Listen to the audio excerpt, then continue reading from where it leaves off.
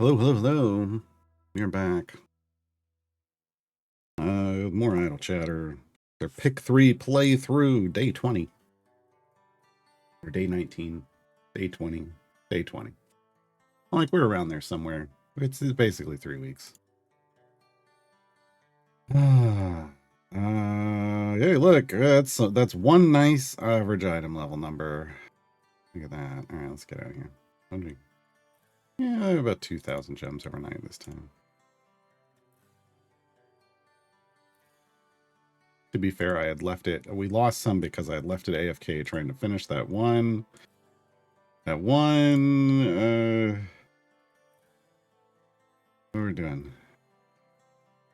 I don't know.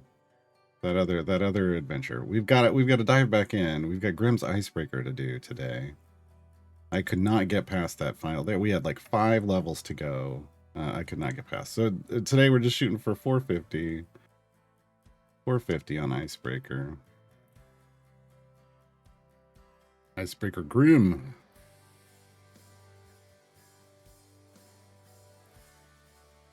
Does not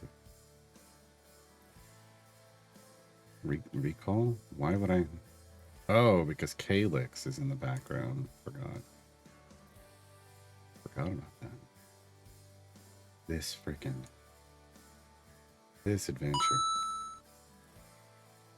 This adventure. There we go. Get the other frost giant. Come on. Medimed, thank you for the follow. I hate this. I hate this variant. They did not design this variant very well.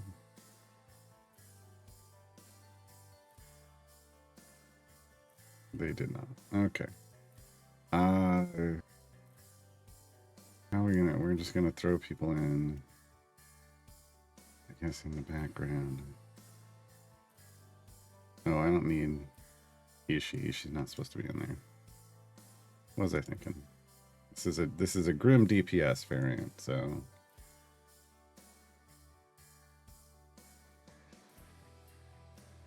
that's all we need to worry about. There we go. Now we can move forward. Ooh. Okay. I need another tank up there. Oh, well, I think we were gonna go Calyx. Yeah. Calyx. Okay. Get.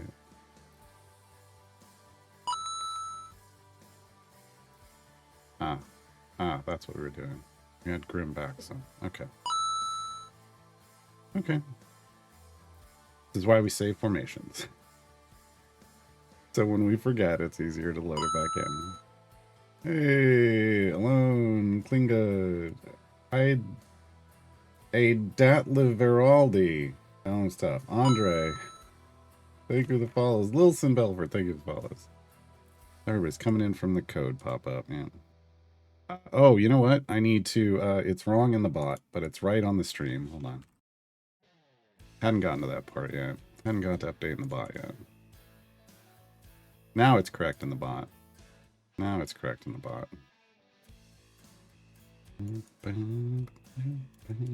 Oh, nice. Wrong. Alright, we are trying to do, knock out 2 tiers at once for Grimm's Icebreaker. We do the other variants. So, 450, I mean, we'll probably just do like this. Maybe. Fly along. Fly along. Lowly Loken, J-Dog, Lurking Rider, Sergeant, Delcoon, Abra, Jules, Chrisjar, Wilson, hello, Daziolon. Why is there a counter for epics needed? Because that's how I'm tracking kind of overall progress, part of the overall progress for this account. So it's, you know, it's keeping track of rarities. We started off with like, I just needed to get whites on everybody when I was buying silvers, and this was a brand new account. It was only 20 days ago. or 20 days of play ago, I should say.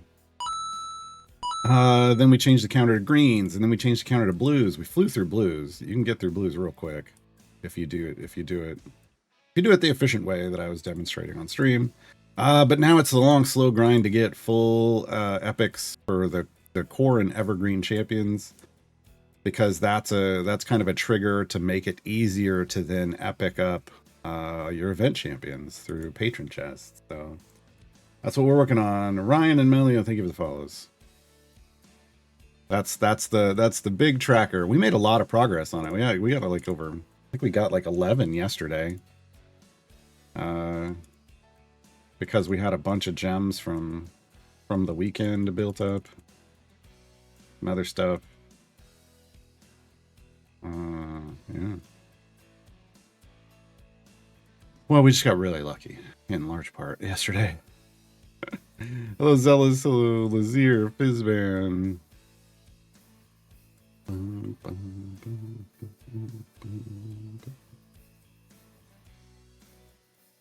It means destroyer of worlds. Oh, okay.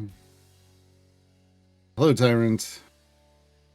New look with the beard. No, just, you know, some days it likes to clean up and other days it doesn't. Hey, backlog. So, you know, we do what we can. See, so I got 2,300 gems. We're gonna go buy gold chests. What we do with gems. Once you have green or better gear, it just all goes to gold chests, basically. Oh, streamer luck. Up in one grim chest, I got 3 epics. That's not supposed to happen, folks. It's possible. It's always been possible. That's, yeah. Grey Knight Ninny, thank you for the follow. That's ridiculous. You had that luck with Grim too? Wow. Wow. I mean, I don't hate it, but I mean, we're not getting any more, right? I mean, that's not gonna happen. Oh my god! I'm like, we're not getting any more. That's not gonna happen. When it happens. Okay. Okay. Apparently, the game wants my Grim to have some decent gear for some reason. Might be because of the divorce. It very well might be. It might. I don't know. What's he? So he's sitting at 5 purples, 1 blue, while Beetle's over here grumpy with greens. Casperidian, thank you for the follow. Wow. Jumping Cack. I started the game like a few days ago. Welcome. Really been liking it so far. Thanks for the guidance. You're welcome. Yeah, 4 epics and 3 chests. I mean, 3 epics in 1 chest was a little wild. That is definitely streamer luck. I don't have the best luck, but occasionally streamer luck kicks in. Occasionally streamer luck kicks in.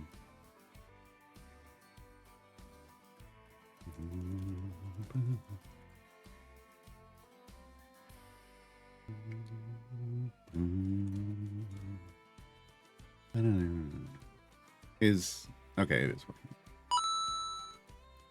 Like, are captions working? Jabikek Zangdar, thank you for the follows. Today we're basically I want to knock out this icebreaker to 450. In about 51 minutes I will flex Miria. So I'm gonna flex this champion right here because that's who I need to do the next split the party. So if I come over here, making decisions when you're on a new account should be based first on getting 2 champions in every bench seat, and then 3 champions in every bench seat. So I need Miria to fill this hole right here. And then I'm going to do a manual time gate. I'm going to pick up Deacon right here. And then I'm going to do split the party too. I'm going to unlock my fast core. So we're doing a lot of stuff today. Doing a lot of stuff today. Yeah. And we now have an ad break.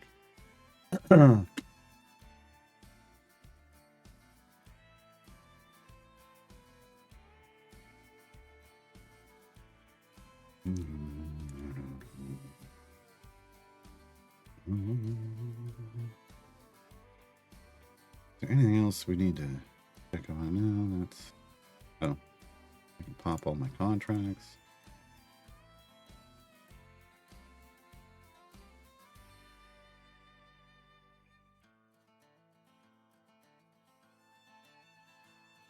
Didn't get much, but it got something. Something's better than nothing. Yeah, another 2 levels. Okay. Slowly but surely, getting more speed. 175% now.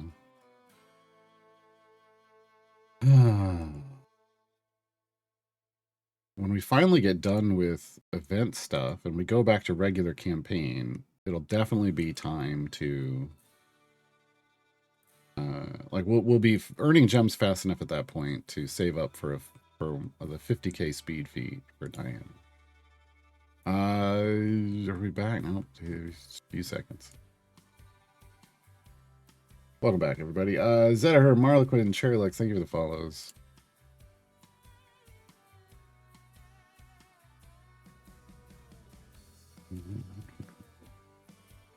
So I do have, I'm still sitting on a bunch of Electrum chests over here. I got 36 of them. Once I have Myria and Deacon, I will open all of those, because that's, you want to open those first when you get new event champions. It just helps them get up to, hopefully, green or better gear super quickly and efficiently. Super quickly and efficiently. Pop back an idle champs first time in a couple months. Time to pump up my brew. Yeah. Gem farm died last night. Only got 9k. I mean, still 9k more than you would have gotten if you hadn't done it, I guess. Lucian, is it smart to have many familiars? It just depends. The familiars, that's what these are. They are they're the automation. They're one of the 2 forms of automation in the game, so they're a quality of life thing. They don't add any power, so it's not like having them there, you know, helps you go further or anything like that. It's literally just a quality of life thing. Blaze Gamma, how do you get the game animation to go that fast? I'm using some speed potions to get from opening chests. I also have a couple of champions that have speed effects. So all of that's combining to make everything move faster. 125,000 gems set it up. Hopefully weekly offers gets me a gem feat. I mean, I haven't been seeing those. Well, I haven't been seeing them on this account, but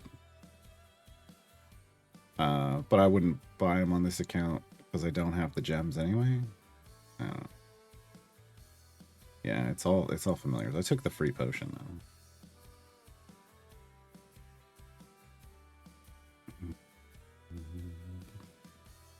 They're a character that makes silver chests drop. No.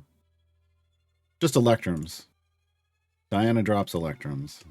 Or scavenges Electrums. I'm at 168 out of 194, so she's almost tapped out, but that's fine. I mean, we're almost to split. We're doing Split the Party 2 today, and she's still got room, so I'd say we did real well. He helped us out a lot. Hawkridge and the one and only Gut. Thank you for the follows.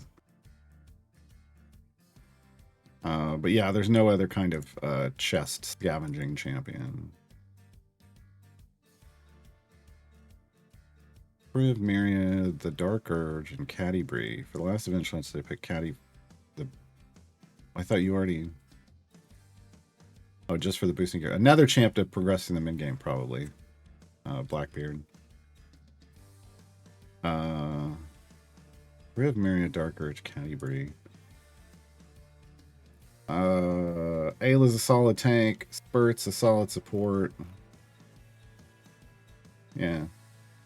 Alindra combines with Whittle to do fun stuff, but that maybe not. That's more for very specific champion combinations.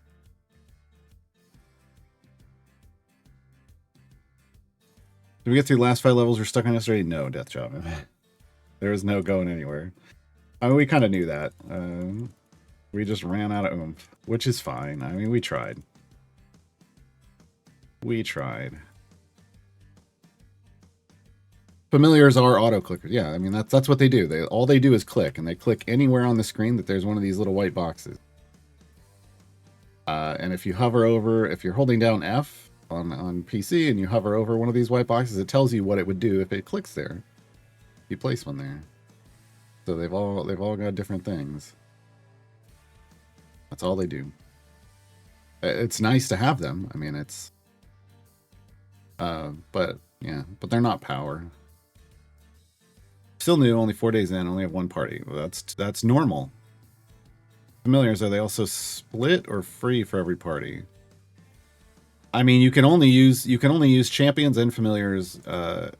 They're unique. So if I use them here, and then I go to another party, I can't use them over here. It doesn't. It won't. You know, they're already in use.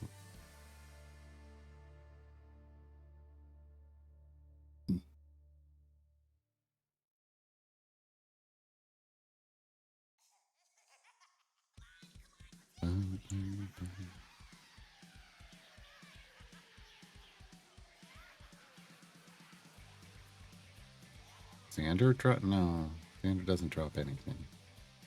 How strong is the Linder Whittle combo? It depends on the champion. For Ishii, it's kind of the best. They're two of the best champions for her.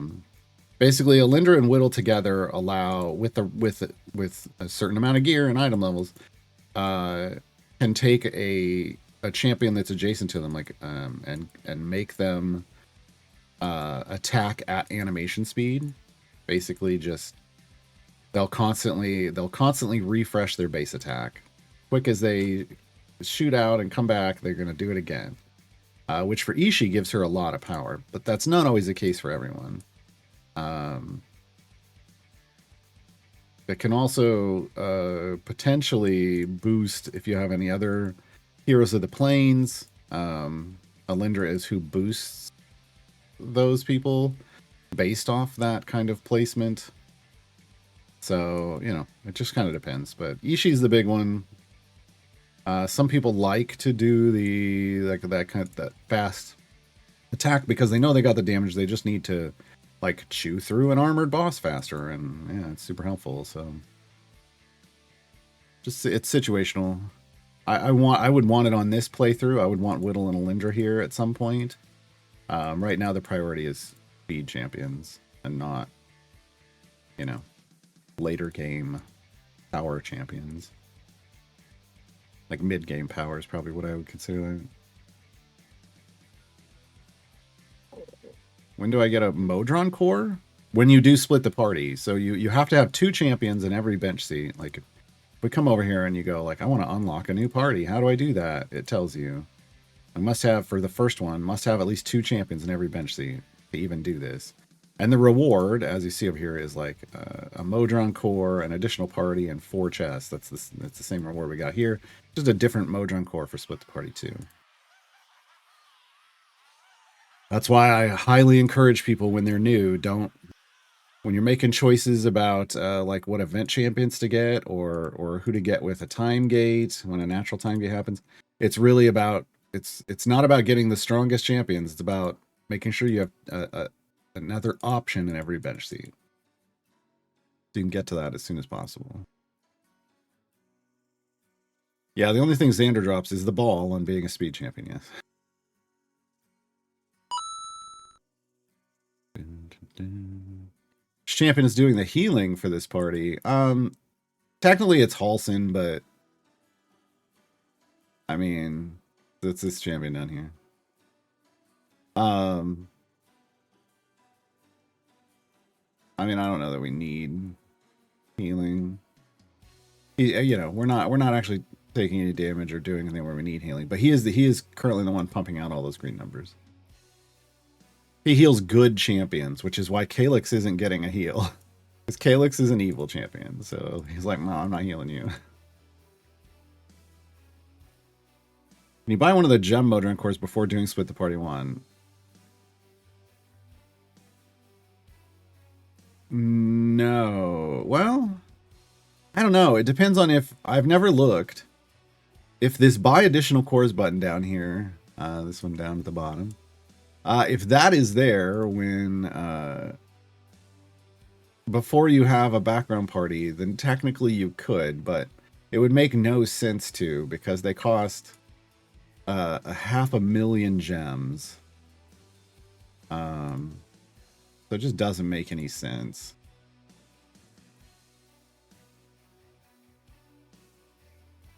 There's an unlock requirement for time gate pieces. Haven't had one yet. You get one every 5 days, basically by killing a boss.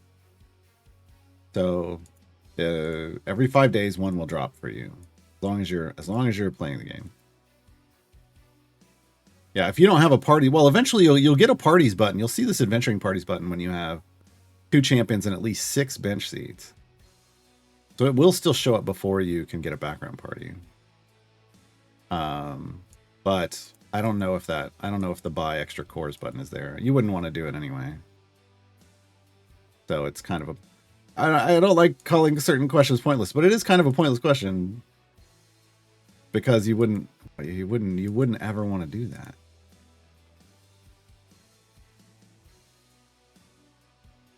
Why is it that there are 12 bench seats? I'm trying to translate here, but the most you can use is 10, because this is a video game, right? This is a formation strategy management game. You have a formation layout, which is the placement of all these circles, and you have a bunch of champions that you can use. But you have to figure out what the best combination of champions are to be able to complete any given puzzle. Like, this is a puzzle. These restrictions are the puzzle rules. I have to try to complete this puzzle and get to these area goals with a good combination of champions. Yeah. So currently it's 9 in the starting Sword Coast campaign, and it's 10 everywhere else. Because that's just the way they designed the game.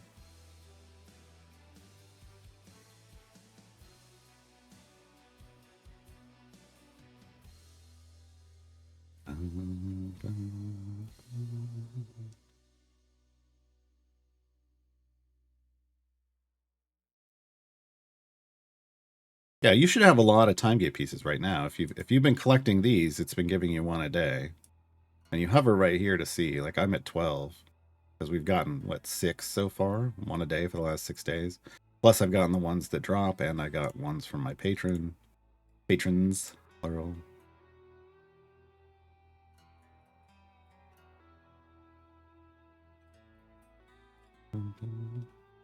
Yeah, I mean, not everybody. Don't say should also be getting. That's a lot of these people, Deja Vu, are literally brand new because they just started with the epic giveaway. They won't have done Tomb of Annihilation yet, but hopefully they will. And when they do, then they'll have access to an extra bonus time gate piece. Insomnia 8408 and Midi, thank you for the follows. Eventually, those are things you can have. Well, it's still, but that's not the way it read, right? So eventually, when you do campaigns and you get blessings, Tomb of Annihilation is the second campaign with Kelembor's favor. And the very last global blessing gives you an extra time gate piece every 5 days. But also, once you get patrons, you can buy one a week per patron from their shop. Ooh, my currency's stacking up. Look at this. EO4 coins, nice. I haven't been doing any variants. This is the quick and easy way to get your stuff done. Fate, and thank you for the follow. I end up using 3 of them to get Mert unlocked. Good. That's actually the best. Like, the priority is for time gate piece usage is if you can unlock Mert with time gate pieces, unlock Mert. Then if you can flex a champion in the event, flex a champion. And if you've done all these things, then it's like run a manual time gate. Man. Oddly enough, time gate, running a manual time gate, like actually going and selecting someone, you know, you can get all the champions in this game for free just by playing with time gate pieces. But for whatever reason, in the current state of the game, running an actual manual time gate is the least effective use of your time gate pieces. It's interesting. It's interesting.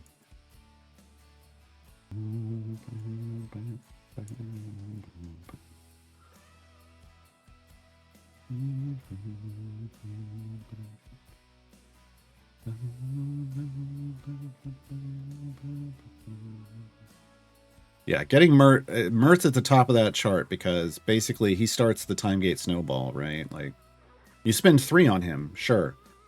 But then every Monday you get to buy an extra time gate piece.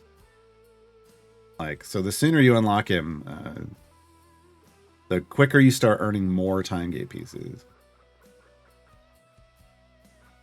Is there a big difference for who to pick as a DPS? Not as a newer player. But it does depend on what champs you have to support them. If you're new and you came in on the epic giveaway, your primary DPS as a new player doing new content with the champions that you have, Carlock. Carlock's gonna smash for you. She is a fantastic kind of new player, early game and mid game champion. She can even go beyond that, but some of the other champions start to scale better beyond that than she does. I use her on my main account as my primary damage dealer. I'm a Carlock main just because I enjoy running Carlock.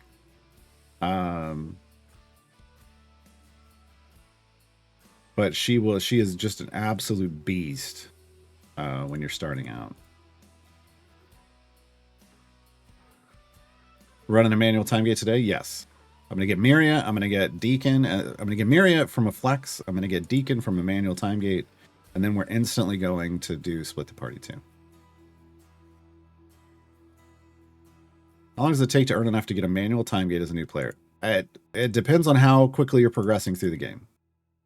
It depends is something you're going to hear a lot. Because normally it would be 1 every 5 days, right? Which means to get 6 would be 30 days, right? A month. It doesn't really work out that way because if you're playing the game, you'll get to Tomb of Annihilation and you'll get that blessing fairly quickly if you're actively playing. And then you'll be getting 2 a week. And, again, but depending on what champions unlock, what events you show up in, you might get Mert real quick, and then suddenly you're getting 3 a week, right? So, difficult to say, but it's not. Again, it's kind of the least useful functionality of them, so it's not something you got to worry about. It's more, do I have enough to get Mert? If I have Mert ready, do I have enough to flex a champion? In my first event on this account, I didn't have the time gate pieces to flex the other 2, the 4th and 5th slots. I only got the free flex. And these just didn't get used because I didn't have the time gate pieces. Obviously, it hasn't slowed me down any.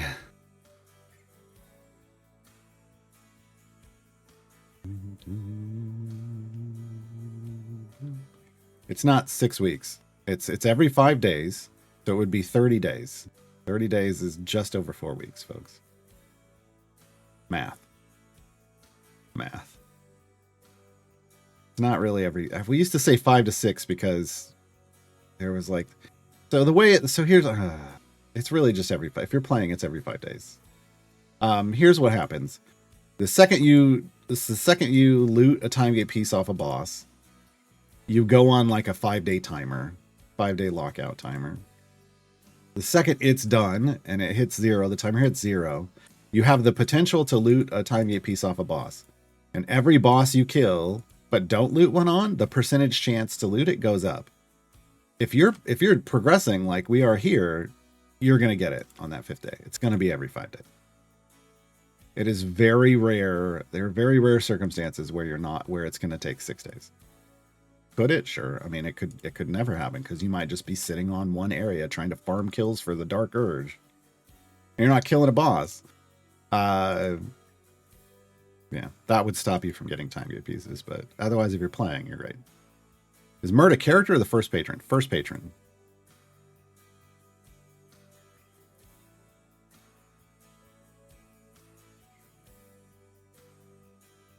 They're not going to make champions out of patrons. That would be confusing. Not sure how it works, but I got Artemis, who's OP. Artemis is not overpowered when you're brand new. Doubted Pyro. Artemis has the potential to be the strongest DPS in the game, but that's in late game and beyond. You have to be able to invest like at least an average item level of 1,000 into him, plus hundreds and hundreds of average item levels into everyone else in the formation to start getting him to the point where he's going to be the better choice than anyone else you could have put in. He doesn't just come in being amazing. So if you came in on the Epic Pack, they gave you 3 DPS champions. They gave you Karlach, they gave you the Dark Urge, and they gave you Artemis. Karlach is your starter DPS. She's going to smash you through the first half of the game. When you get into variants where Karlach's restricted out, the Dark Urge can hop in and take over. You'll start getting more and more of those as you get into the mid game and transition in the late game. And then as you can afford to invest late game because you've got gem farms and whatnot going, then you can invest in an Artemis. Then Artemis starts becoming the strongest option. And then potentially, you have to collect the right champions for him. He is very champion dependent. Karlach's just, I'm going to smash. Just throw me in, I'm going to smash. So, just because people say a champion is OP doesn't mean that it's OP in every stage of the game and in every situation. They're leaving out context if they're not explaining that Artemis needs a huge investment.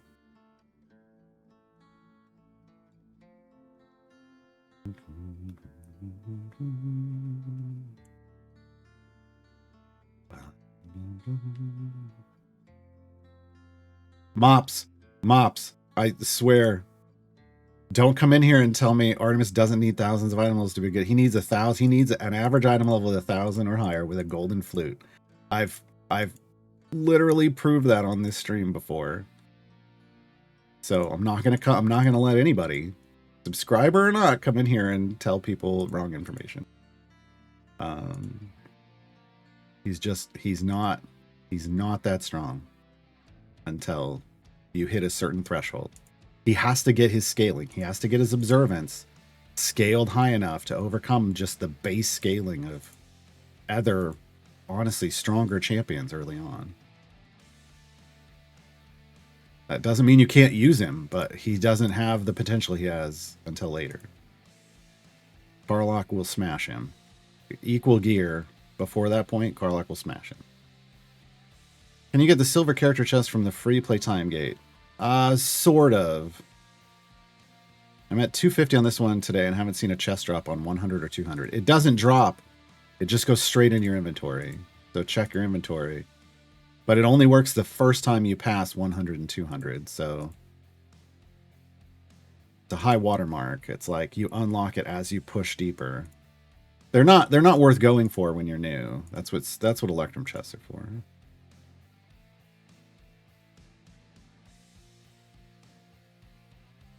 Only missing seat 1 to split the party. Do I buy the starter to get a seat 1 versus just hoping I get one from a natural in the next event? I mean, that's a you and your disposable income question. Yeah, there's one guaranteed in the next event. Nixie. I was gonna wait for that, but we have time gate pieces, so I'm just doing manual time gates.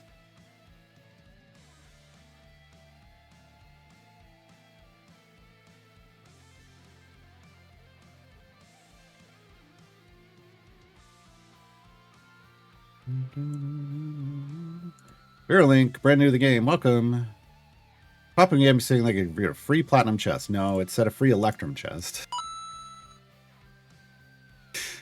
If it said a platinum chest, then Sean was trolling. No, it's an Electrum chest. It's the code that you can get in chat. You can copy it into the game. It goes right here into this. You just copy paste it into this. And you get an Electrum chest. Tim Deluxe, thank you for the follow. Doesn't Karlach need a way to make her attack a lot? Her weakness, her only real weakness as a DPS is that she's a single target. She's a point blank AoE, which means she hits one enemy once, but does an AoE, which means against armored enemies, it's slow progress. That is a weakness. But the Dark Urge does the same thing, and so does Artemis. I want to be very clear. So Artemis is just a single target DPS. The Dark Urge has an AoE if you spec into it. Yeah.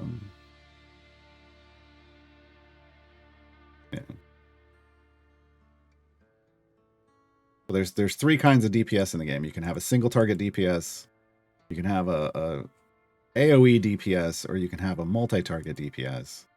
Multi-target DPS are the best, or if you can get equal damage. If damage is equal, multi-target DPS are better for armored and segmented health enemies, but again, that's kind of the puzzle aspect of this game, is you won't always have that available.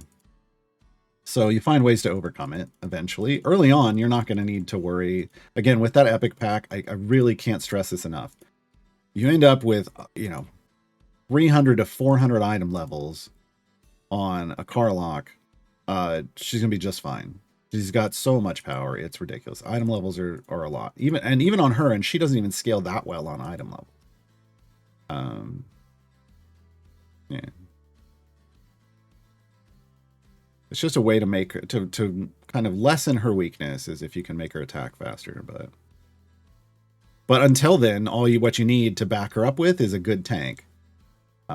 With those item levels, she could be her own good tank, but it's a little questionable when building a formation out. All right, we got 100 areas to go. M-Space, I just started. What are the things I should be doing for now? Event stuff. Just go into the event and do like click on, well, it's not here. It's you come out here to this and you click on one of these adventures like the Missing Lord Beetle and unlock the champion. You just got to get to area 50. Everybody can do it. You do that for each of the champions that are available. That's at minimum, that's what you want to be doing right now. 80s News, thank you for the follow. Voltron91, thank you for the Twitch Prime sub.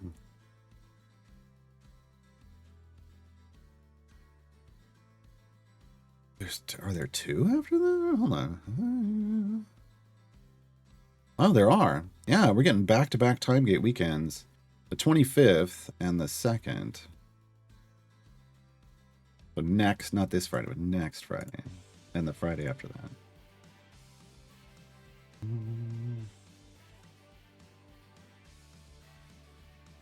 Yeah, Maxi Kubert, that's the point. Observance is strong as soon as you have over 100%. Sure. But only good if you have people to observe. That's the problem. Early on, and with that giveaway, you don't have good people to observe. I tested this out the other day on this stream. Karlach Smash. And you don't have to try to figure out Artemis. Yeah,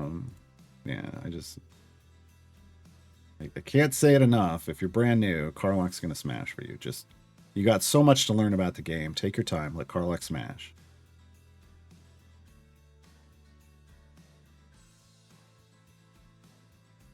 We got an ad break. Did we lose? Yeah, we did. Okay. Sure. I'll do it again.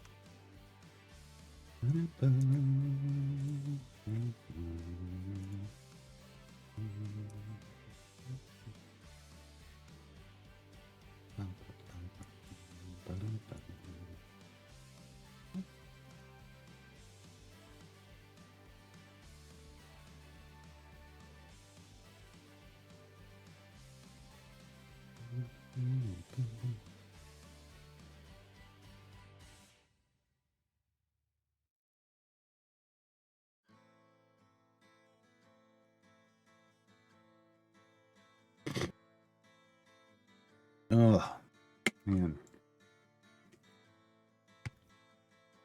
I got woke up by a lawnmower morning. Come on, people. Not cool. Not cool.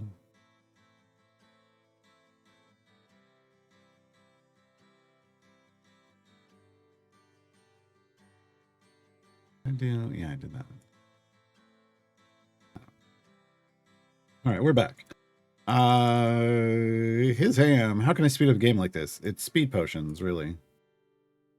You get them from buying chests. Silver chests will give you the smaller ones usually. These are hard to come by with those. Gold chests will give you these three. I do have a couple speed champion effects going on here, but the main part is speed potions. Is there a slot 1 hero in the Festival of Fools? No. No, that's why I didn't recommend that.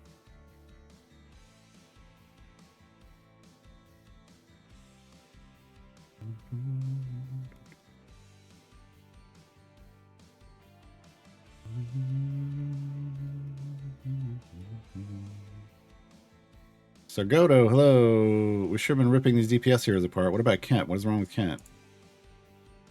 I don't know if there's anything wrong with Kent. I just don't think his scaling is as high as other DPS champions. So, I mean, I don't think there's any. Oh, you know what? Hold on. Kent is hold on. I'm remembering right now. It is a scaling issue.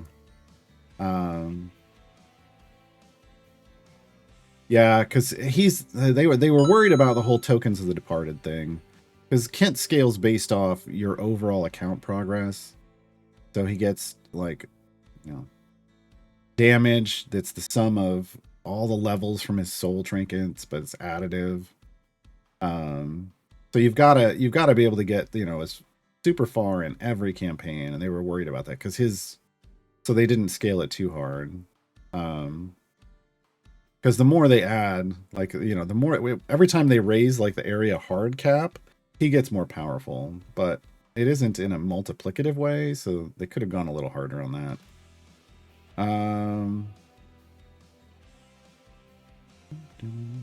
But he doesn't. I don't think he has a pre-stack.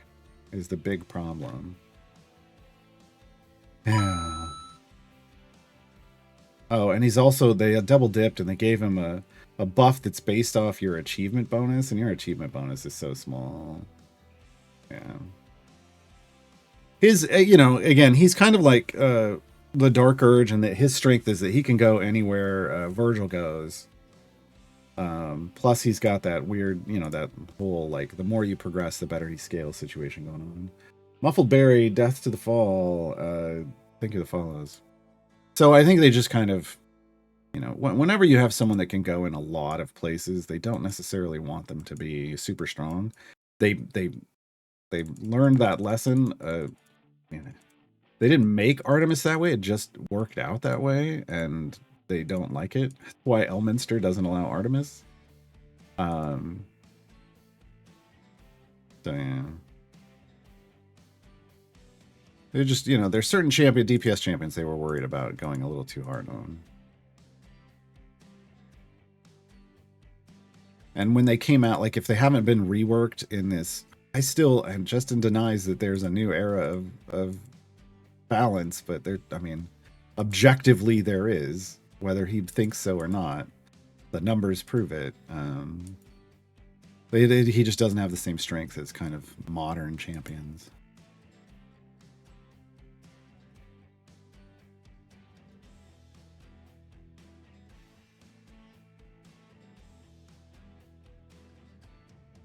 Wow, T5 cats.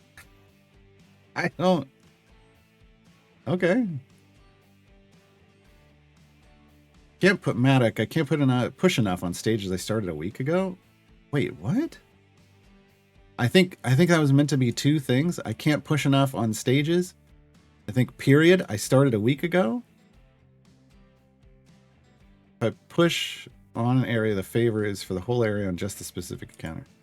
We're not. So in an event, the favor is for everything going on in the event. in a campaign, that favor is for that campaign.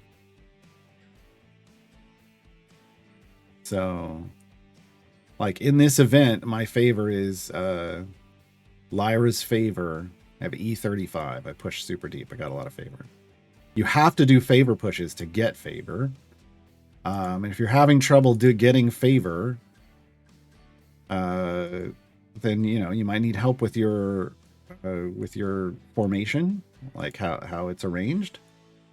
It is important to remember that in an event, the normal expected progress for a new player is just tier 1. Is just tier 1. That's it. The tiers are basically, if you think about them like power progression, tier 1 is new player power, tier 2 is early game power, tier 3 is mid game power, tier 4 is late game power. That's the way to think about them. Now, that doesn't mean this is new player, this is early game player, this is, it's power ratios. So if you came in with epic, you might be able to finish tier 2. You're going to have favor. You're going to have a good chunk of favor. So if you don't know how to push and get favor yet, then you'll still be limited to tier 1. That's part of what you have to learn is formation building and pushing deep. Why my guides start with that. Like one of the first guides I recommend reading is the Formation Strategy 101 guide. Is there a good early game way to bump the Modron core? No. I got a Briv with 1.5 jumps, but no other great heroes for going fast.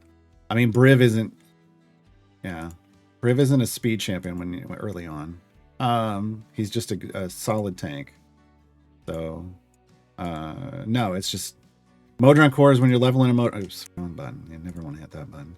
When you're leveling a Modron core, like I am here, it's just about completing areas. So you want to have it in your active party, and you want to just be going and doing content. I haven't stopped to try to level this. I threw it in, and I'm going out and I'm doing stuff.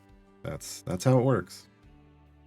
When you get to late game and you have a full speed team, then you can level it up like in a gem farm real fast. But early on, you're just slow and steady. That's why I push people to try to unlock it as soon as possible, so they can get it. They can get that XP going sooner.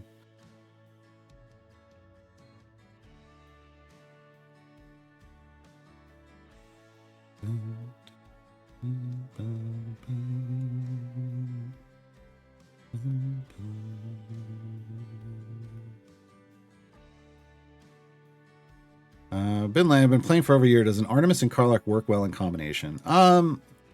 You can, because she does have a positional, but she only has a single positional. And generally people want, they're looking for champions, like first priority is champions with strong positionals. But if they've got multiple in their kit, that's even better, right? So you're really trying to find the strongest combination of positionals.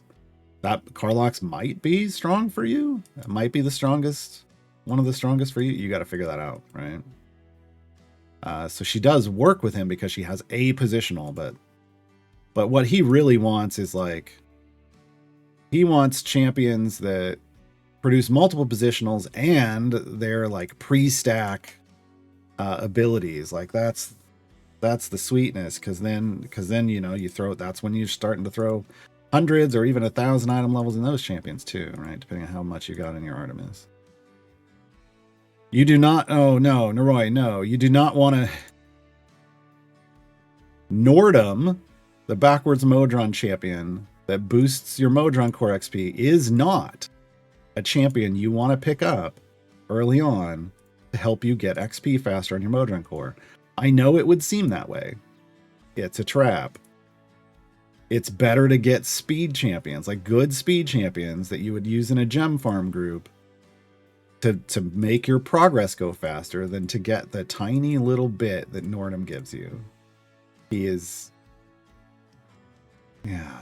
gets used by people who are end game to speed up theirs because they can dump like thousands of item levels into Nordum.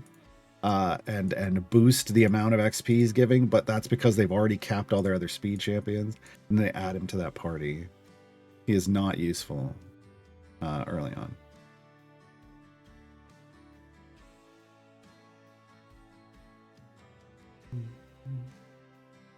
I don't have him or the other heroes that let you grind a core to level 15 in 30 minutes.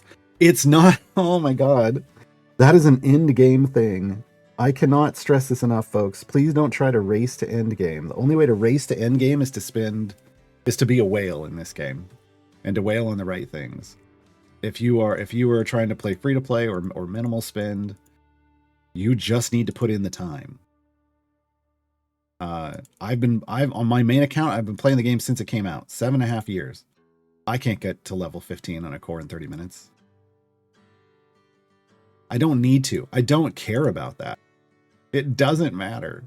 But you would definitely not be able to do it early game unless you spent tons of money on the game. And then I mean, you just the game is pointless at that point. You'll have no challenge if you have that kind of power.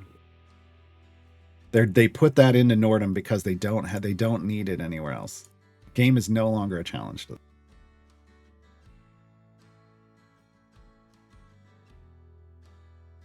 You can use 6 time gate pieces to unlock a C1 champion and unlock Split the Party, or use 3 time gate pieces to unlock Miria and prep for Split the Party 2. What do you think? Split the Party 1. I mean, ultimately, it's your choice, but I would unlock Split the Party 1 before worrying about Split the Party 2. In fact, I did on my account.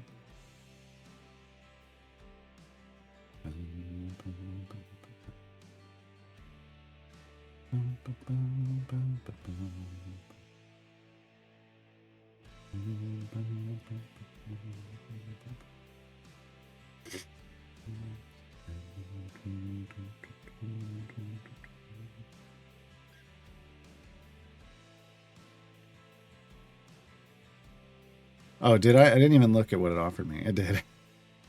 It's just taunting everyone that's watching. It's like, hi, Golden Epic Theor Dinner Axe, and Gar's not even going to buy it. Gar doesn't even care. Isn't that rude? That's what it's doing. Taunting you all. Slightly Sinister Squirrel, hello.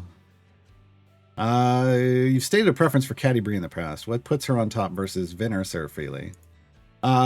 She's the queen of crit chance. Like, I just got her. She's already at 118% crit chance, which means she's always critting. And her crit damage scales as well. She's got items for that. She has a really strong debuff. Or solid debuff, I should say. But she has a spec that lets you hit everything. And then her ultimate shares what it hits like 6 things. She fires 6 arrows. Whatever it hits, everybody that attacks those enemies gets her crit chance and her crit damage for 30 seconds. That's a unique function in this game. And I've found her to be super strong with it for years. She's a good option. Freely is an on-hit debuffer, and his stacks, like, they stack up on enemies, which means they're invisible. Like, you have no way to know how many stacks he has. You can know that there is a stack there, but you don't know how many.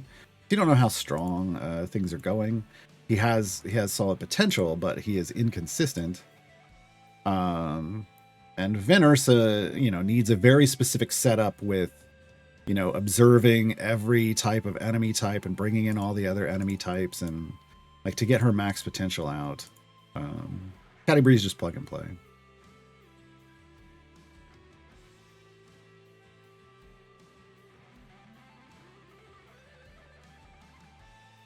The T5 cats, that's when things got strange? I mean, that part was strange already. This dream was wild.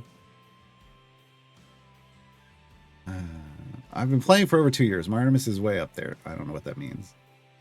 That's not an objective description. Oh, we're past where we needed to be. Hold on. So I'm sorry. We need to get out of here. I'm trying to catch up in chat, folks. I am. I know there's a lot of you with questions. We will get there. Okay, first off, though, Time to flex Miria. No, it's not. Oh my god, I finished too soon. Finished too soon? Didn't I? 5 minutes too soon. Well, you know what that means. Time gate time. I can just start the time gate now. Alphabetical. Give me the deacon. Boom. Doesn't matter what order we do it, man. It just matters that we do them. Okay, here we go. This is a time gate. This is starting in a time gate. This is going to be interesting because we got no favor. We got no nothing. I'm going to do an hour of this, an hour of this, and an hour of this, and we're going to probably call that all we're at, and we're going to just try to pump an hour into it. See what we can get in an hour. It's going to take a while to bring in other champions, fortunately.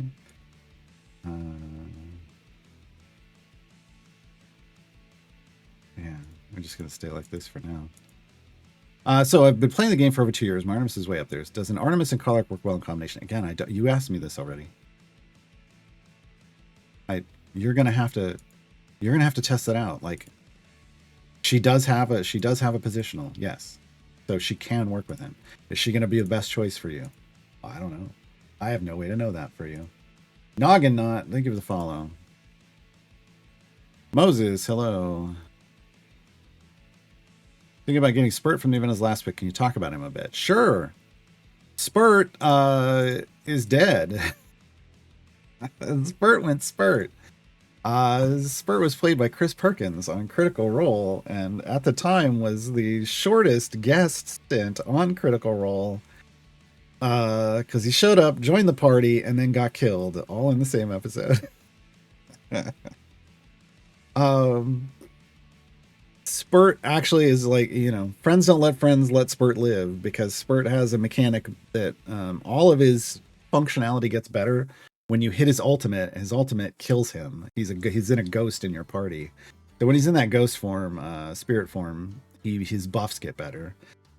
He's got some positionals where like the people next to him will help him spread these inventions, which are these like buffs and debuffs.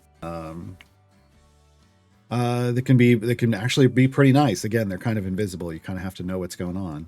Also, the more item levels you pump into him, the better his abilities get, because his ultimate is actually his pre-stack ability. It doesn't say that. You just kind of have to infer it.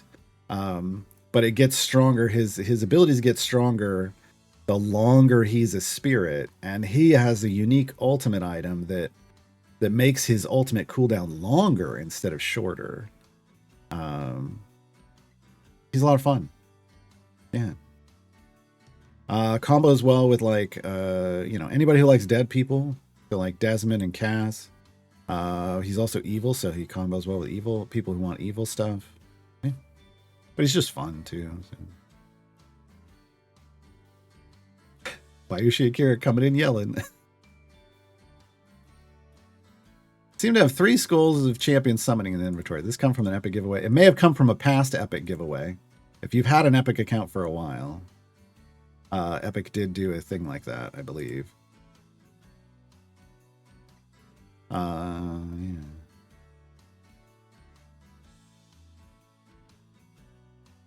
Again, I wouldn't pick up Nordum unless you absolutely needed Nordum for Split the Party, because he is not a good champion, like in terms of buffing. I wish he was, but he's not. And he's not really going to help you with your Modron core. Diana is way better in that same bench seat. With Strongheart, does his event token farm counter reset each event? No, he just has a cap. He'll earn up to that cap, and his cap goes up every day. He's like the other scavengers, so yeah.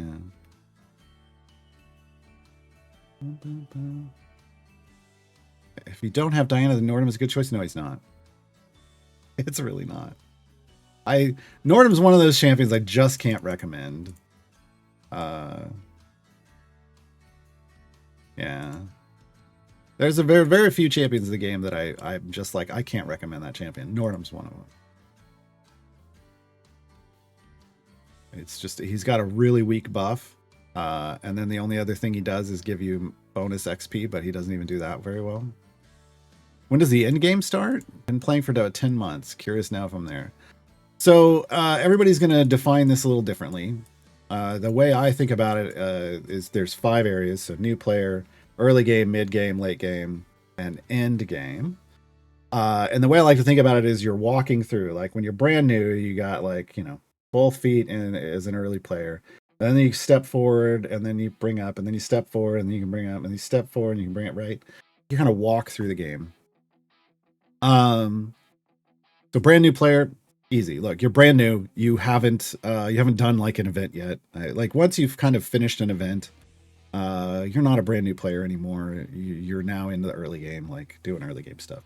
Early game is you know, Sword Coast, Tomb of Annihilation, Waterdeep. Like you're doing that kind of stuff. Like you're in those campaigns. Mid game is you basically you get 1 foot in the mid game when you start Baldur's Gate Descent into Avernus, the first medium difficulty campaign. And once you've completed like the storyline there and you've unlocked Trials of Mount Tiamat and you've started doing Trials of Mount Tiamat, you've also got you should have 4 of the patrons by around then too. Now you're 2 feet into the mid game. Late game for me starts like kind of the late game trigger is you've done every normal adventure and variant in the game, and all you have left are patron things. Patrons are a late game, the late game grind. So that's, to me, that's late game. End game is you've done all the base adventures variants and all the patron variants in the game, and you what you do spend your time doing is your trials run every week, your gem farming, and whenever new content drops, you complete it. That's it. Like end game is, you know, you're basically on cruise control. You've done everything already. On my main account, I am in the late game. Marianne, thank you for the follow. At one point in time, I could have said I was in game. At one point in time, I had finished all the content in the game. Then I just kind of stopped keeping up with it. So effectively, I stepped back into the late game. Okay, the giveaway today, everybody gets a huge potion of speed, large bounty contract, potion of polish, time gate piece, and some Modron component pieces, which don't really matter. See you when you're new. Be clear. Let's burn these. Let's burn these. Could we get his last epic? Could it just be that ridiculous? No. Okay, good. Good. I actually feel better. I feel better that I didn't get it. As odd as that might sound. Okay. Oof. It's weird. Oh, we're doing it. We're doing it. We're doing it. Wow. Okay. This should be... I don't know who's our... Oh, this should be here. Like, who's our DPS? Oh, it's Ishi. Duh. Okay.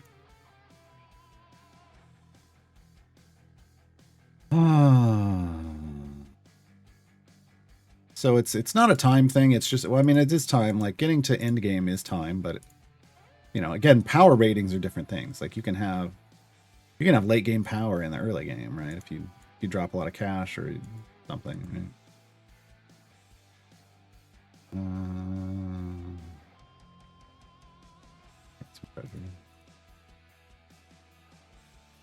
Okay, let's see. Hey, Dance Lover. That's how far I am behind in chat.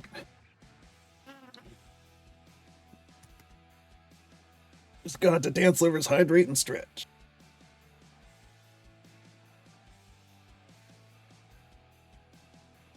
The Durner, what does split the party do? What is the advantage? I mean, one thing it gives you is a background party. I don't really like, some people like that for efficiency, like that you can start completing content, you know, multiple pieces of content at the same time. That's not why I recommend it. I recommend it because it gets you your first Modron core, Modest core. And the sooner you get it, the sooner you can start leveling it up. Even more importantly to me, is that it unlocks the path to split the party 2, which is 3 champions in every bench seat. Because Split the Party 2 has this Modron core with the white eyebrows. This is the fast core. This one has almost the same buff power potential as the Modest core, but it also has speed effects. This is the one you want to use. This is what you're going to use, or should be using, I feel like, for completing the vast majority of your content. Should start every adventure once you get the speed stuff. I mean, you know, once it's level 15, well, even before then, it's going to be what's, even though I'm almost to level 4 on my Modest core, when I get this, it goes into my active party. And the only time I will swap to the other one is if the other one is stronger for trying to finish a variant or something. But I will start every adventure with this. I will try to do every adventure with this because on my main account, this is what I put in to complete content. And I only change if for some reason my formation isn't strong enough to finish. I need a little more power from a core. Fast core is the best core. Fast core, best core. In my opinion. Just the most functional for you to use as a player is where I'm going with that. It was an amazing toy. The shelves were full of really cool things. I don't doubt that. It's just that isn't where things got weird. Things got weird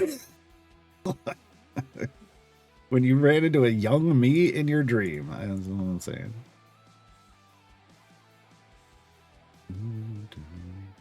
Thanks for answering. I'm a Freely addict. That's fine. I mean, Freely's great. He has his strengths. Like he's the only champion in the game that actually boosts the favor you earn from an adventure, right?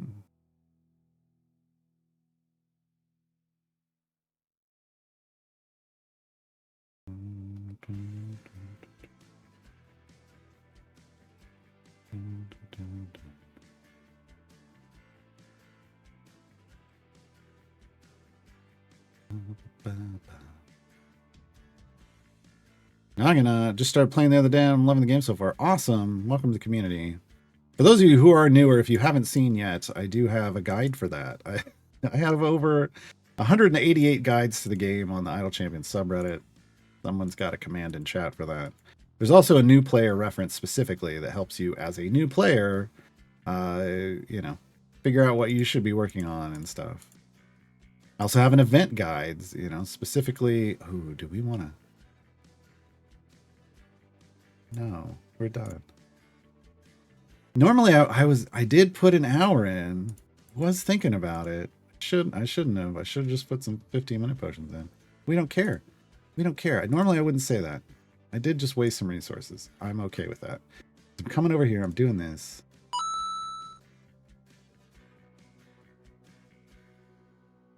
Coming over here. Boom. True Warlord, thank you for the follow. I will get caught up in chat eventually, folks. I swear. Oh, there's the new skins. Thunderlord Briv and Eternal Flame Strix. Green Flame. Okay. So we can just only run 5 minutes. We don't need a whole lot here.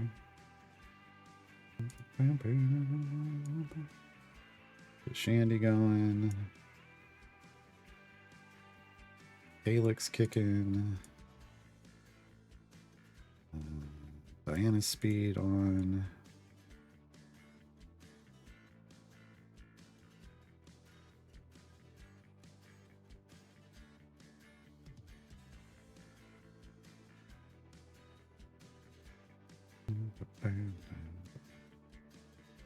This is really not the best detective agency. We need a tank down here that Diana can redirect to. There we go. It's not gonna matter. We're not gonna need it. I don't know why I bothered. Yeah, we're gonna be fine. We just gotta get to 50 on Unlocker, and then we're out of here and we go do Split the Party 2. That's the thing. Which in prepping for that, I need a couple of these. I had to use them all. Jixdin Washer, thank you for the follow. Okay. We're on an ad break. There we go.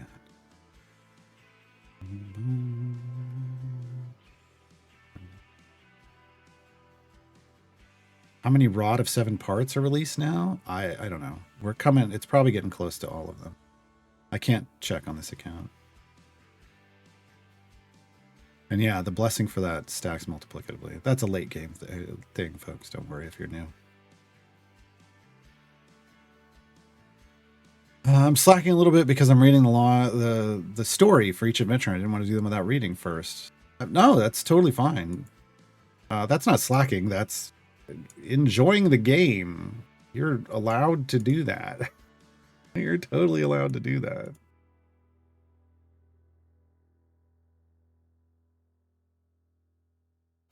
The support pigments improve all champions in the party by 005. 005. What is? It's a 3x multiplier.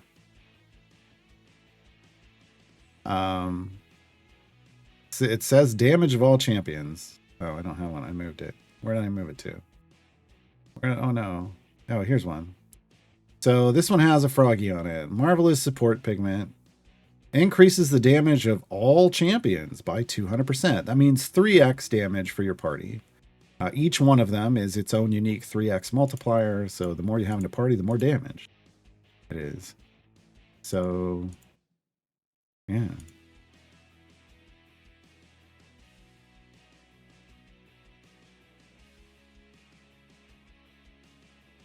There is for a DPS, so support, it says it's called a marvelous support pigment because it goes on champions with the support role. There's a marvelous DPS pigment, just specifically to boost DPS champion damage of the champion that it's on. There's a marvelous tanking pigment, which gives more health to the tanking champion that it's on. And there's a marvelous healing pigment, which boosts the healing the party receives. Not just from who it's on, just that the party receives. We only have one of those in the game because it's just.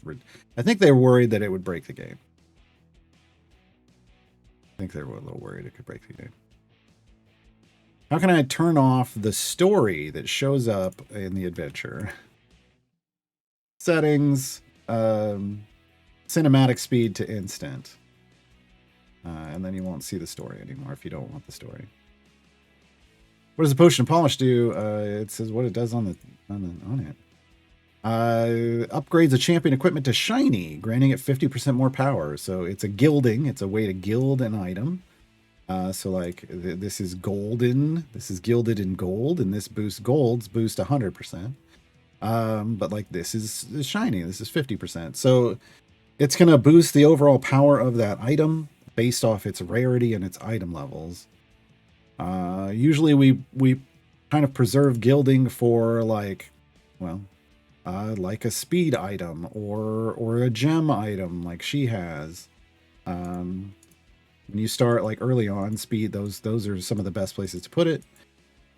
Just so you're racing through the game faster on champions that have speed effects that have items associated with it. They can also go on certain champions have what we call, the multiplicatively stacking ability with pre-stack multipliers. I call it mathematically overpowered ability. Other people refer to it as pre-stack. Same thing. Those get more power based off, like the abilities get way more power based off the item level investment. So when you drop a gilding on it, it just boosts the power even more. Early on, when you don't have a lot of item levels, when you have like say here with Beetle, the average item level of 3, making something of his shiny doesn't really do much. I mean, it is 50% boost, but off of a small number, so it's like, whatever. Whereas like putting it on, well, I wouldn't put it on Calyx. He got a couple naturally, right? Harlock got some, might consider her health item. Astarion, nope, Astarion got the ones we wanted. We got Generational Wealth and Ceramorphosis. Those are the big ones for him. There's no reason for me to do any of his others.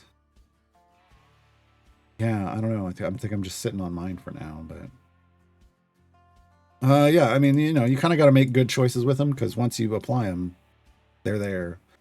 Uh, that's where they live now. That's where they live now. That's why I try to hold on to them for specific champions.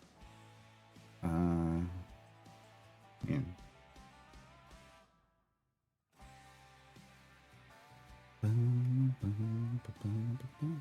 She'll use the potion of polish on Eliwick slot 2.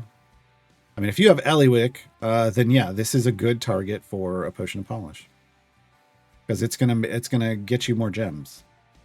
Right?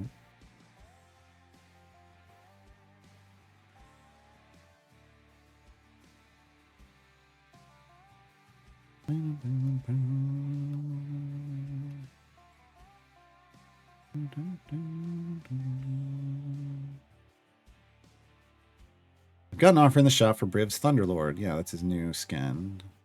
The feat in there called Thunderstep. Any idea what it does? Sure. It's going to tell you right over here. Oh my god. No, it's not. That's funny. All right. Maybe I need to reload my game. Never seen that before. But that means that they didn't patch something in or I didn't. Let's go see who it is. Go see if it's them or me. Is it a them problem or a me problem? That's funny. That's really funny.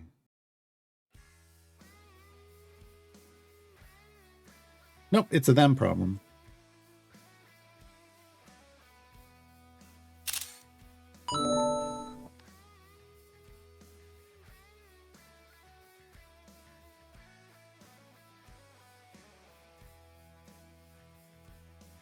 All right. I sent it in. Stout Crusher, thank you for the follow. That's hilarious. That really is hilarious. Ah.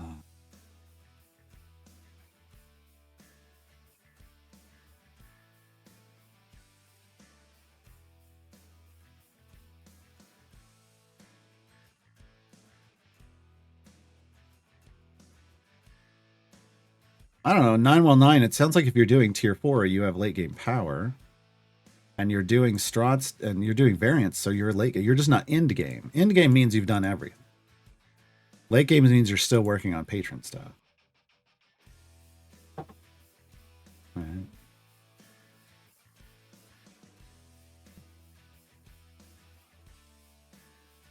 I know what Thunderstep does in like in D&D. It's basically it's a way to like jump away from enemies and do damage to them when you do it. I don't know what Thunderstep's going to be in this game.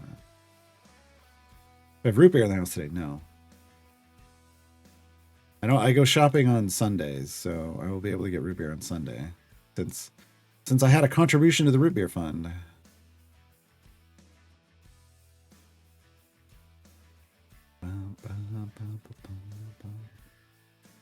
Nine one nine, Alindra or Tatiana? Your call. I don't know what you're trying to do. They are champions suited for different things. Alindra boosts the Heroes of the Plains. Tatiana is just she's going to be a Black Dice Society tank, or she is going to be an enemy feeder for someone who's doing like kill stacking stuff. Come on, it's not.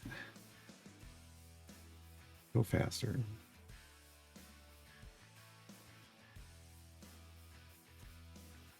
Thunderstep. Baishikira says the Thunderstep feat is supposed to have this text. Gain 20% more bread stacks when converted from steel bones. It's a little wild that they're making it, that they made a feat that supports automated bread gem farming. Wild.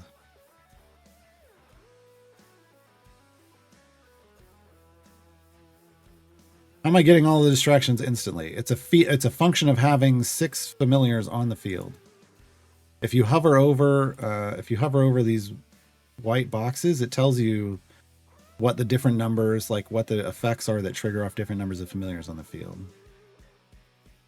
So you get this, press F, hold F down to get these boxes to show up, and then you can just click to place a familiar.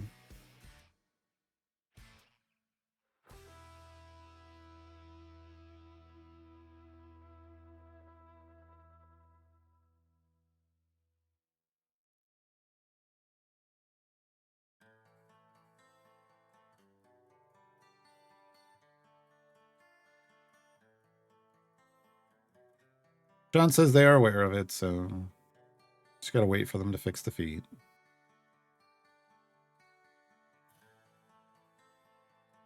Any idea why a champion might not appear on the champion list when trying to use a potion of polish? They are fully gilded already. That would be the only reason. Or they don't have any epics. Well, no, that doesn't matter. That would only be for pigments. So they would have to be fully gilded already. If they aren't, then you have to restart your client and see what's going on.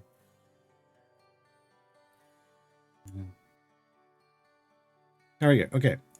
I'm out of this. Recruit Miria. Doing a lot, I know. Oh, new adventure unlocks with the party too. Okay. Now we can come over here.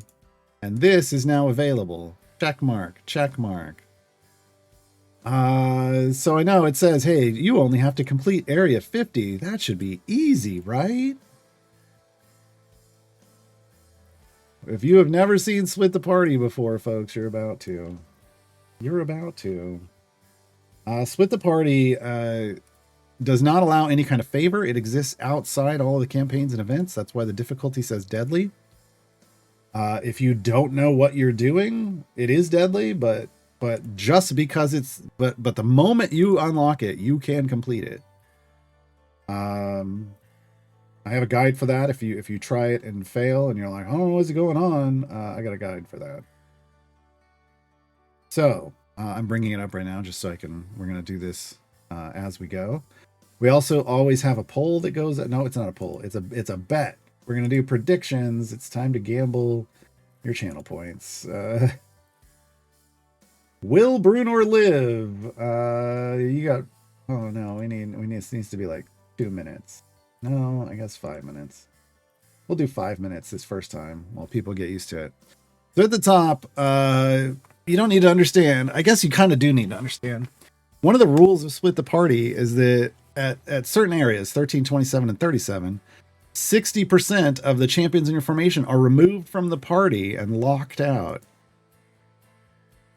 So we have a long-running bet on this channel because we always use Brunor in seat 1. Is Brunor going to live? Will he make it? Will he survive until the next split? Like, will he get through that split and be alive? Now I got to go make sure that we have Brunor in. You prep who you're going to have in your seat 1 by doing another adventure. There we go.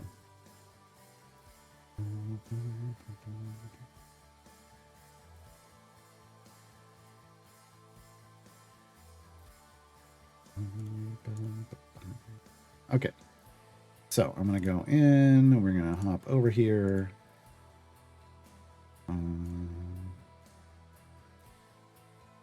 No, I literally just read my ticket. Oh, they also got the other one. Sean's busy.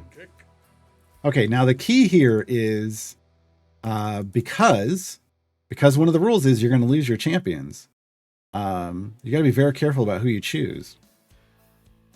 So no favor bonus or favor reward. Areas get harder much, much more quickly. The first one says much more quickly, but they mean it, folks. The health on these enemies is already 1426 on area 1, and it's going to go up from there quickly, every area. Once a champion is placed in the formation, they cannot be swapped or removed, so I am stuck with whoever I choose until the game decides who to remove. So you don't want to choose, but a lot of people are like, oh, I'll just put in bad champions. You could get stuck with bad champions the entire adventure. So you got to be very careful about who you pick. Now, depending on which version you're doing, this is Split the Party 2, so I'm going to have a very specific, some very specific choices I'm going to make.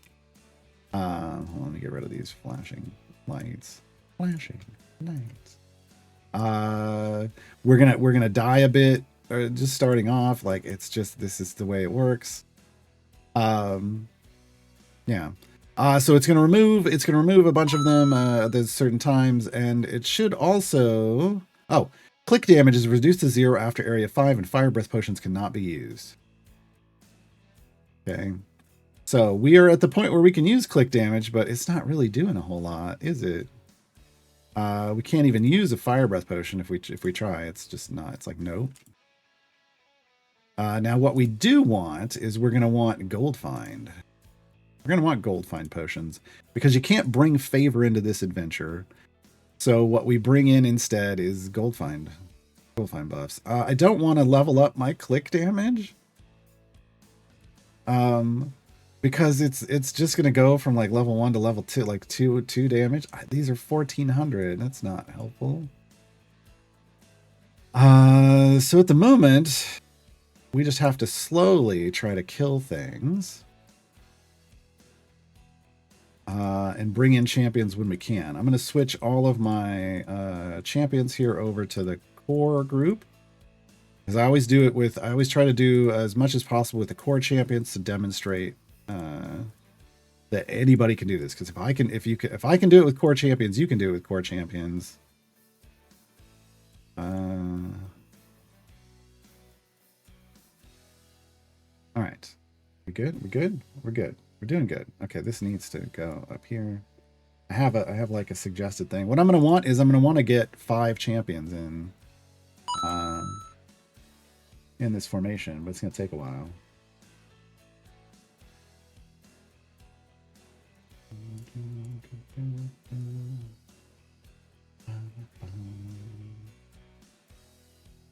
Special delivery Dragonite, thank you for 6 months of Prime.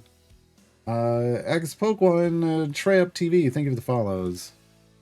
All right. 2 times. Okay, I will get back to chat now. Notice we're now at EO5 health on these enemies. We went from 1400 to 10,000 in one area. And when it says it gets much more difficult, it means it.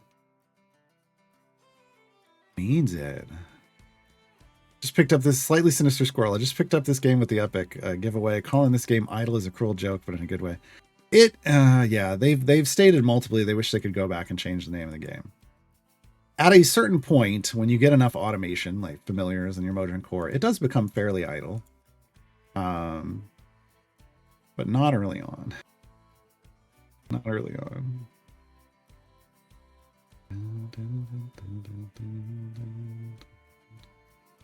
Fix It 42. Legendary Dismantle. Will it give us stuff if the base champs that gold chests work for, or should we reset the ones we don't really use? If you're new, you shouldn't use it at all. A Legendary Dismantle does what it says. It pulls legendaries off of a champion. It'll also pull pigments, so this champion has nothing to offer. Now, if I were to use it on somebody that I had put... nobody here has legendaries. But some people have pigments. If I wanted to move a pigment from one champion to another, I could do that. Who had one? Eliwick has one. So if I came to Eliwick, it would say, hey, you can have a froggy back, but I don't want a froggy back. I put that there for a reason.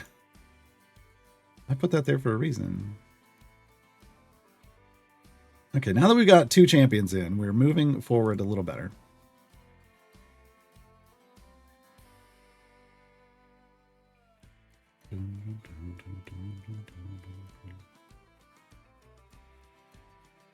Is there a way I can see how a skin effect would look before I get the skin? Nope. Not unless somebody took a video and posted it on the YouTubes.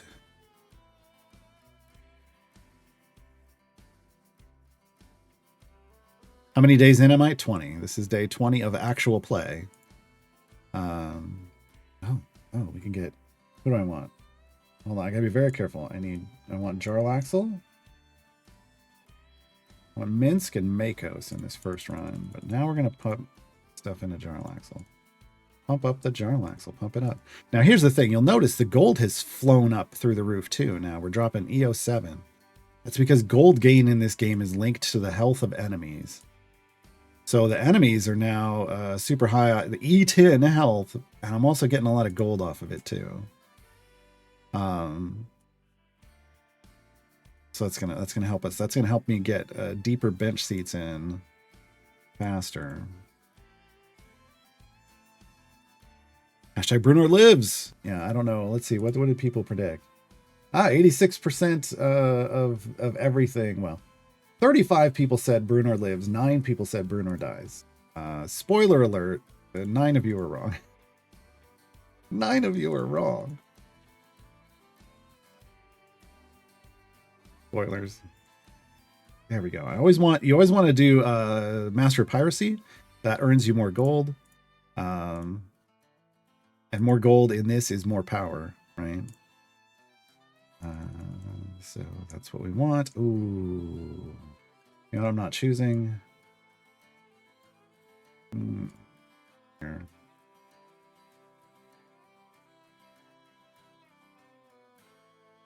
So much.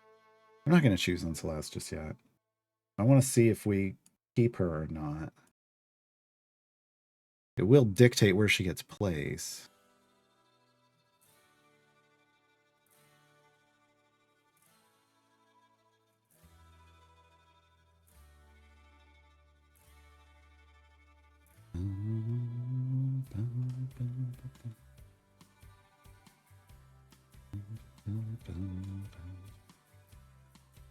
You can see my ticket screen in the background? What?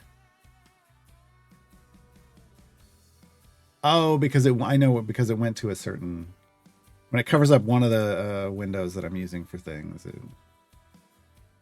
What do I want Mint? If Minsk stays in, I don't remember. We're not gonna choose yet. Thought we resolved that. We just don't choose yet.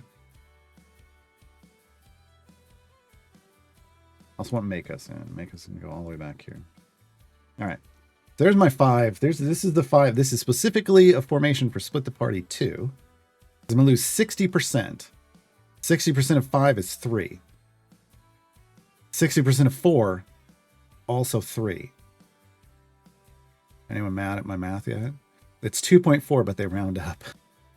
So if you're gonna use 3, you might as well use 5 champions and be efficient about it, right? Might as well. I'm also not gonna. No, yeah, we're gonna leave. He's always gonna be his support. I don't care what happens. Okay. We'll see. If I have to level up these others, I will. But we've got some okay damage at the moment.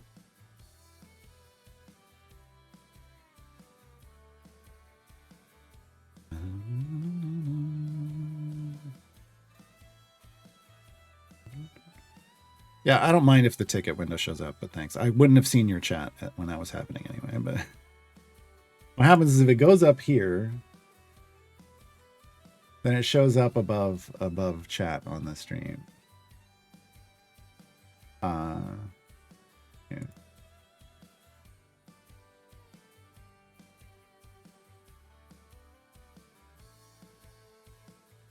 Yeah, they haven't put in, again, Nethless, they haven't put in anything in the game. Oh. Offers. Hold on. Free platinum! That's so lucky. So lucky. They haven't put anything in the game yet to show you what it would look like for the rest of for the rest of a champion's animations. You only get to see the idle animation. That's it. That's it. Yeah. 1344 for this, for Briv farmers. A good deal. What do we get? Oh, a deacon chest. Oh, that's right.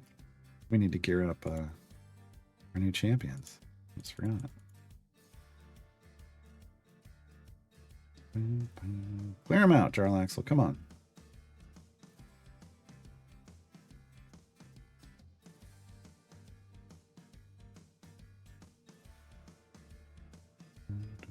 Hello, Poke.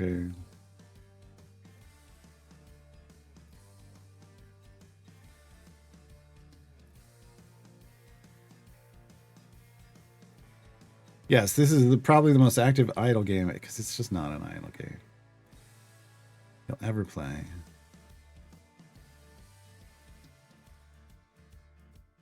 But I mean, I'm playing idly on an account that's in the other room, so completely AFK.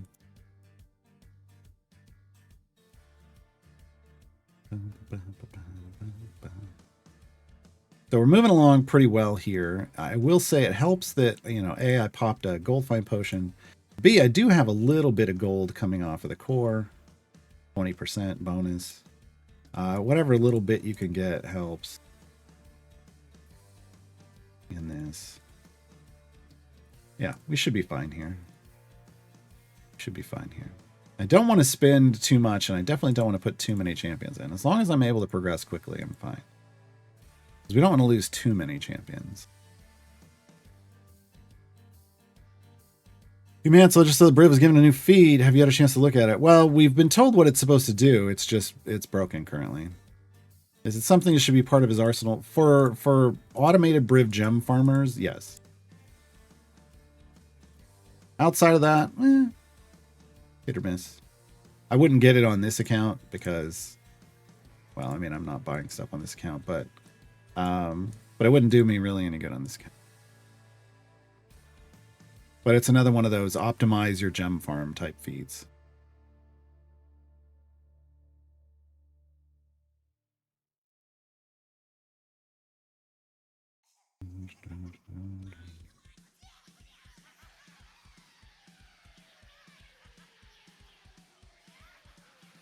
Once I have my tier 1 done and maxed out favor for the event, well, there isn't a max, but you've gotten the, I'm assuming that means you've gotten the most you want to get. If you go back to regular venturing stuff, yes.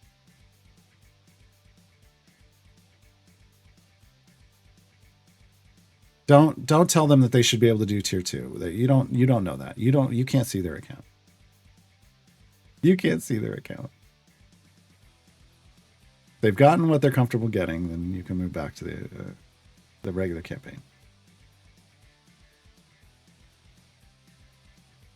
Oh, sorry, Larky Runner.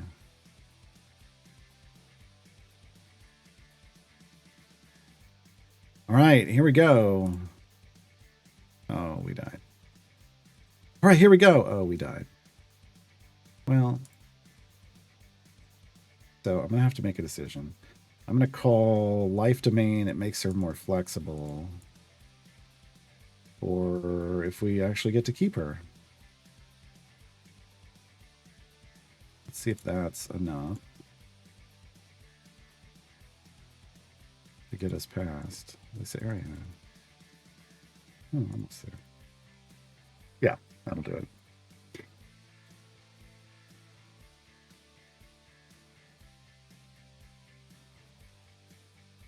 Zoned out a bit. What does new Briv feat do? You earn stacks faster.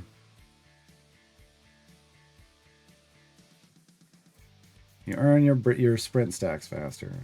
Okay, so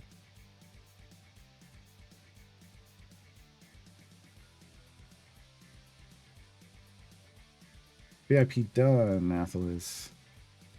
All right, folks, here we go. We're about to find out. Does Bruner live or does Bruner die?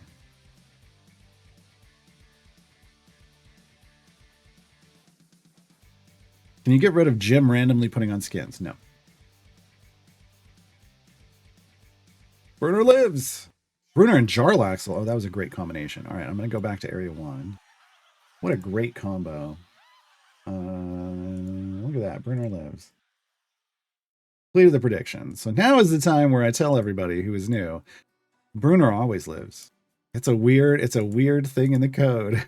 We try sometimes. The only way Bruner could not live is if you do your math wrong, right? And you remove everyone in the party. That's the only way. Like if you only had 2 champions in and it removes 60%, guess what? Bruner's out because it's gonna remove 1.2 champions and round up to 2 champions. All right, this next set, I want a very specific set here. Oh, yeah, actually, so Jarlaxle won't be our DPS, Ashara will be. We're gonna bring in Calliope. We don't have Minsk. We're going to bring in Hitch. We want 7? 7 to remove 5. 6 to remove 3. Right? No, 6 to remove 4.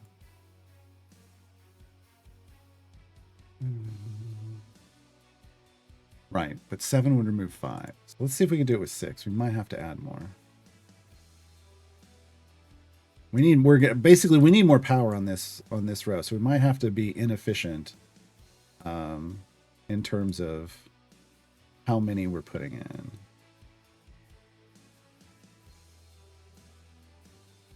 We will see how that works out for us. We can pick that now. He's not coming back in anymore. I want that.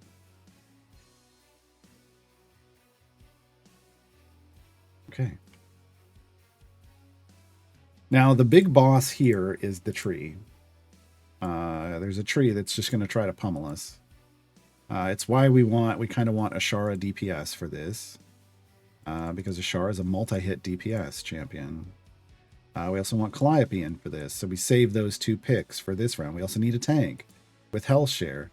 So we kind of set this up so that we have those available. We didn't use them in the first burn. We use them on this burn because this is when they're really going to count. This is when they're really going to count.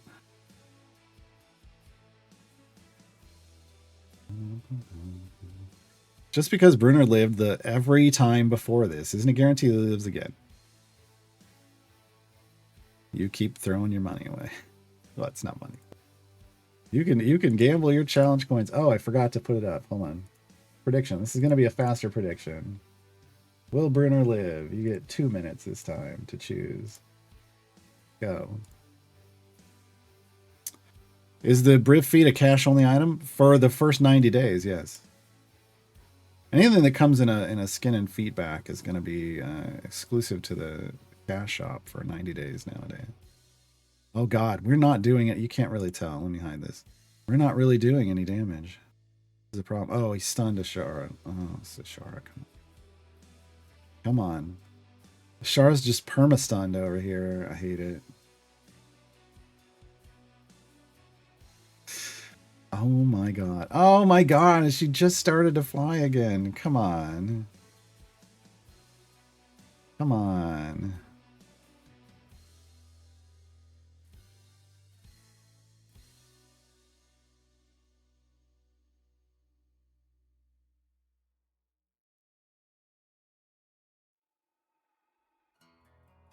Will there be a Linux version of this game? No. I'm just going to call it now. It's been 7.5 years. I'm going to say no. I'm going to say no. After 7.5 years. There we go. We removed... Ashara actually did her job. Good job, Ashara.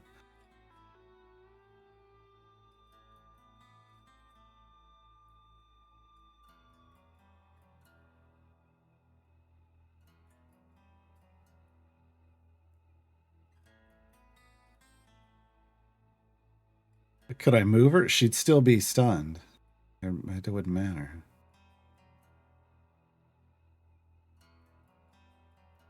And we're shielded. We've got temp HP shields from Calliope. This is why we kept Calliope. So the damage that's coming to us is coming off the shields, and then Calliope just refreshes the shield.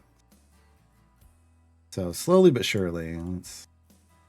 there really probably isn't a way to speed this up because it's the stun. We're eating the stuns over and over again. And I can't Jarlaxle ult.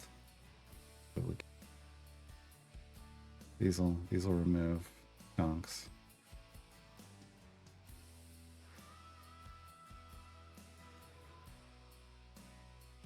Let's stun them. And for exchange, look at that. Now we got him. Get out of here, tree.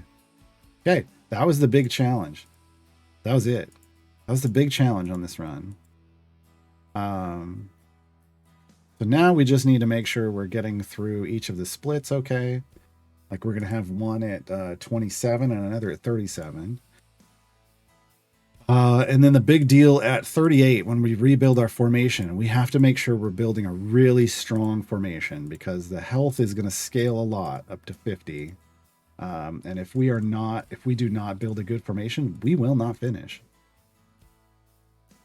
We'll have all 10, we'll be able to use 10 champions, but it's in this sizzling bacon layout. and it's not great. It's not the greatest layout in the world. People in late game, which core to buy first, dexterous or unaffiliated? Depends on what DPS you want to use it for. It's in the name. Dexterous is for high dex DPS champions, plus that also it rewards you for having high dexterity other champions in your formation. Unaffiliated is the same thing, but with unaffiliated champions. So who are you using? Who are you having as either your main DPS that you want to buff with it, or as a backup DPS for when you can't use your main DPS? They both give it's not one. Dex and unaffiliated give the same. They're basically the same as far as is my understanding in terms of damage. It's just who you're focusing on.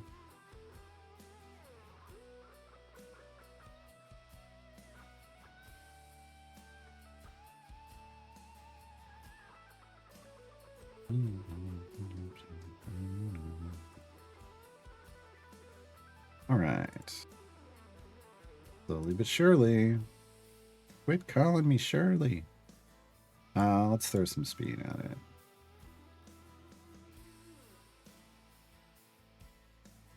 One of the things about Split the Party 2 is if you've never soft capped your champions, it might be the first place you ever do that. Because of the way the gold scaling goes, if you get through, you're going to earn a lot of gold. It doesn't go anywhere. You can't convert it anywhere, but it just means that you'll have the best potential, best power potential to finish this, which is why I'm not super worried about leveling up champions at the moment.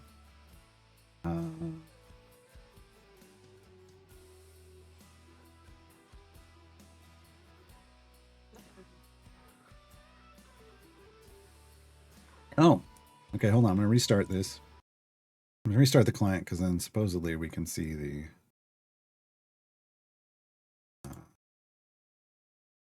Brit feet working.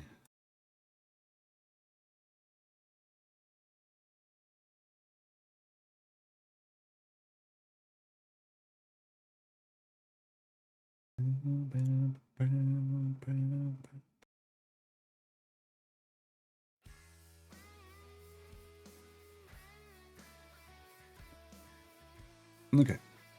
Let's go look at it. There we go. When Steelbone stacks converts sprint stacks upon reset. So when you're building your sprint stacks, you gain 20% more sprint stacks rounded down. I really should have called it spring stacks. That's what I was about to say. So yeah, this just makes your stacking. This is really for gem farmers, automated Brib gem farmers. I mean, you'll get some bonus out of it if you're not one, but it's really for gem farmers just to make the runs faster and earn more gems. People are going to start earning way more gems now if they pick this up. I'll have to see on my main account if I've got the platinum for it. Because I'm chasing that 9 jump. It would be helpful right now.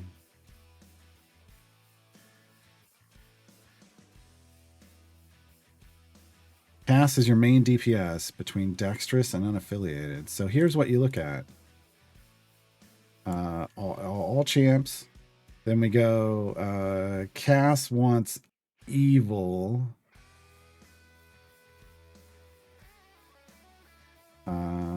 And then what's the dex requirement? Oh, and then if we do unaffiliated, what's that look like? Yeah. You got Sasaspi, you got Blushi, you got BBG or Spurt, you got Calyx, you got Vin Ursa, you got Human, and Warden Miria. That's not bad. Not bad. What's the dex cutoff for the is it 14? Or is it 16? This would be 14. I think it's 14.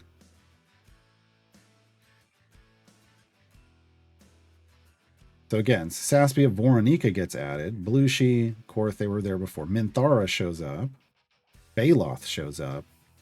Viconia shows up. Still got Venersa. Astarion shows up. Yeah, I would say Dex. Is it? Oh, it's 15 plus? Still. It has to be a Vornika. Vornika would be big.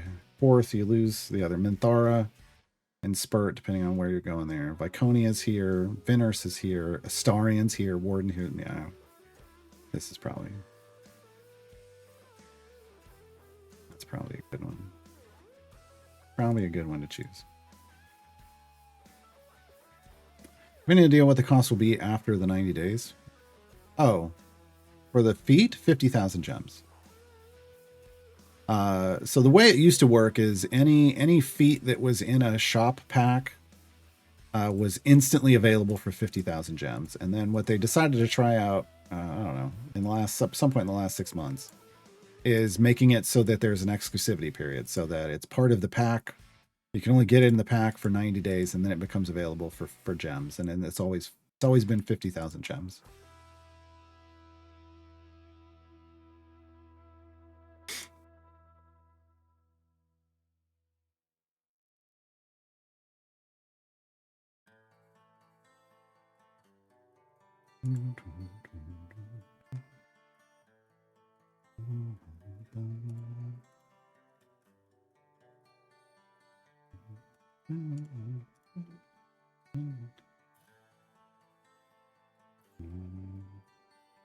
Zugi, new, so sorry for the stupid question. No, look, everybody's new. Everybody's got questions. And you can, if you want to go back in time, you can look at the first guide I ever made for this game and compare it to the guides I make now. And boy, I knew nothing. But the thing is, everybody was so excited that I posted what little I did back then because nobody knew anything. So it's all good. How did I pull that screen up that shows all the characters? You have to have one of these swippy swappy buttons, right? So on a slot where you have a second champion, so swippy swappy button, and then click the blue search button. And then you have this whole thing. It's got all kinds of options. They still haven't fixed that. And all kinds of filters and stuff. I'm usually sitting around here looking at this screen and modifying the ones I own to see what I need. That's a solid look at how optimal we were, chat. We only have two champions that were unoptimal, like 3 in every slot. There's only 2 that had 4. That is the most optimal we've ever got to split the party to, I think. That is wild. We got real lucky. We got real lucky. Yeah, it's a super helpful screen when you're trying to figure out, like, you know, how you want to build something out. Or if you do choose, if you have everything, you can click on someone. Let's say I want Valentine. It'll tell me when her event is coming. So she's a long ways away. If I wanted her right now, I would need to get her from a time gate or pay cash. But then someone like over here, where's Nixie? Nixie, I click on here. She's available in 20 days. It's 21 days. So she's in the next event. So yeah, I mean, you know, I'll know I can wait and have her 3 weeks. Oh God, how are we doing? Oh, our damage is a little low. This is why I said I think we were going to have another champion. They were going to have 7. Here's the problem. My thing recommended Minsk, but I didn't get to keep Minsk, so I have to figure out who else I'm putting in. And I don't want to burn Tyrell. But I might have to burn Tyrell. Or I have to put in an event champion.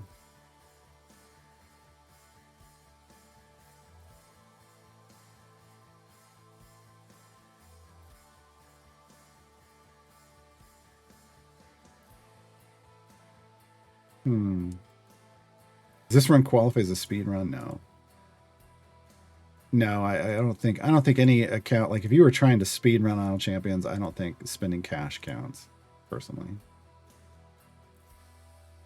Archon is Garbo. I'm not putting him anywhere near this formation. I know these 2 champions, Jamil and Archon, would be detrimental to the formation over time. They're not going anywhere near it. Yeah, I'm just showing them to show who I have available. I think I might just have to put it. I might just have to use an event champion, which is fine. I mean, this is kind of part of the point, right? This is why you recruit champions. So we're gonna add an event champion. We're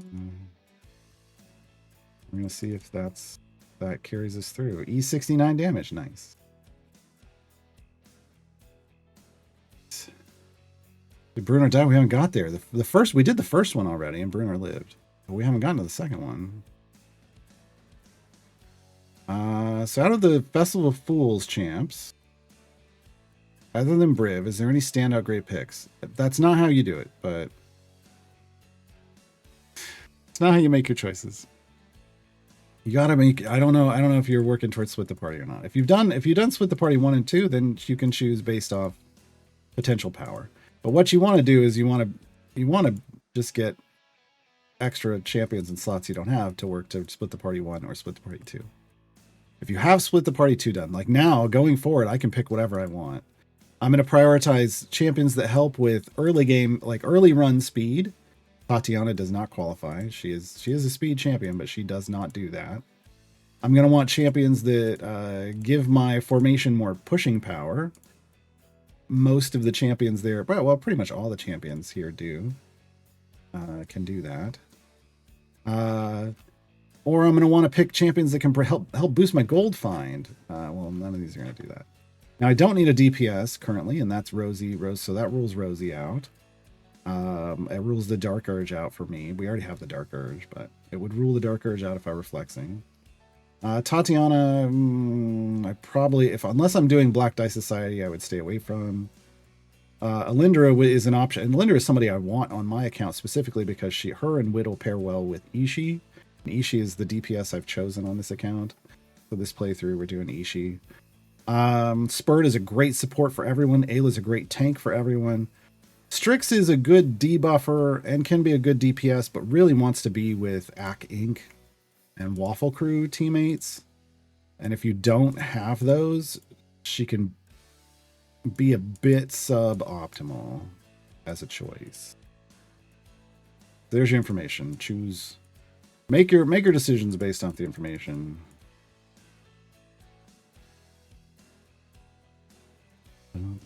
Gotta admit, finding your community guides, this chat has made my quality of games substantially better. You're welcome. That's good to hear. That's usually this is a game that gets better when you're participating in the community. Just, getting information from streams, getting information from guides, not just mine. There's more than just mine. Just because the game is a lot deeper than people expect, and you can learn as little or as much as you want. The less you learn, the longer it's going to take to progress. Yeah. But,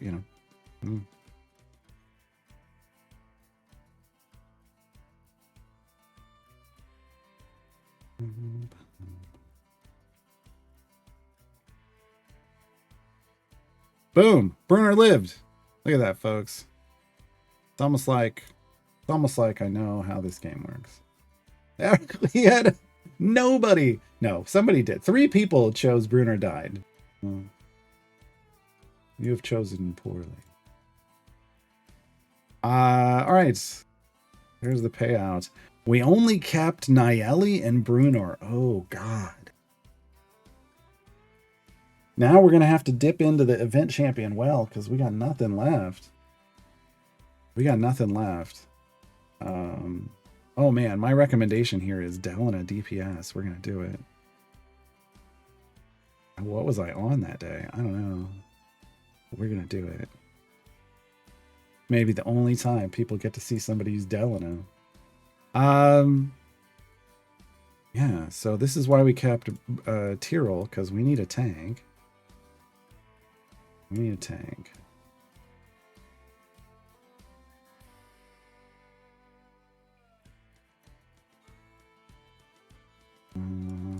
Okay.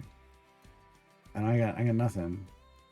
Mine says Niali, but we didn't keep Niali. Bruenor and Delana, but we have Bruenor, Delana, and Calliope. And we're gonna have to start using other options. No. Yeah.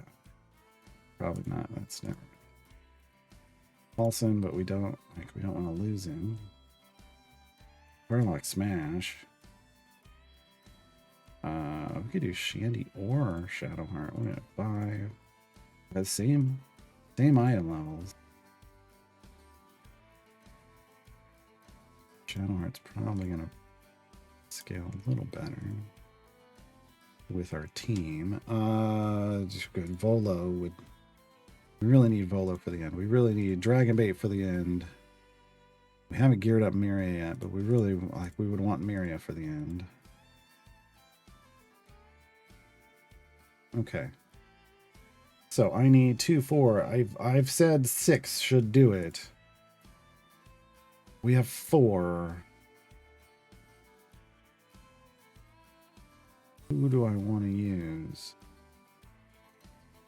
So we've got 1, 2, 3 tank options.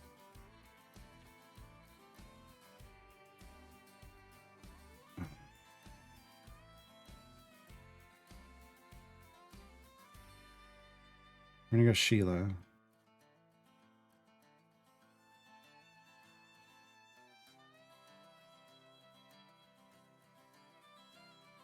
I think we're gonna try Shadow. Should go here. And let's see what happens. All right. Oh, is this gonna work? Oh.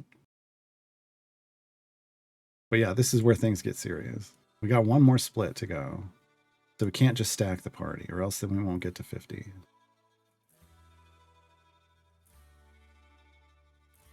Yeah, if I were trying to speed run, I would actively be using the background party too. I've never tried to do a new account speed run.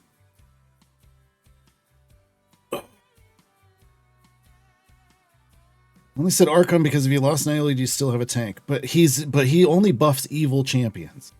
So while he is a sack of health that could park at the front, he wouldn't actually give us any power, which means he's a detriment to our formation. He's taking up a seat, like a slot in the formation, but he's not giving us anything in return. That's not something we want. It's just not. Oops. Point and click damage. That's not helpful.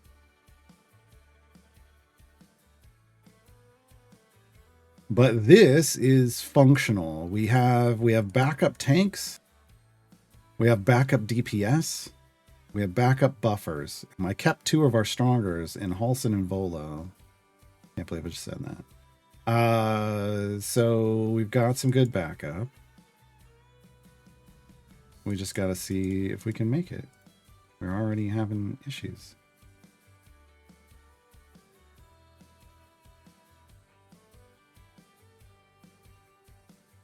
There we go. We just needed to spend some gold. Can I put Calyx in a background party front row? I can, but his buff is minuscule. I can't emphasize that enough. It is minuscule. My game literally won't let me spend money. Trying to get the Platinum Daily Rewards bonus when I click unlock it doesn't bring me to a store. You need to restart your client. If you're on Epic, you need to restart your client and restart and close Epic, or close your client, close Epic, reopen Epic, reopen the client. The Epic shop times out its token regularly, so when you want to spend money, you gotta reset it.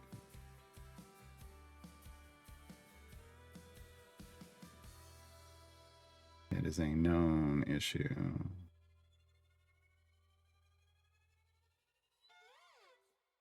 It's not something the game can fix. It's an Epic thing. They have it set to expire. So it does. It does.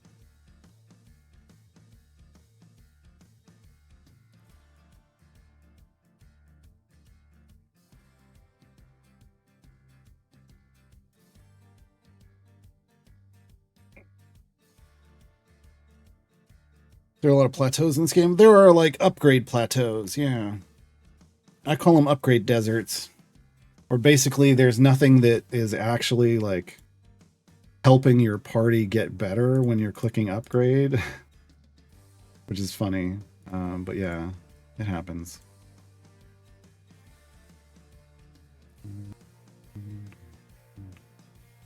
Yeah, this is also me testing my guide. Yeah, I do it every time I do this. I bring it up to make sure it's that it's working. Still not work as far back as possible. Well, in an ideal world, Delana wants to be in a back column by herself and everyone else in front of her. Split the party is not an ideal world, so we have to do the best we can with what we're given.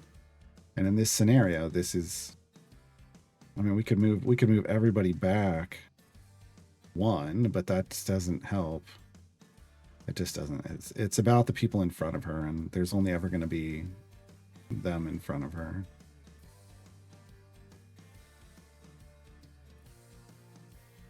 Let me make sure. Yeah, I got to be within 2 slots of Delana here.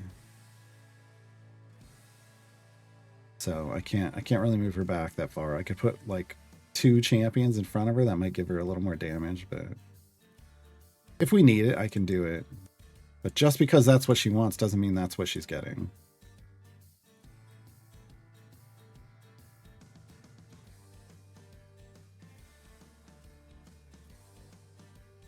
Pick3, we already have Briv and Calyx. Need someone in C5 for split the party 3. No, you... Oh, for 3. I was like, no, you... Valentine. If you're doing a time gate, Valentine.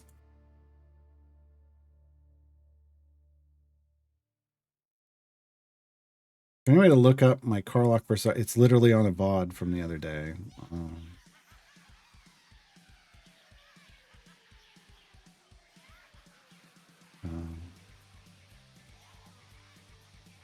Experience doesn't match what you say. I guess my question is, Mops, you can't... A lot of people test Karlach and they just test her... Like, they just throw her in and they don't ramp up her rage stacks to 100. She has to be at 100 rage stacks to get a proper comparison, and you can, you've got to manipulate that scenario. But yeah, I've tested this on a new account. Last year when I got Karlach, we tested her against like the Dark Urge, and she blew him out of the water. This year when I first got Karlach and she was in greens, she was out damaging even our Ishii, who had much better gear and item levels. And then I did the test the other day with all 3 of them. I did mess up on one part. I didn't respec appropriately for one, but doesn't really matter. Just with limited positionals and item levels, it's just not that big of a deal. And if you start building, if you choose to start building around Artemis, you could have just chosen to start building around Karlach, and you'd see better results for fewer item levels. That's a fact, because Artemis is item level dependent for him and his entire party.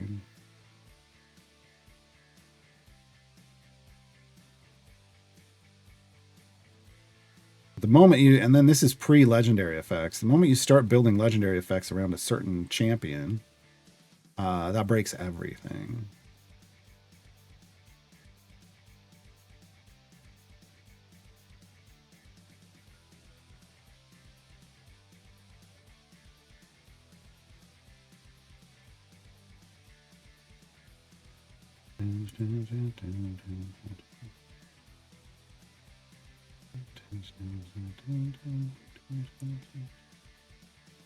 I should probably be efficiently upgrading as we're getting closer to the finish line.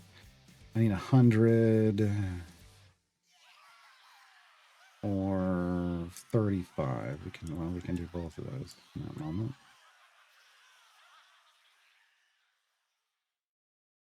Back from the break. Out of the Festival of Fools event, I don't have Spurt, Alinda, and Tatiana. Should I pick one of them or try to flex the others?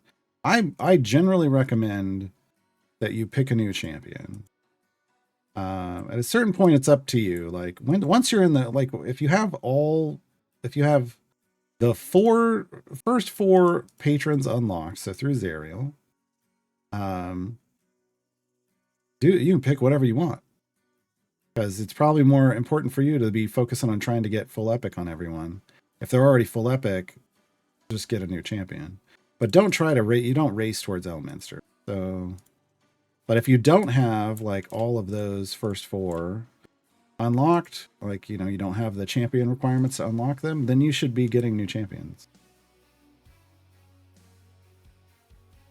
We get new champions.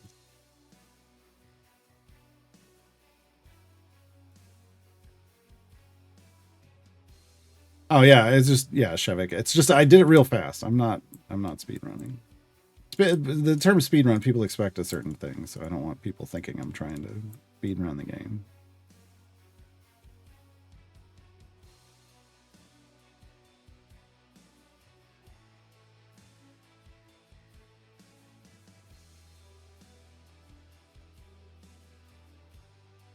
New player, there's a lot of information. To try to remember while making formations. Yeah.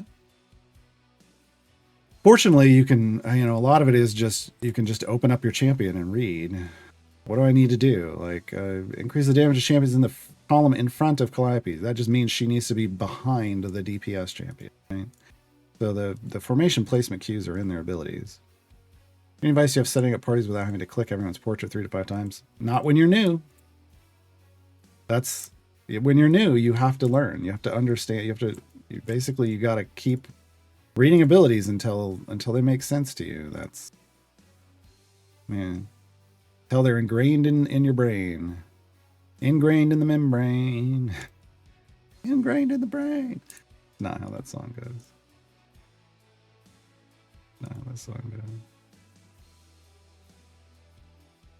Do I mean her infernal engine bud damage? No. It should, look, Karlach Karlach scales around rage stacks, mops. It's that simple. She doesn't scale around gear or item level. She, you know, she's got the normal scaling there. She's not a pre-stacker. She scales on her rage stacks. So until you have her at 100 rage stacks, you're not comparing damage, like the appropriate damage numbers. If for some reason you're getting 100 range stacks and it's not just absolutely smashing an Artemis with equal gear, you know, without, you know, tons of stuff on Artemis, like, I don't know what's going on. Then maybe you just happen to be building a formation that suits Artemis better. It happens. You know, if the champions you have are positional formation ability type champions, and they throw out big numbers, yeah, that could totally work. I'm not saying it doesn't. I'm saying apples to apples, like the same kind of item level investment. Karlach is the early game and mid game champion. Dark Urge is the mid game into late game champion, and Artemis is the late game and beyond champion. That's just that's the way their scaling works. It's just the way the game is made.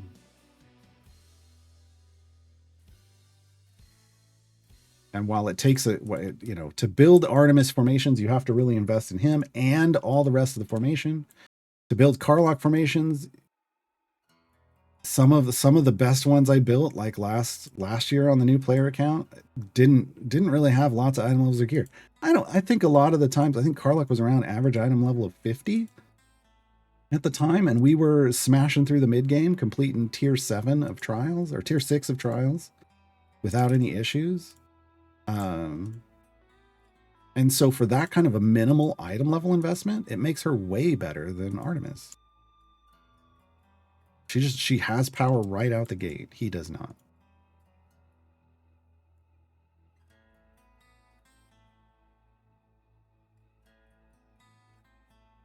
Yeah, and don't look at your bud numbers. Look at which one pushes further. That's a big thing people don't understand. They want things like base DPS or running average or what's under here, or even sometimes what's here, to be the definitive de facto argument. But when you're trying to build your best formation, it's a combination of what's showing here and how far you're able to push up here. We are not getting through this. He wants so much damage. Can we do anything? No, not really. I mean, he's not killing us either, though, to be fair. But this is real slow. Yeah, a few upgrades and we're good. It's just killing off his minions. Like, are we gonna get there? I don't have an upgrade for. I can't put anything into Tyrol.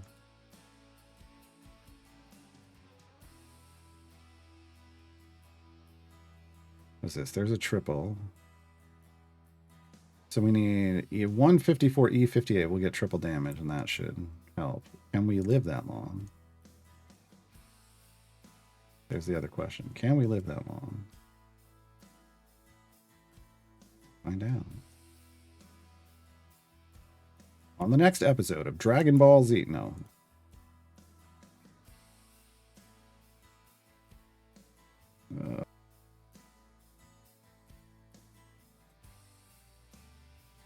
One of those kind of days, folks.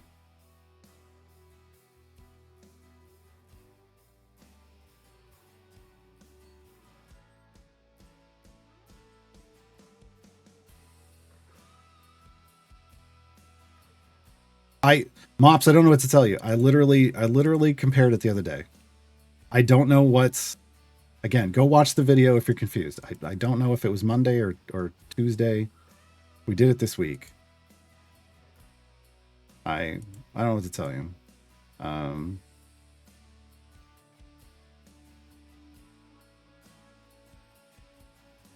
Yeah. I'm not going to keep arguing over it though. These pack giveaways, these giveaway things, they skew the way the game works for anyone that gets them. They really do. And I will stand forever by the argument that a new player coming in with one of these packs should not be trying to build Artemis formation. They should just let Karlach smash. If it weren't for that pack, Karlach would just blow Artemis out of the water. He's comparable only because he's got lots of item levels. And it's like, how did your item levels land? That's random too, right? Oh, man.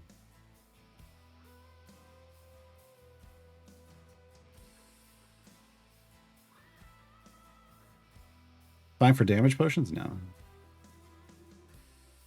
I don't want to. We're almost there. We just need to kill this one other were-rat. I mean, Tyrell's tanking like a beast right now. It's great. Great. Here for it. Did that give us? There's the triple damage. Are we doing anything? No. Oh my god. Oh my god. All right, we're going to back up and we're going to farm on the level before.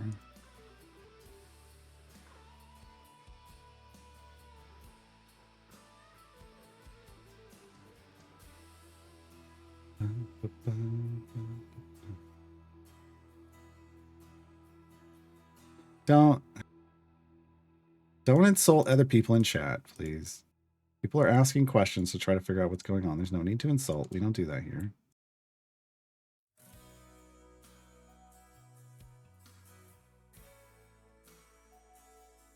But like my Karlach and Artemis were, different item. Like all three of my champions, because of the way the randomness of rolls works, you could end up with different item levels on key pieces of gear.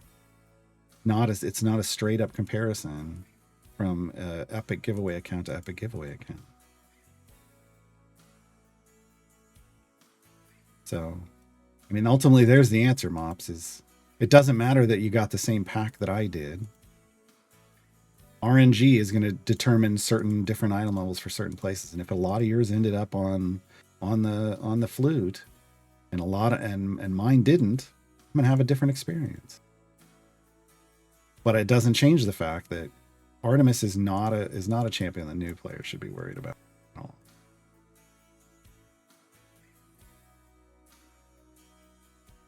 Where did mine? Yeah, I didn't get the shiny on the flute. If you get the shiny on the flute, that's ridiculous. I ended up with 508 item levels on that.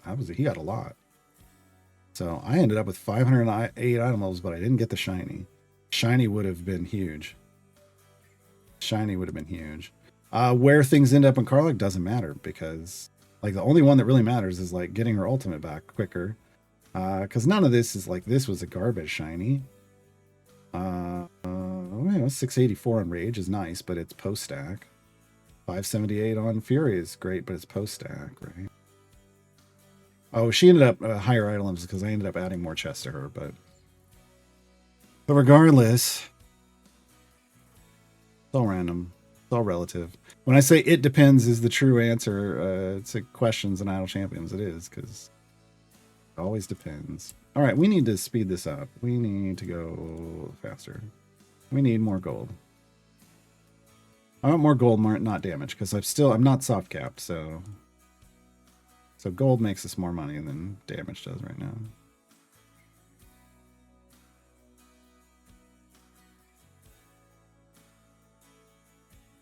Don't understand why you don't upgrade Shadowheart and Sheila. I don't have any upgrades to give them. Right? I've turned it on X100, but I don't have enough to get them to their upgrade. If I just pump a few item levels in, I don't get anything back. Here, let me fix this. Is this better? I'm trying to be efficient, which means I need it on X100 to see how many banked item levels they have. But I will put it here so I don't confuse people.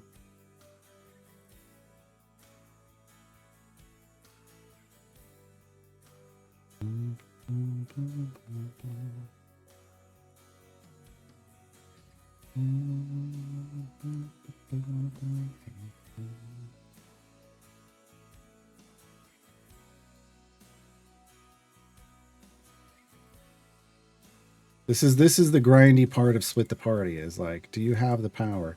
I could add another champion. Adding another champion would help.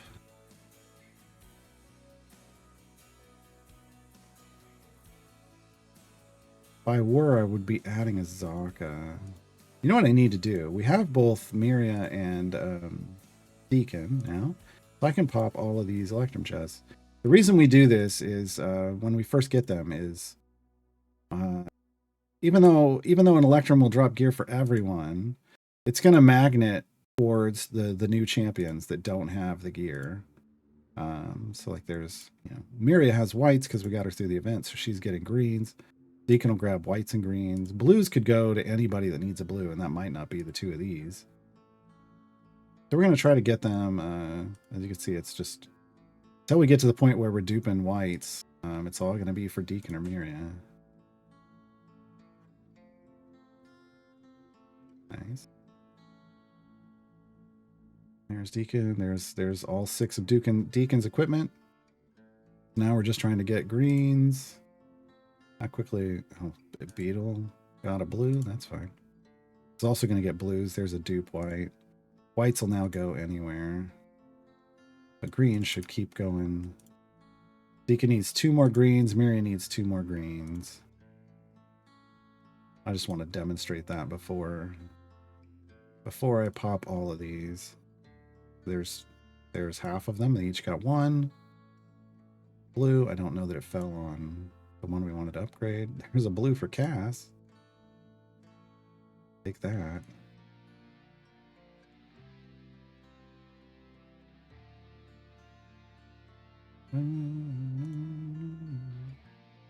There's the green. Now, if we dupe a green, that means Miria's done. We duped a green. Okay. So Miria is now in all greens or better. Deacon is now in all greens or better. So that means I could also open this gold chest for Deacon. We're not going to do it. Now I'm just going to burn all these because a chance at blues on all kinds of people.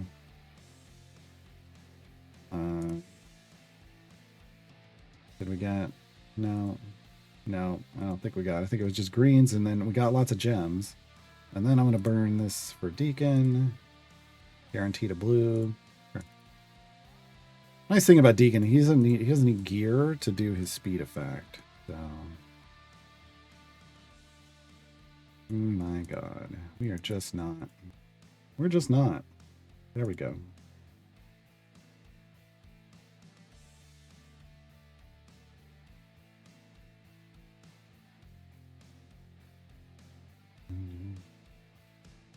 Adding another champion does run the risk of that champion not getting removed in favor of someone you really want. Yeah, that's kind of the problem. I don't want to put in somebody that might not be great. But at the same time, I need to make sure I have some great pocket people in my pocket.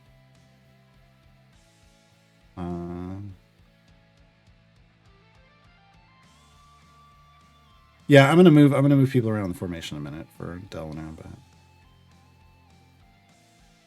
do you scale up Karlach rage stacks and reduce stack reduction when changing areas? We don't care about reducing stack reduction. We don't. For her. She just has to attack. She builds up rage stacks when she attacks. She also builds up rage stacks when she gets hit, but I don't put her in a position to get hit.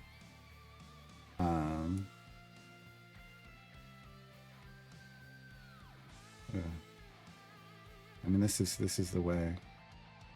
Yeah, we got a little more damage. So yeah, I mean, it says on her rage ability, she gains a rage stack when she attacks or is attacked. When I'm using her as a DPS, I just focus on attacking. I don't put her in the tank line. It tends to be a suboptimal place to put your DPS. Because usually a lot of the meta buffers want adjacency to that champion. But when she changes theirs, she just changes theirs. She just keeps beating on people and building their rage back up.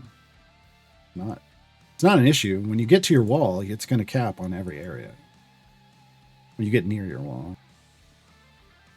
Which of the flex champions is good as general support champion? Again, if you're to the point where you've done all the split the parties, you should be able to tell. Ayla's, Spurt, Strix, Alindra, all can support generally. Ayla can also tank. Strix can also DPS.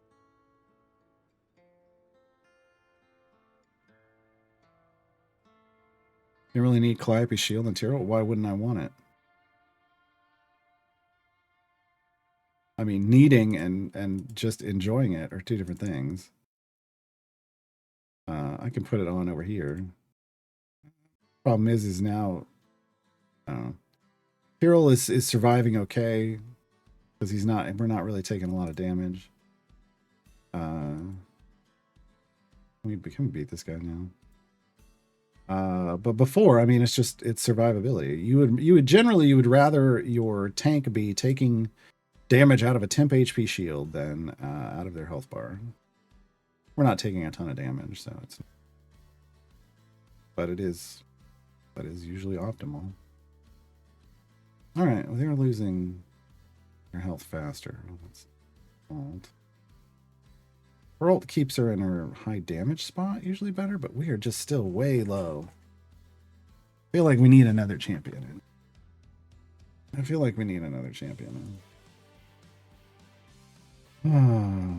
But let's burn something we have a lot of instead.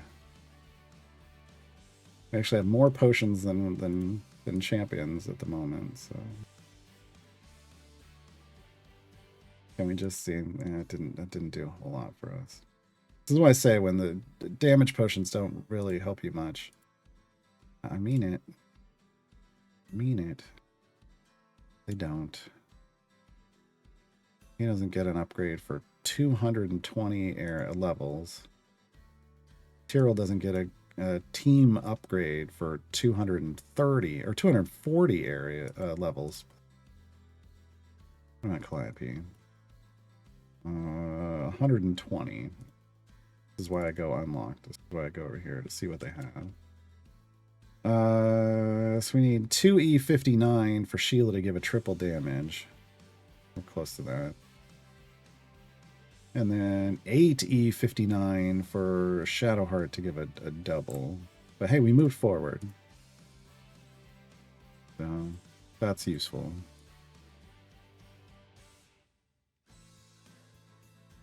See people saying that the way to test your DPS is get your wall and then change to another DPS. Yes.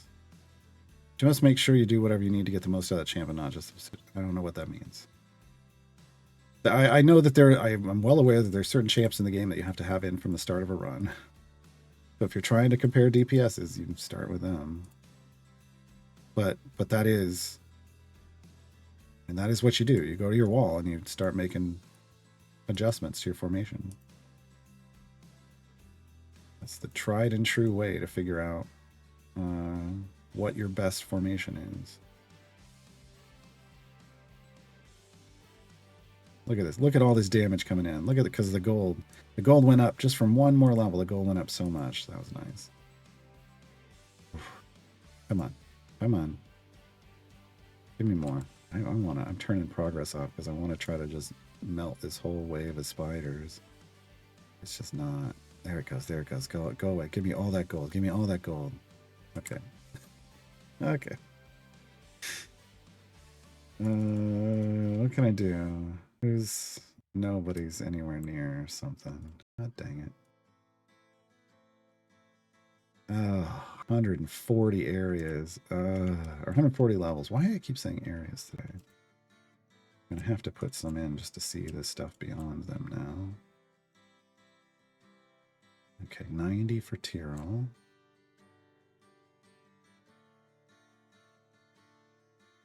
How many was it for her? 120. Okay. We can just get past this area, we'll be good.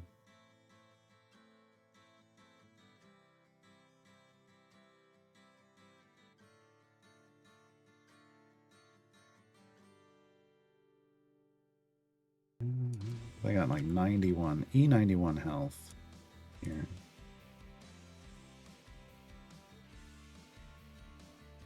So if we pass this, we get our last split, and then I can fill a whole formation up.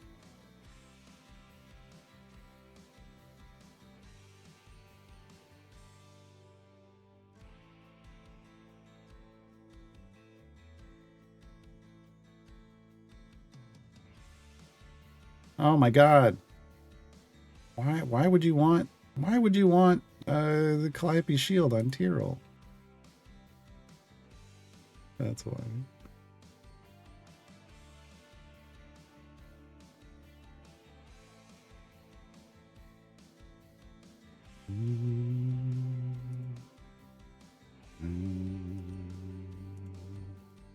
It all adds up eventually.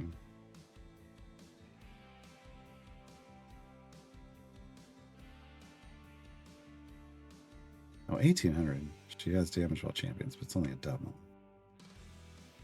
Still too far away from that. 250. 135.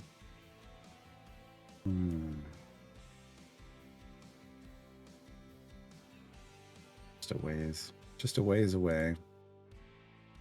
Fortunately.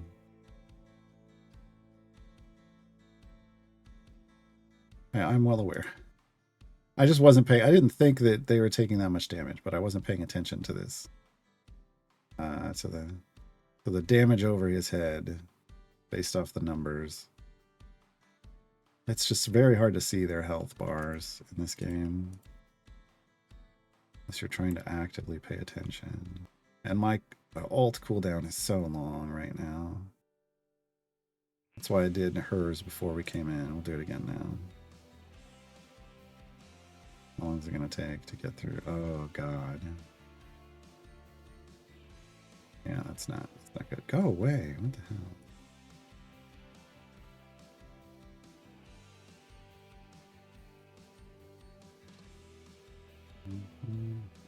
Just give me that gold. There we go. We split it. Bernard lived! Almost like I've done this so many times. Oh, I didn't. Did I do the? I didn't even start the prediction. Did I? Oh well. Oh well. We didn't do the last prediction. Whoops. I paid out the others. I just forgot to start this one. Oh well. All right. So now.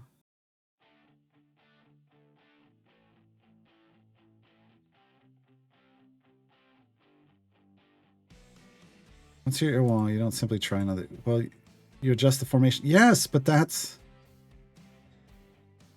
kind of a given, Shevik. I didn't think I needed to say that. Oh, yeah. You don't just it isn't just a plug and play. Game isn't plug and play. Okay. I guess I kind of hoped people knew that already. I got nobody in that slot. I got Beetle. We're going to Starion. Okay. Here we go. So now I build a formation. that has the best possible options.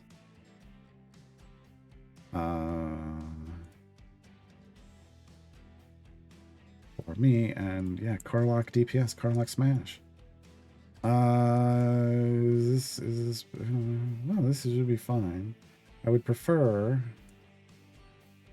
like that for reasons, even though Halson is not a tank, there's reasons. All right, we're going Berserker. Going Berserker.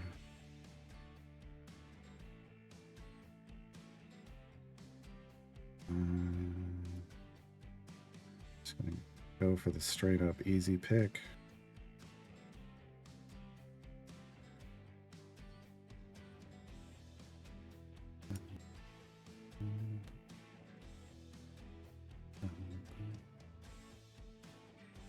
So here's the strength of Miria. Miria is a tank, yes, but she does not have to exist in the front line. Because part of her kit is she makes other tanks more survivable. Which is why I put her 1 row back, because she also wants to be adjacent to your DPS. And so for me at the moment, we're going to see if this works. Kind of want her there. I feel like we'll have more than enough power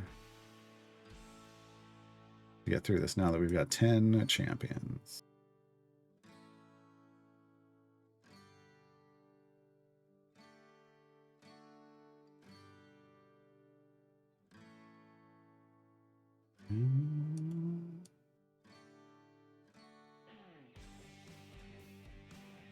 Away we go. Okay.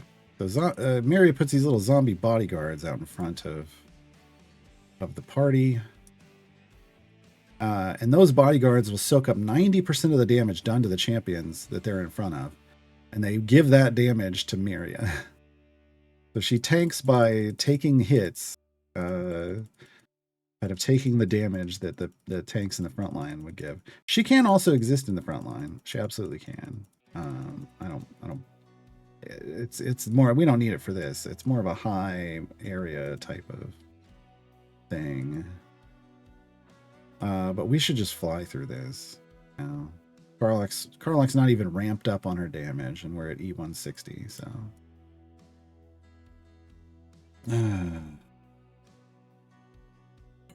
What? I gave you lots of free channel points. But I didn't give you more free channel points. Deal with it. The Strix or Spurt need that a little more.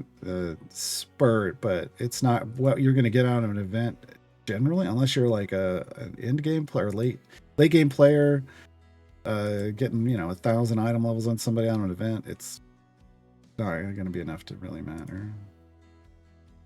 But Spurt would use them better, in my experience.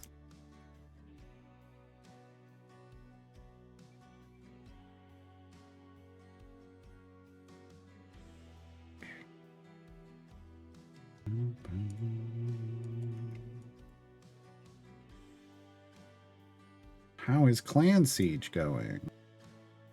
Not well. Oh, good lord.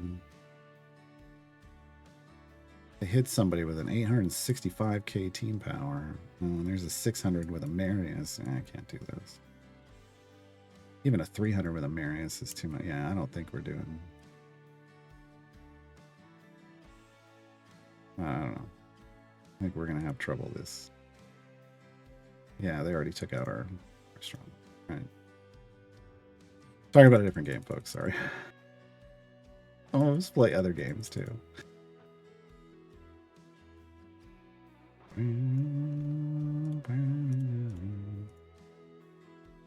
use Spurt a lot less than Strix based off availability. I don't care about that. That's not what they asked, is it?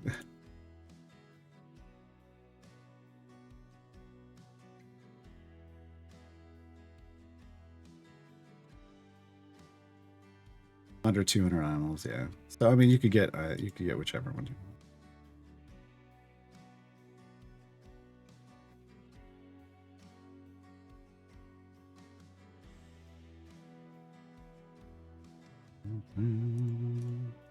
Right. once we're done with split the party 2, we go back to the event. Go back to the event. Today is Wednesday. Okay. This is why I wanted to save like our power players so we could just smoke this, but I probably should have burned one in the last one just to make it go faster. We have so much more damage than I was expecting. It's just not normal to roll into this with an average item level 600 Carlock and an average item level 3, almost 400 Astarian. So hard to estimate that. How's my Briv progress? Oh, on my main account? I have no idea. It's just been in there farming. I haven't really messed with it. Briv a better tank than Grim? Yeah. In most scenarios. Again, pound for pound, in the sense of item level for item level. Could there be situations? You know, sure. But Briv has built-in damage reduction just straight off the bat, and he has a self-heal, which is another form of damage reduction. As long as he's not getting one shot, he's pretty indestructible. Just that, you know, in high area pushes, he starts getting one shot. What did I say about my main? I'm not playing it. I haven't been paid. It's sitting in the other room, just doing its thing. I haven't gone and checked in on it. I just check each day and I claim my daily reward and I claim the Feast of Giants, but I haven't been playing it, so I don't know what progress it's made. There we go. Split the party 2. Oh, we actually didn't soft cap. I'm shocked. That's fine. We're out of here. Because this is what I care about. I care about this little boy right in the middle. I just want that sweet, sweet fast core. Didn't even get to level 4 on the modest. We got close. Okay. I already did what I'm doing here. I did what I'm doing here. I already did what I'm doing there. Maria or Beetle? I'll do Beetle.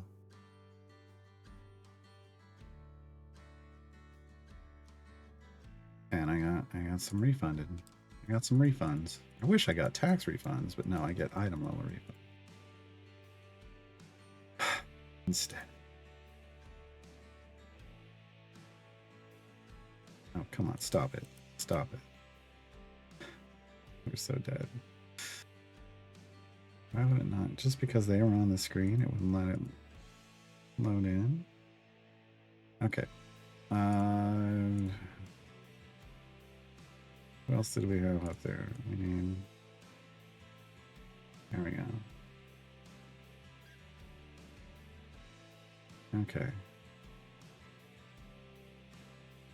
Let's go.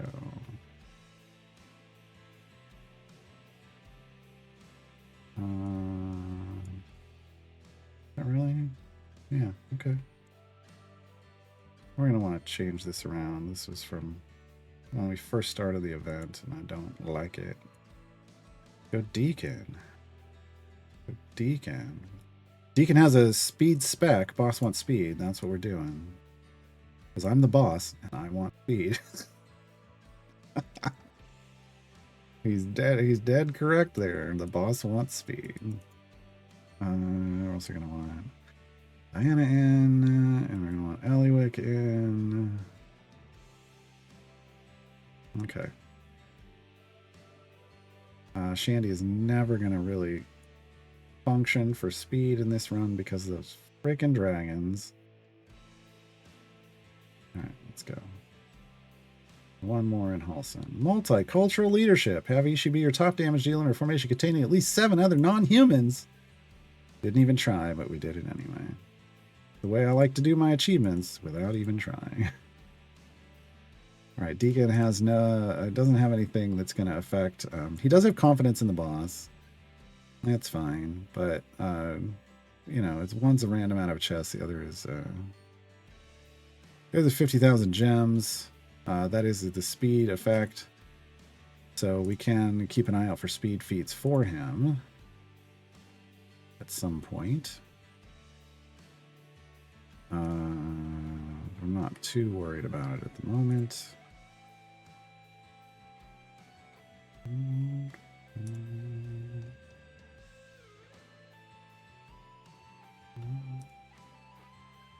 We didn't have all of our feat slots available when we saved this formation, so I gotta go in and fix it all. Okay. And we're gonna resave, overwrite, with feats. Okay, how far are we going? We're gonna try to go 600 here. That means I want these with one of these. And you know what? We're going to do 15. We're going to go full 10x speed, folks. This is the most you can get out of speed potions. Is 10x. So we're going as fast as we can just from speed potions. I did not change my core over. I need to do that. Go away. Give me that fast core. Now this one goes back here now. And now I will do something with my background party. I've not been doing anything with my background party while playing. I've only been using it overnight. But now we will hop over there real quick. So now that I have 2 cores, I'm going to come over to this background party and put 1 familiar in the field. We're gonna put Bruner in. I'm gonna put a familiar on click damage. Now we're gonna save this. Wait, where are we? Oh, this is a regular curse farmer. No, I'm not. We want to get in a patron version. So who am I?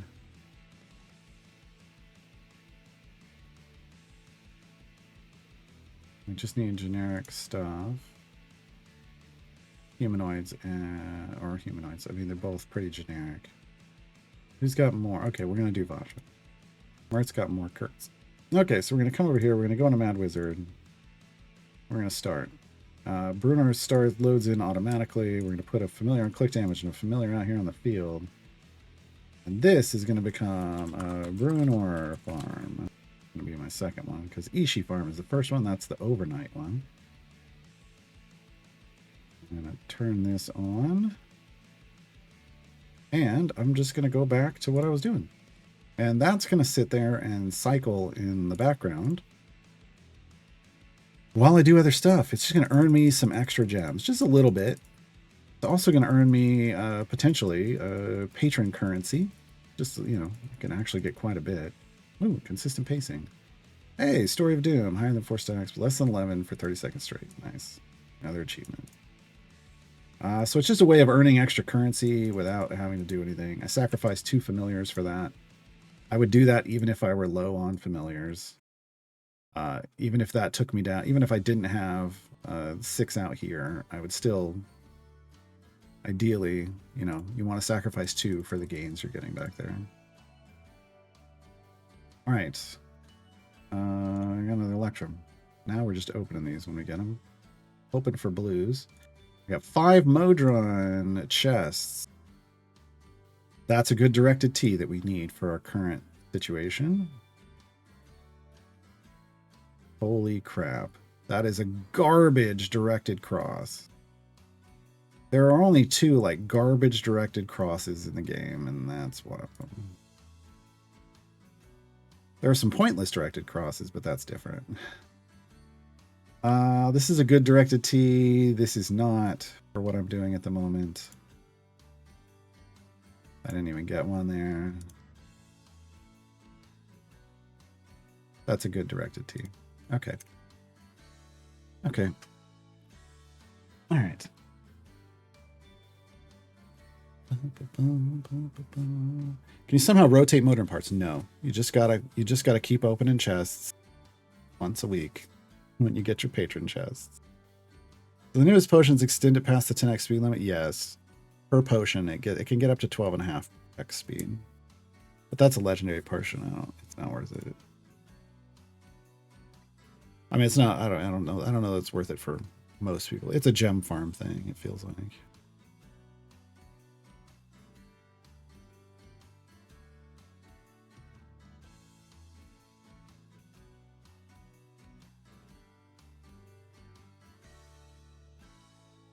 You can do whatever you want, Death Trap. I'm not saying you can't. I'm just saying I don't do that on this account. I don't do that on these new player accounts. I get some extra gems in the background and that's it. You could totally, if you're new, once you have this, like this party has the power of this Modron core. I could send it out to do stuff. It could be doing adventures for me. I do all the adventures live while people watch. All right, can I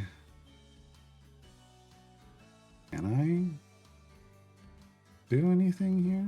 Oh my god. I don't have... Okay, we're gonna do this.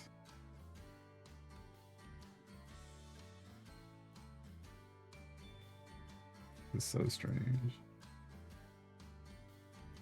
There we go. Save. I just want them both on. So with the fast core, there's a speed effect here at level 5. Enemy spawn speed, it's the same one Deacon has, as well as Whittle and Melf, but right now we have Deacon, so this would boost enemy spawn speed. There's a level 10 one up here that is basically speed potion. Another speed potion. And this one is extra, basically extra credit on quests. Right, either 2 kills or 2 quest items at once. Those are your speed effects. So you'll get a speed effect at level 5, at level 10, level 15. In between, it's just about getting power. We gotta level it up. Gotta level it up. So we want an interactive party because it's our focus now. The fast core should be the focus once you get it.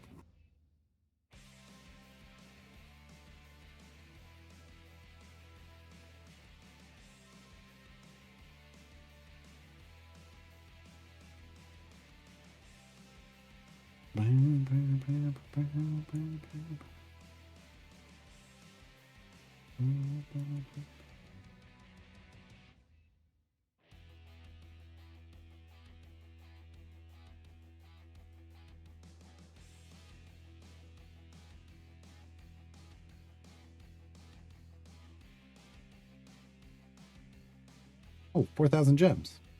You know what that means. You know what that means. What are we getting? Nothing. Nothing I want. Nothing I want. Hey, there's an epic. Was I tracking epics correctly earlier? Are we at 59? I'll have to count later. For Zaka damage, it's fine. We don't really need. It's not like we're not using our speed potion. We're not really using our corn evergreens that much. Like Dragon Bait's the one that we would kind of be hoping to get stuff on. Yeah, that. Azaka will be in our gold farm parties now, so what we really want is like, guiding hand epic. I think that's the gold find one.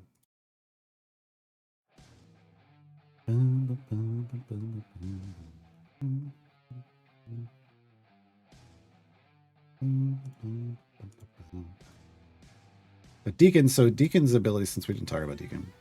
Story of Doom, adjacent champions do more damage per Story of Doom stack, right? It gains a stack every 1.5 seconds to a max of 20, but every time you kill an enemy, the stacks go down by 20%.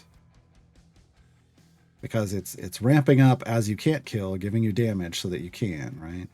Confidence in the boss is the speed effect that triggers off that. When he has fewer than 6 stacks of Story of Doom, which means constantly killing things, speed of enemies spawning is increased by 200%. Well, it's 100% to start, I think, and then that spec doubles it. I remember right. Enemy spawn speed is the time it takes for them to go from the spawn point, which is off screen on the right hand side, to the point where they start taking damage on the screen, as evidenced by where they're instantly getting slaughtered over here by familiars. And while that may not seem like a big deal, it actually is.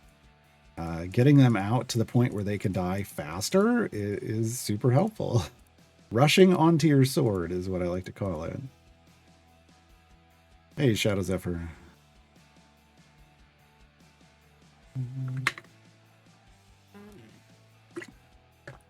Does Jim's ability to swap your skins happen once per zone or constantly?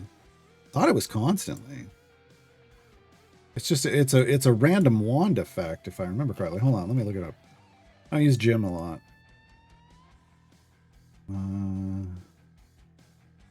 Yeah, it's one of his random wand of wonder effects, and he has 5 effects. So, and he only triggers an effect every 10 attacks. So you know, you might only see it happen 1 in 50 on average, 1 in 50 attacks. So random allies assign one of their skins at random, whether you own it or not, until you change areas. So when you reset the area, the skin will go. They'll go back to whatever their default was. But it could sit, if you sit on one area, it could just constantly be changing.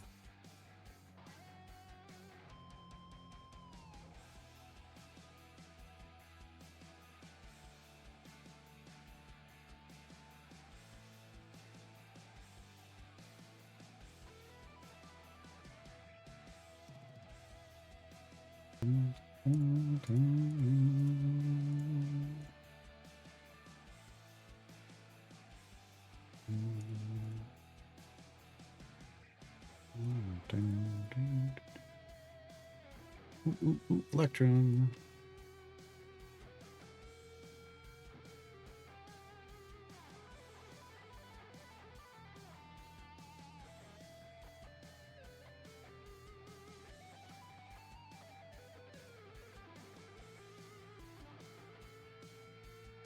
Nothing. Okay. All right, let's go consumer contracts. These give us event tokens. We're going to use those to buy gear once we've done all the variants we want to do. Then my blacksmithing contracts are currently going on Diana. Oh, that was 9. I would have preferred 19.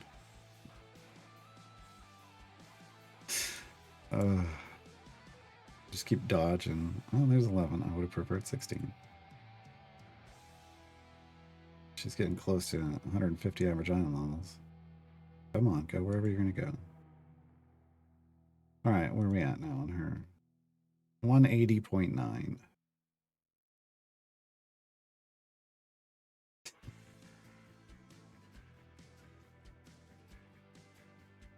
Hey, progress is progress. Bit by bit.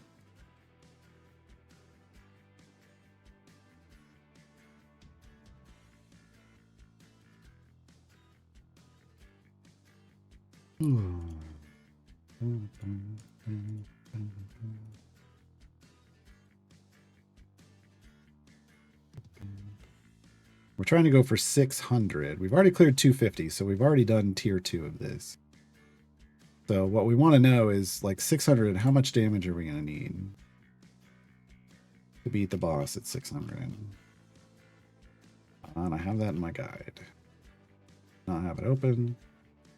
E162. They have E162 health. We're at E182 damage, so we're fine. We're going to be able to clear 600, no problem. We wouldn't get to 1200. We don't have that kind of damage. We don't have that kind of damage. But we got our 600. At least variant 1 in tier 3 is doable so far on, I think, on all the champions. Let me do it on everyone. Yeah, there's his. Couldn't do the others. We got the first 2 for Briv, but couldn't do third. Caddy Bree, we did the first one, but couldn't do the other 2. Yeah. So that's most likely what we're looking at. You know what time it is. It's Cadbury Cream Egg time. We are not sponsored. Man, can you imagine being sponsored by Cadbury?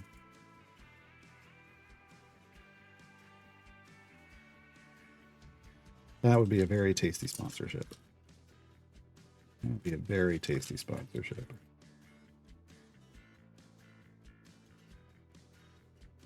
Mm-hmm. Mm-hmm.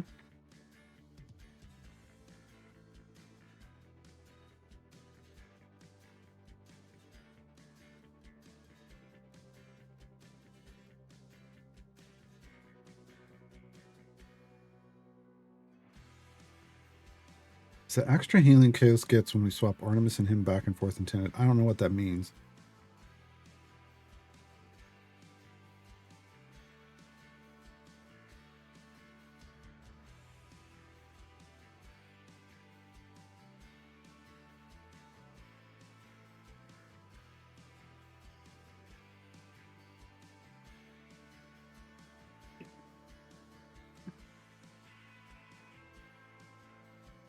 Well, we cleared 900 in the event, area 900.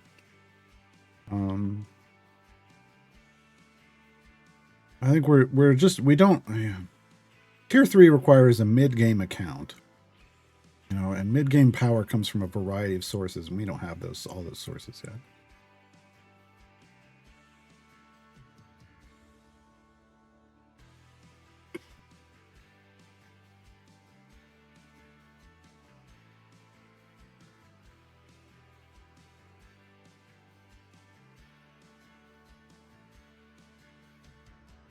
Finally got the 250k Steelbone Stacks achievement. Finally? I don't want to make anybody feel bad. We demonstrated this on stream the other day on how to do it in... Did we do it in less than 15 minutes?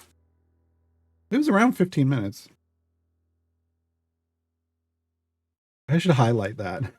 I should highlight that. I need to highlight that and replace the GIF that I have in my guide.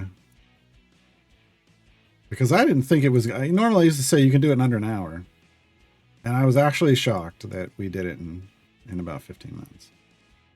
But if you didn't do that, look, I get it. It's kind of understanding what's going on.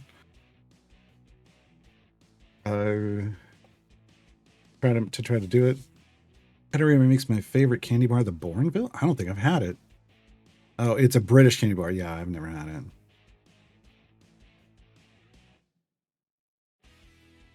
No.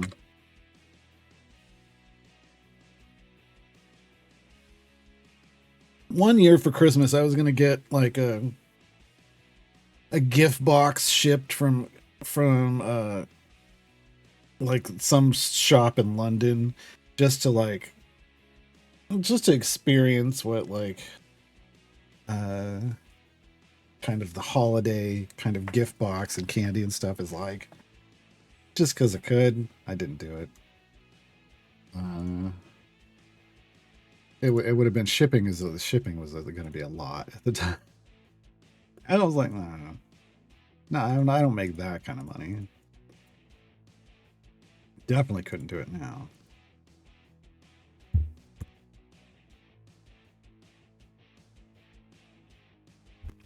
All right. Where it's 20k. Oh, 250k stacks is it's in my Briv guide. There's a kind of a tip on how to do it. It's in that guide. But I need to highlight the video that we did the other day because it's way faster. I didn't even use... I just had a healer in, and honestly, I don't know that we needed the healer. But basically, you go to... It's in his Nerves of Steel variant, because in the Nerves of Steel variant, the enemies attack 3 times faster than normal. So we went to... You go to a full ranged area, which is like area 48 or 98, like... But you go up to a point where he's not killing them, and just the point where he can't kill them, because you don't want them doing too much damage. And then you let it go. You have him in his heal spec, like his go with the flow spec. And then I did 10x speed, so speed potions. It was 15 minutes. You got to sit there and watch it, but I mean it's 15 minutes because he's gonna die. I was getting about 40,000 stacks before I'd have to then click to move him, but he'd die and I have to move him back up again, so that he was always in 48. How's my game moving so quickly? Speed potions. So we got a lot of speed potions going on right now. In fact, I'm gonna throw some more on.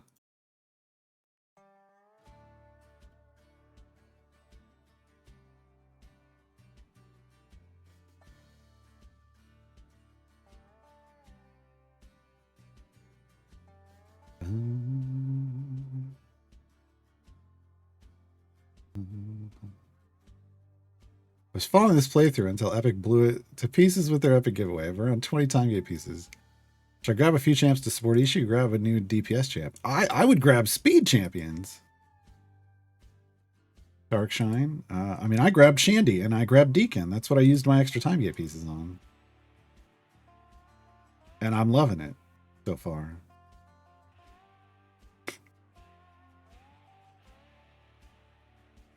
Because you don't need more damage until you get further into the mid game. So speed is really kind of what you want, because you're going to use speed throughout the entire game. Haven't looked at my potions. I've been hoarding them like the real D&D. Nah, you got to burn them. Well, you got to burn the speed potions. I think I don't like to play the game without speed potions going. I'm just so used to constantly having them. Oh, there's soft cap, folks. Area 480. 480. We soft capped.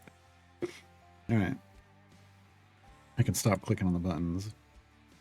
But I use the speed potions, and then I use the apothecary to break down other potions to turn into speed potions. But we're getting to a point where I'm opening enough chests now that I haven't had to break stuff down in a little while, which is nice. Those giveaways helped. Because all those flat chests had potions in them too. I have most of the speed champions except Human. Then pick up Human. I mean, if you don't have all the speed champions, then you're not done picking up. Well, you don't need all the speed champions, but you need a solid speed group, and Human's the core of that.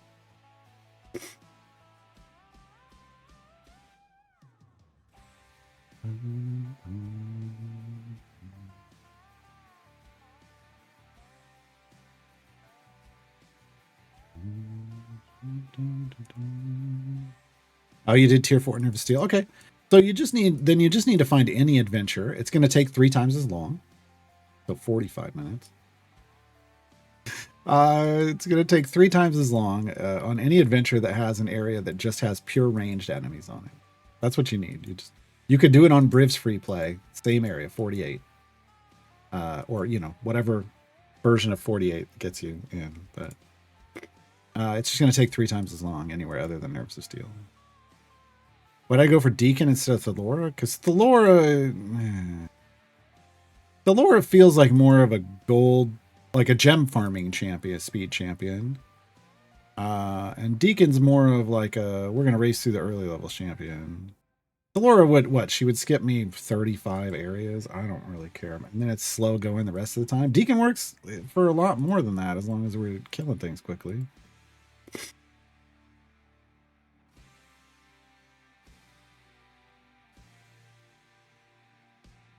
Yeah, I don't want to have to worry about stacks. I just want always on speed.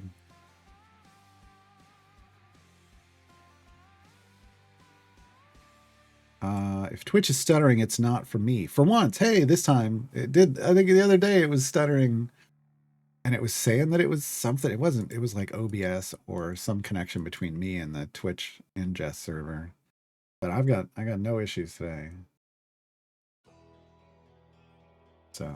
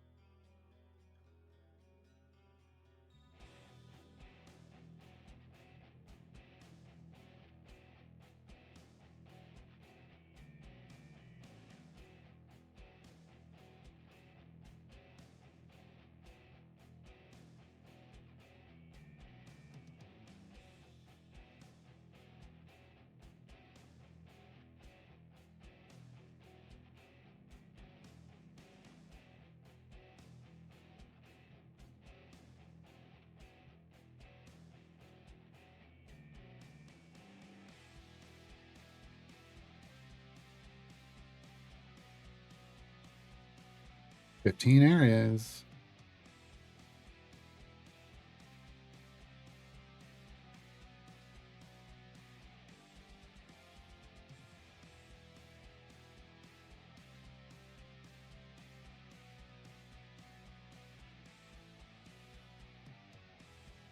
Yeah, I'm just not. I don't like Thalora. I guess you like Thalora by Ishikira. I guess I don't. I guess that's what it comes down to. Personal preference.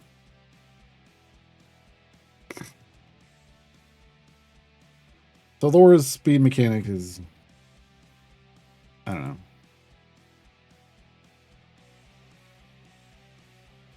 It's just it's limited in a way I don't want to be limited to. Is what it comes down to. I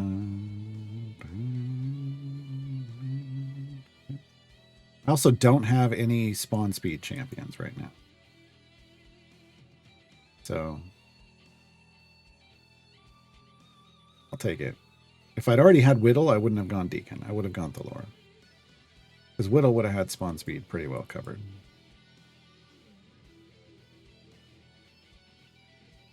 Party won't stop making progress. Swap to it and zoom in like crazy. Yeah. You don't have to go over there. You just have to look here and see is it like it's on 16. If I come back in a little bit, has it gone up? There used to be a thing that filled up here. Like it used to show you that it was working and it doesn't anymore. Oh, we cleared it. Okay. Boom. Cool. What's next? Show offs. Tier 1. Dex 14 or higher. Okay.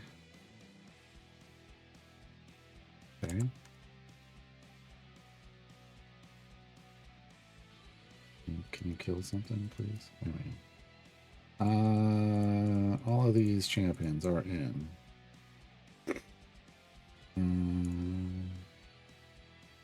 But we don't have Dragon Bait. I'm not putting him in. Did we bring Grim in?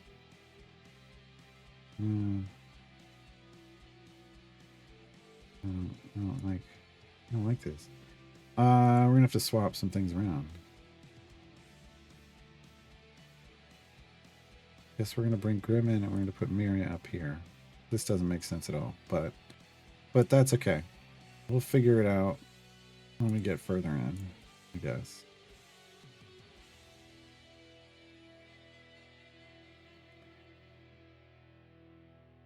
This may, I mean, if I didn't think we were already going to have problems going to like 800, I think we're just going to 350 here.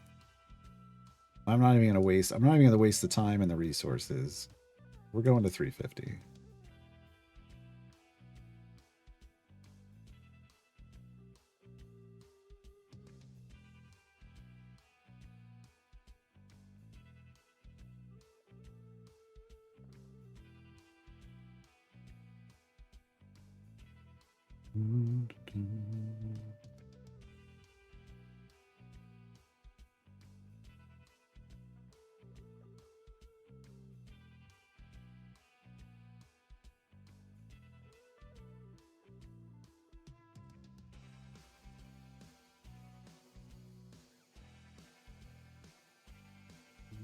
I don't understand why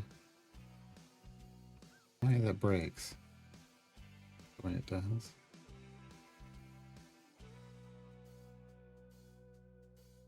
$350. I think we can just do one of these and like try 2 of those.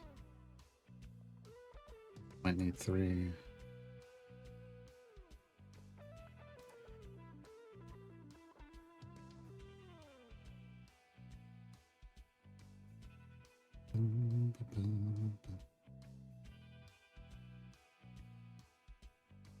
Worth it to save gems for humans, I'm assuming speed feet, or still buy gold chests? My rule of thumb for that is if you figure out what your daily like gem gain is, like if you want to like spend all your gems at the start of the day when you first look at your computer, and then the next day, the start of the next day, look at your computer, whatever regular day of gameplay was, how many gems did you get? Multiply it times 5. If you can do it in 5 days of normal play, go for it. If it takes longer than that, it feels like you'd be better off just buying the gold chests. Because usually you need things from there, like speed potions. You're also going to get a variety of things you want from there. They're going to help you go faster, generally speaking. But yeah, like on this account, I think we're at the point where we could probably start saving up for 50k feats. But usually you start with a 12.5k feats. That one's usually pretty easy to get to. Because that's just 2,500 gems a day. Or 5 days. So anything that helps speed for that. And then go into the 50k speed stuff. Or if there's... Does she have a... She will have a 50k... Eliwick will have this gem feat at some point. It'll be 50,000 gems. And it should be the first one you get before any other... First 50k feat you get. But you always invest in the speeds, basically your gem gain first. It just makes it easier then to get everything else.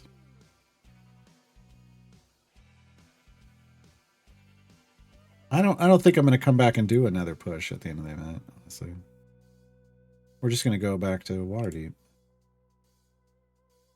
I don't think getting another tier is really going to, or getting, finishing the tier 3 is really going to matter.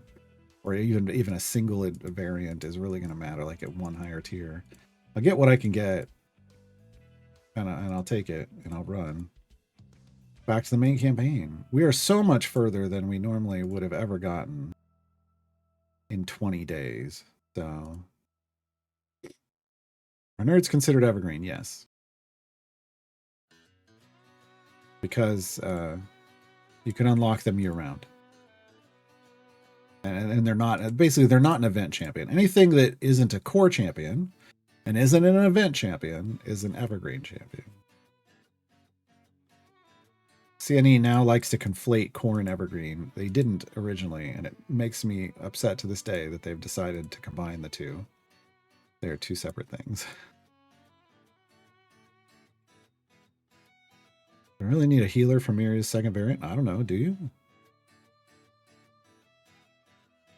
I'm not in it. I don't know. I mean, it doesn't say you do. So you tell me. I don't know.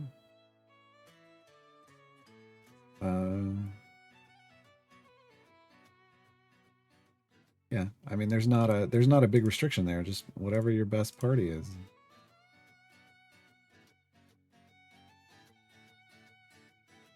The description recommends it? Where? Hold on. I don't read those. I'll be honest. I don't read those. Here's some zombies. Blah, blah, blah. Use healers to give her more longevity. No. They're trying to act like healing is a big deal in this game. It's not. You actually want her to... You want her to die so she pulls clones. Because then her buff gets bigger. So the only issue is, like, do you need a healer? I don't know. Are you dying before you can complete an area? And do you think healing would actually help? And sometimes it does. Sometimes it doesn't. There's a certain point in this game where healing stops mattering. I don't know where. I don't know. You got to figure that out.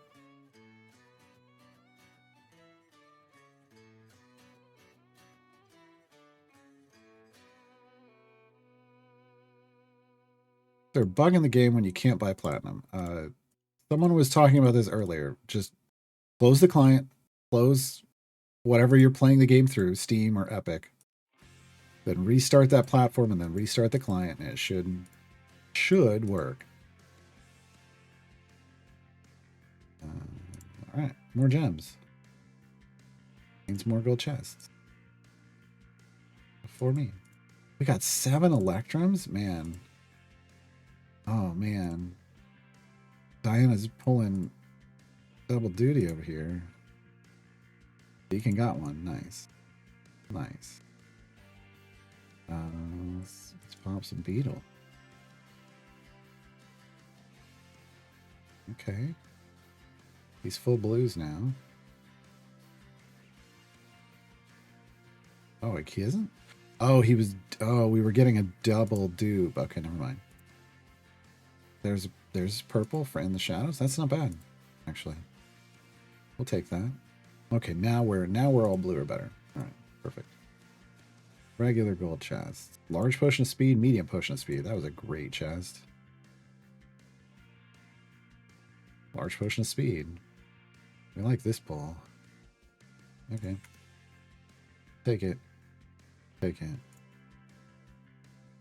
All right, he's now blues and purples. Just off one variant. I'm level 44. Holy crap. Grim ended up okay, that's his bonus. Grim ended up at 89 item levels. But with Beetle in, that goes up to 133. Beetle's at 44. His is not showing. Are we just not to the point where are we not leveling him up enough to? No, it should be increasing his, and it's not. Interesting. His is broken? He should be getting the average item level off of Grim, and he's not. They should basically both be at 133, and they're not. Why not? Reset. When in doubt, when something looks like it's broken in this game, restart the client. So I'll tell you this: there's one proven fact in this game, and that's the more speed potions you use, the more bugs crop up in the game.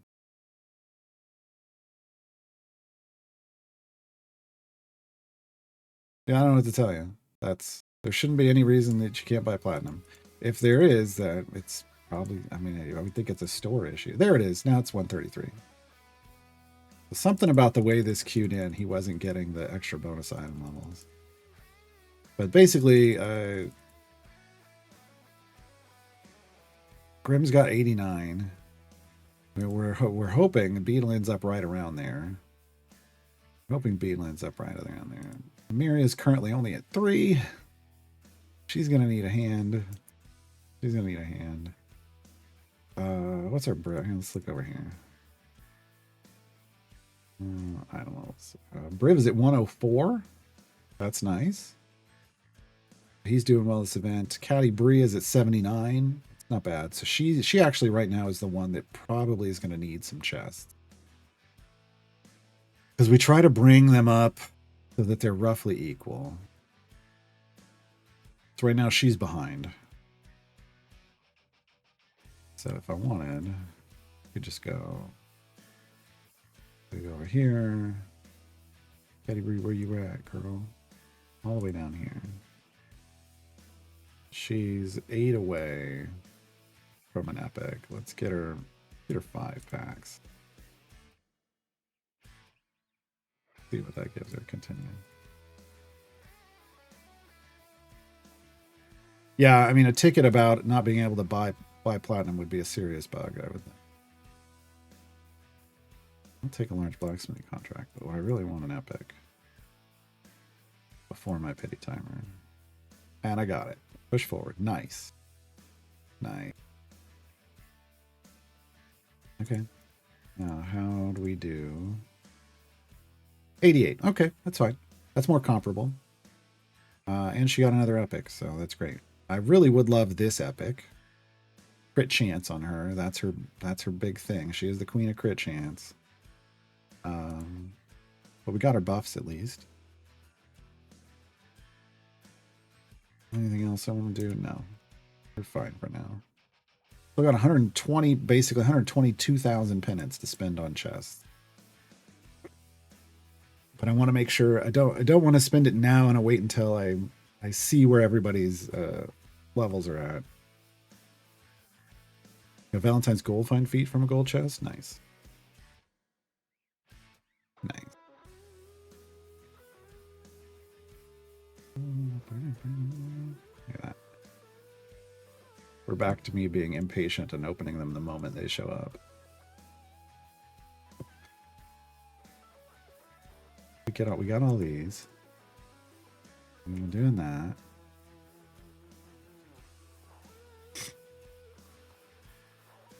Down to 4 time gate pieces. Well, that's fine. We don't need time gate pieces for anything right now. So we'll get like the natural drop in a few days, and we'll be able to do another time gate. Who are we going to pick up then?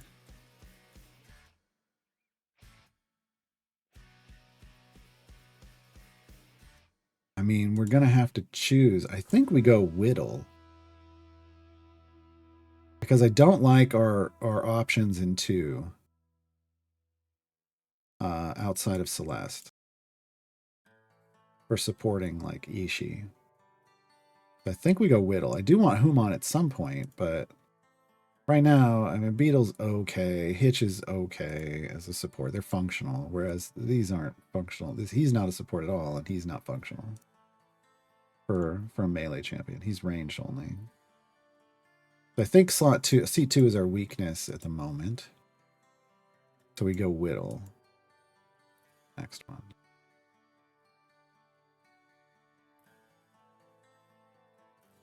Seems like the play. And then Modron March is going to bring us Diana back around again. So if I wanted to flex Diana, even though I already have her, that would be a good way to build up item levels. I've already got Split the Party 2 done. I'm not racing to Split the Party 3, so I have a choice there. Mahen. Oh no, we're doing Mahen. We're for sure flexing Mahen. The gold find off Mahen is amazing. Dog, thank you for the follow. Ooh, Krydle. Krydle Champions of the Forgotten Realms. Krydle might be a good pick.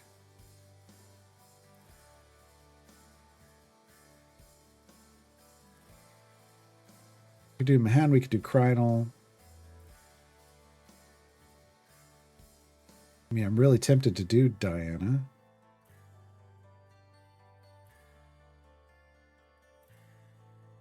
Oh, we'll see. We'll see. Who do I have in 3? Well, Hulson. I have Annihilate, Artemis, and Hulson, which means I have Hulson. Which works just fine with Ishii.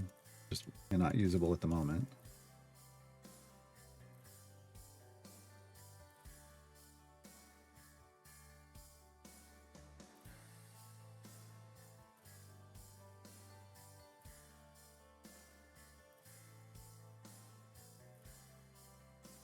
Yeah, Mahan's a huge gold find pickup.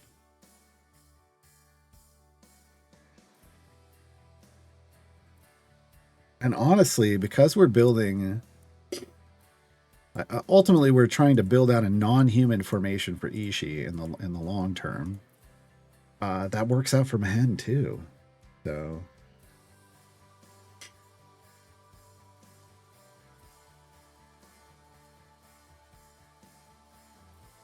I did Briv's 3rd variant tier 4 with a cast party. I was going to do cast with Desmond, and then I ended up smoking it with just a cast party. I hadn't even put Desmond in yet. But I have a, you know, obviously I have a well-developed account on my main. The only person on my main account that isn't well developed and I never will be for just for pure RP roleplay reasons is Volo. Roll is real strong, but I don't need to use him on that account, so I'm not gonna. I use him on this account, but I'm not gonna use him on that one. All right, 350. We're racing through this. We're gonna be fine.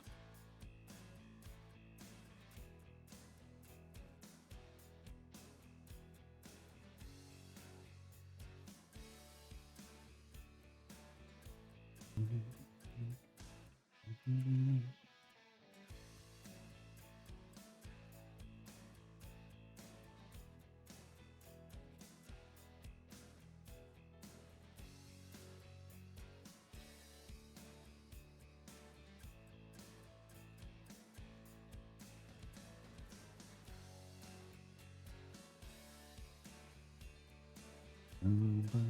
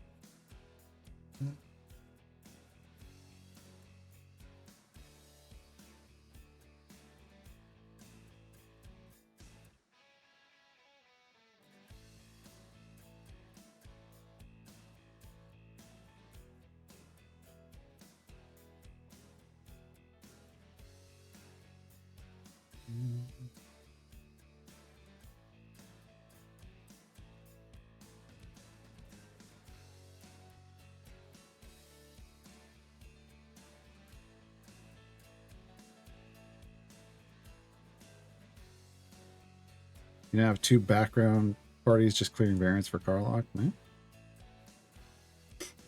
She gets more powerful the more Zariel variants you do, so late game, that's the big thing. When I finally get around to just knocking out all the patron variants, I will start with Zariel first.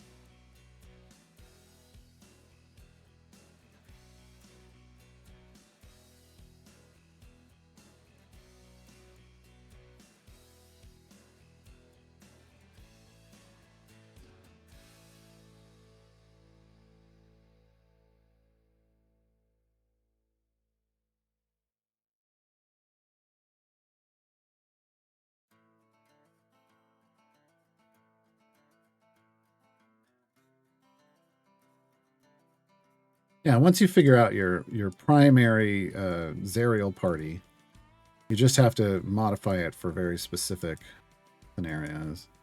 You can just load in the same one over and over and over again. For the most part. That's why I do like just sitting down and doing like one patron at a time. You get a better understanding of like, well, these are the champions that I'm using. I know, and you know how they're working. You can just get stuff done. See you, Javik.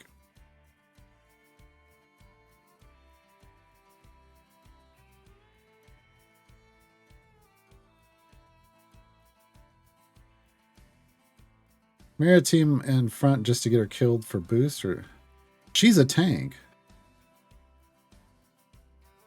She's in front because she's a tank. Literally, she is a tank champion. I don't need her damage. I just needed a tank.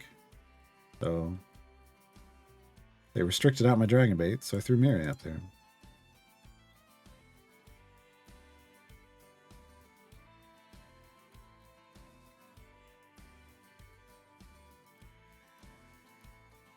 $54. Oh, you mean 5 overwhelm? I'm aware. She's supposed to die, but she's still a tank. She can't be one shot like other tanks. You have to get through her clones first. So right now she has 16 clones. I've got to get hit. She's like an armored boss or segmented health boss. I have to be hit 16 times before she dies. In that time period, the whatever we're facing should be dead. And we're only going to 350, so I don't even know if we'll tank outside of a boss.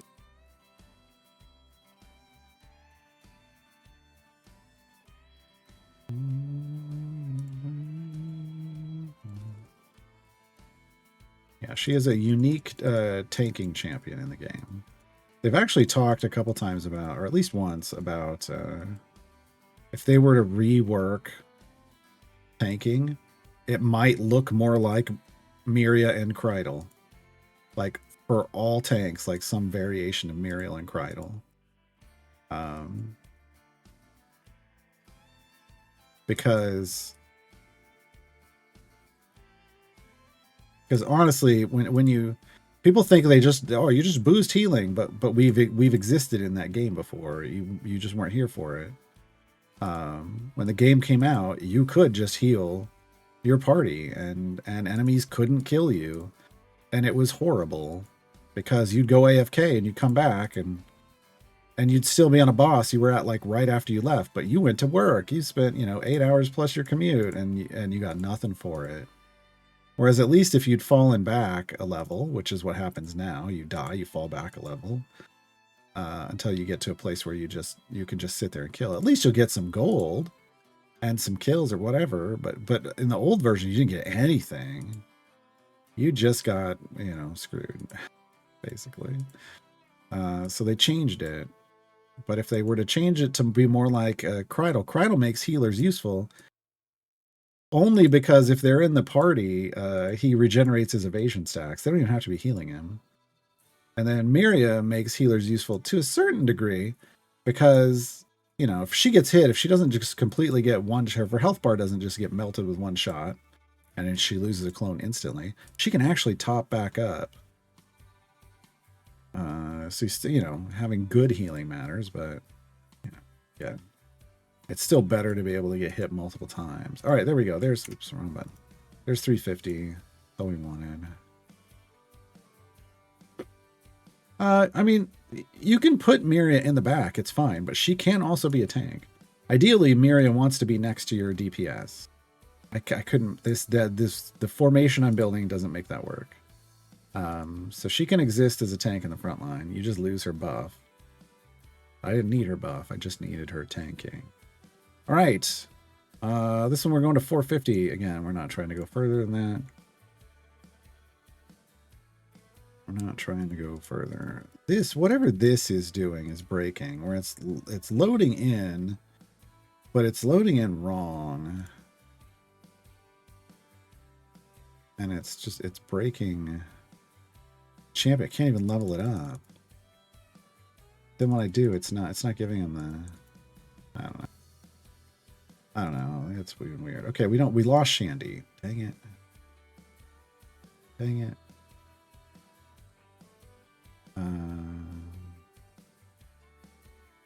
Still get the rest. So we get Dragon Bait this time. We can have Calyx again. Nishi, obviously. Olsen. Sheila.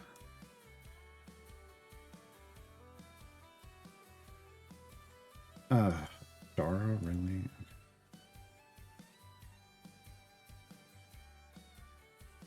Do Zaka. Up here. Do Star. We'll do Zaka and Gale. All right.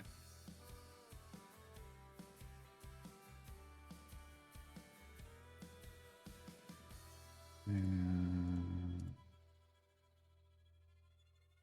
there we go. And we're off to the races.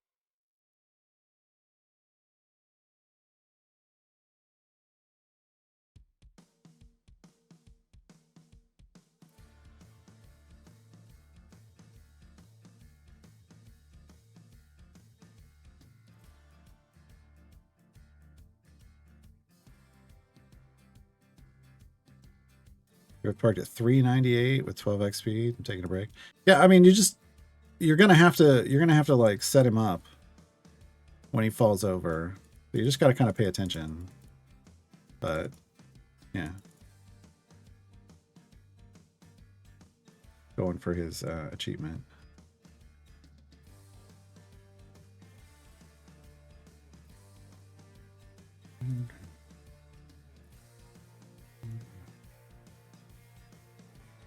Oops, I meant to do multi-open, please. Lilu Dallas multi-pass? Alright. Oh. Okay, what do we get for Beetle? Anything good? Just more duplicate eyeballs. All right. Whoa, hey. Take that. Oh, that was our pity timer. Didn't realize we were on it. All right. And yeah, meeting potion speed, sure.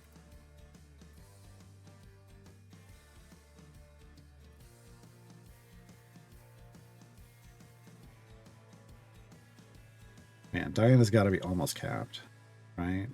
184 out of 195. She's got 11 to go. She's been putting in some work. Unfortunately, Sheila has not been putting in the work. 1925 out of 6,000 reagents. Come on, Sheila. Do better. Do better. Another champion for 4th slot. I only have Karlach and Jarlaxle.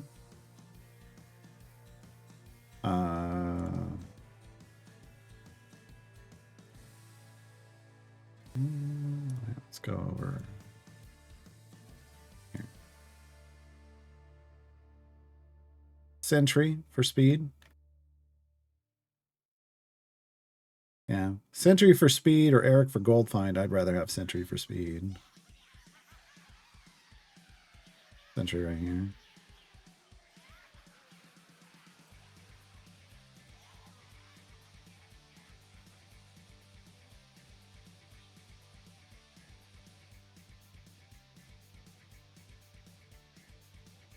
Yeah, Sheila's drop rate is slow. And you can feel it compared to Diana. I don't know why it's like so vastly different.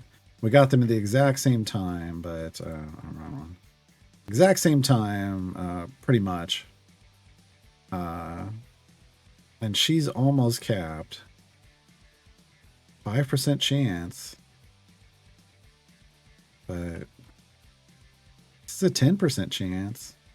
But it's just that it's 5 reagents. That's the problem. It's such a low number of reagents that getting to the cap takes forever. So maybe they tweak it by pumping up the number of reagents you get.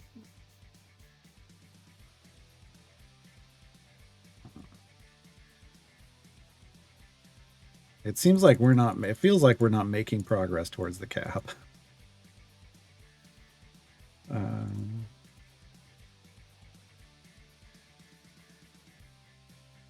Oh no, I get it. I get why the math is different. It just feels bad. The rate of acquisition feels bad. And it's actually something useful early game, so I feel like should be a little higher. I don't know. I obviously I enjoy things that are balanced a little towards making new player experiences more enjoyable. But that's because if you don't get through the new player experience, usually you don't play the game.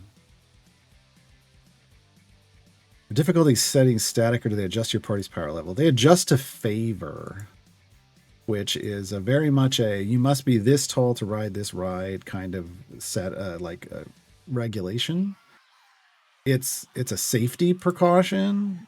It doesn't mean that you couldn't do it with less than what it takes to make it show green is easy. It also doesn't mean that if you have enough to make it show green is that you're going to enjoy it, right? You might not like that ride. But it's just kind of a rough indicator of, hey, you really should have like at least this much favor before going into this. But also you need to read these restrictions to see like, you know, how bad is it going to be?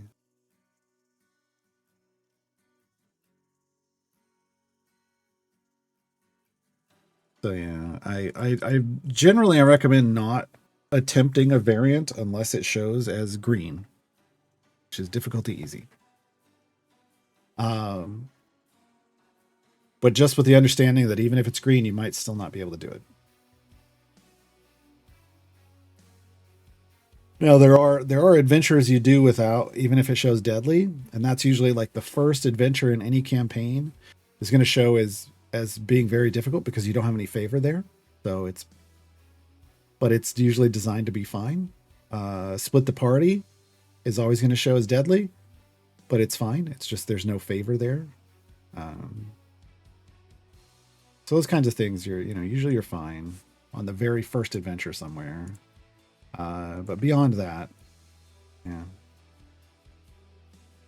What is the difficulty rating based on? Again, it's purely based on favor. Just favor.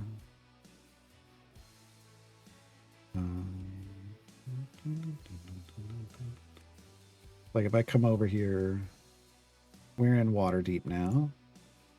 This shows difficulty easy for a base adventure.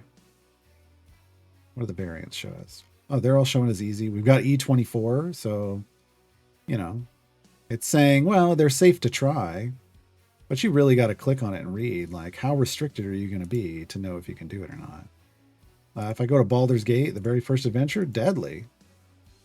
But I can do it. I only have to get to area 100, and there's no restrictions, so it can be deadly if it wants. I'll still be able to complete this. It's just because there's 0 favor that it's showing as deadly.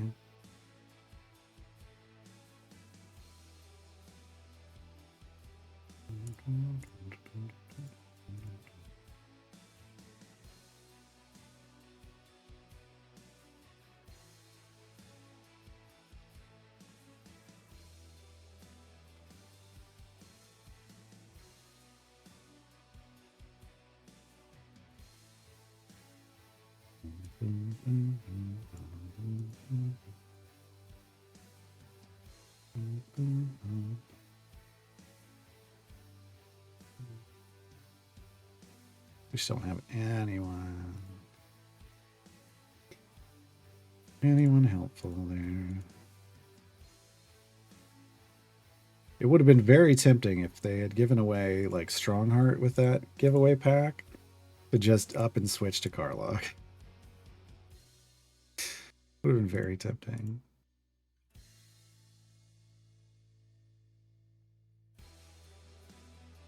Cleared a few deadly adventures easily. Took some time because low on gold unlock champions. Yeah, that's,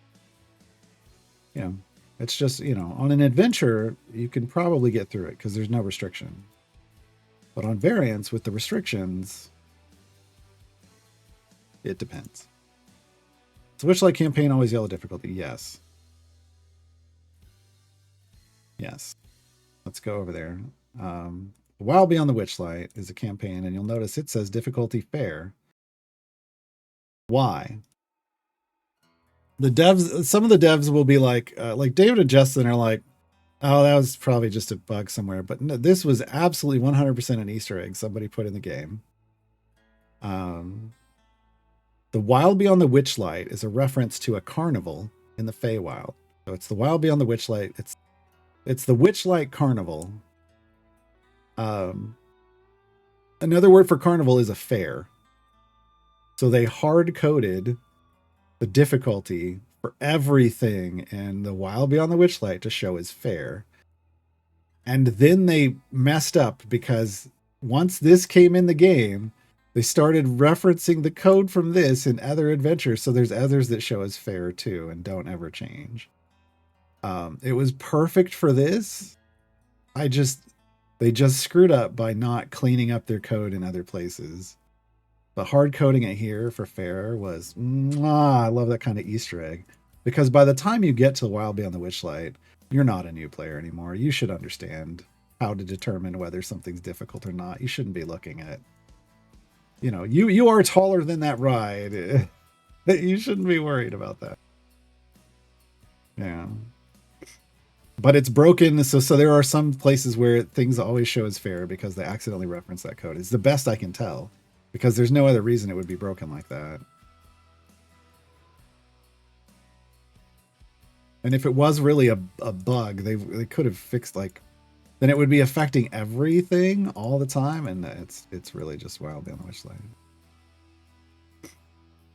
Yeah.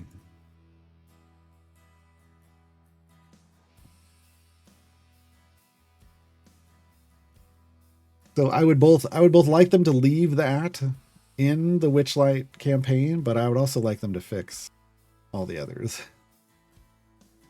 Because people get annoyed. People have asked for like 7 years for a different difficulty rating, but there's just there's no real good way to do that because there's no way to estimate how good you are as a player at building a formation, and that's the true difficulty rating, right?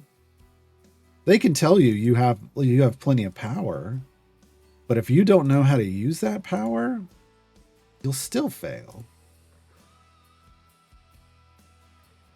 How are the Cadbury's doing? I ate my first one on stream earlier.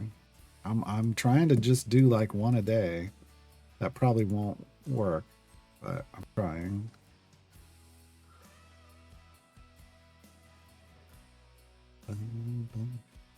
Yeah, Ashara's ultimate is 420 Blaze It with the base cooldown. As a fireball. Lyrics. Super long ultimate, unfortunately, but it is funny. 5 gem cards on Aluik and a Brib farm. Nice.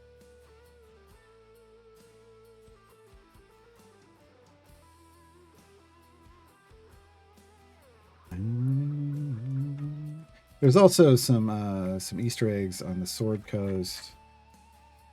Man, I don't remember where they all are. But there's some art drawn into these maps.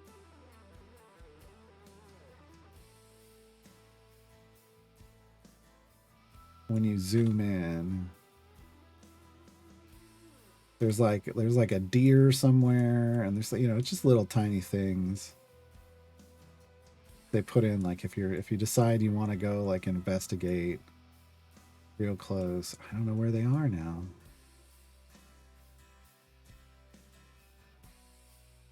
Oh, there it is. There's this little like hand like line drawing of like a deer right here under star mounts. Where if you're out here, you just kind of, oh, is that a tree or something? It was just like a blur, but right there. I think there's another one somewhere.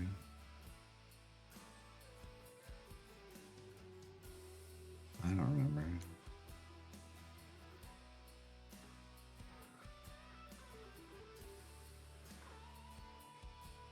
Yeah. You never know. You never know where you might find something hidden.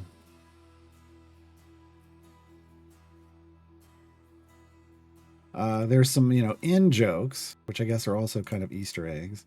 There's a point where you get, it might be in Avernus. You're facing off against Orcus at somewhere, and he's sitting on a throne, and right under the base of the throne is a giant boombox.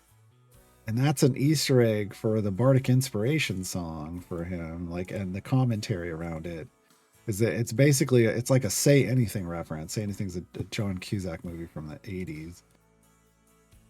To him just showing up and playing a song, trying to on a boombox, trying to, you know, tell someone they love him, and the joke is that, you know, that canonically for us, Orcus and the Raven Queen are in a relationship.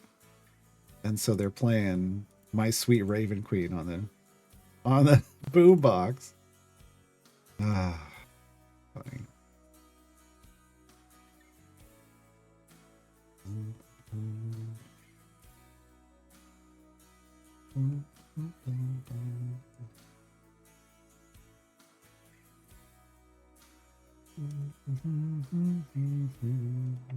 Yeah, it all kind of spiraled into each other. Once we started talking about Orcus is totally in love with the Raven Queen, it just became this big thing. Because they're just angry at each other, right? All the time. They're always fighting, and it's like, but are they? Or is that just what they want you to think? Because they're in a romance that people would frown on. Right? That's the whole point of the song. The 404 I understand. How is 420 related to fireballs? 5-day 20. 4, yeah, that's 420 blaze it. There's no other better way to blaze something than throw a fireball. It's a marijuana reference. Let me try to put it in the most like grandfather way possible. It's one of them marijuana references.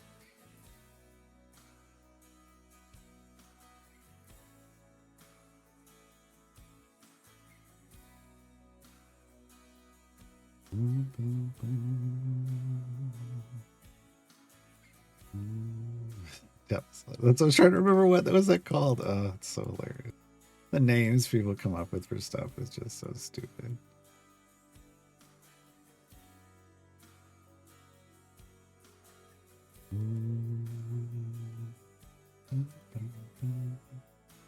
We are not going fast as I would like.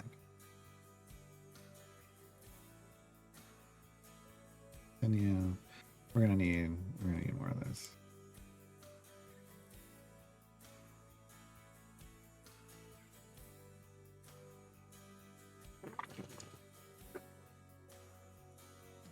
You'll hydrate.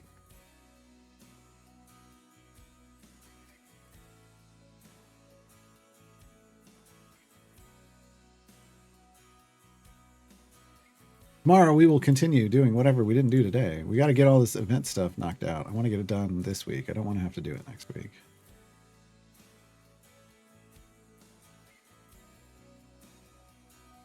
And then Friday we return to South of Midnight. South of Midnight. I was gonna fix my brim farm, but then I got high. Yeah. I know that reference.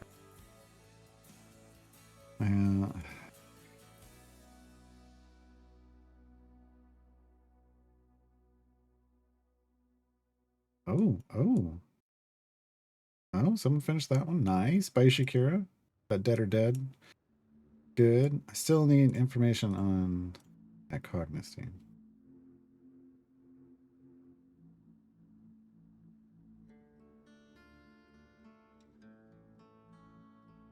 I know how to deal with the others. I just want to know how fast it is.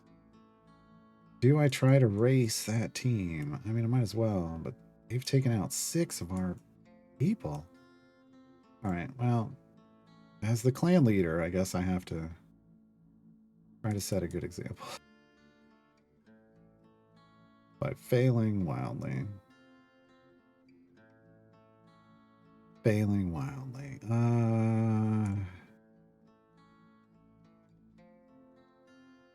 Yeah, are we all or nothing here? This feels like an all or nothing.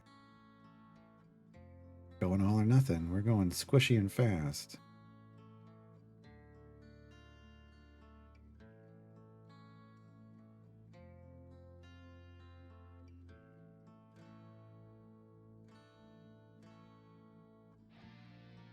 Son of a... They're so fast. There's something done.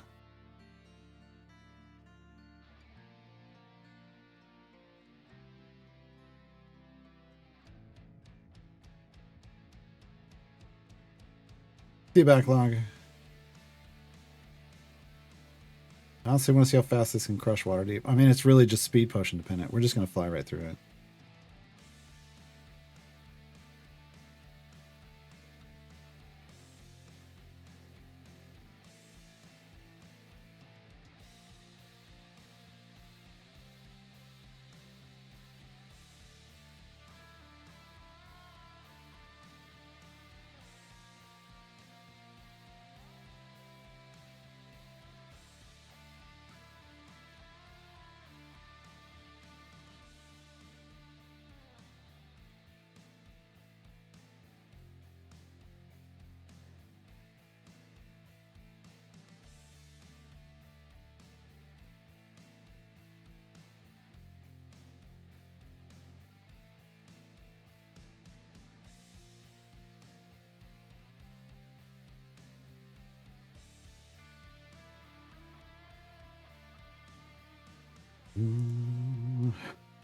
Rogues, where we're going, we don't need rogues. Wait, is that what we're doing?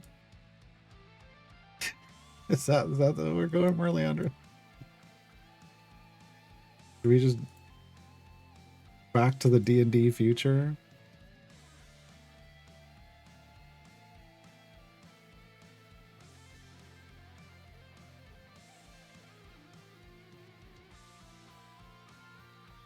It was Lurking Rider. I was talking about Raid. I was talking about the Siege thing I was doing.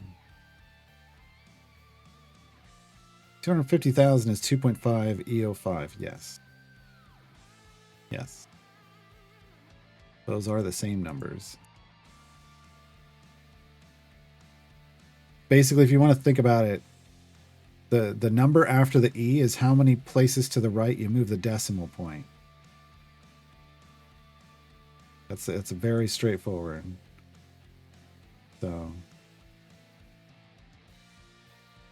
So 2.5 EO5 means 250,000.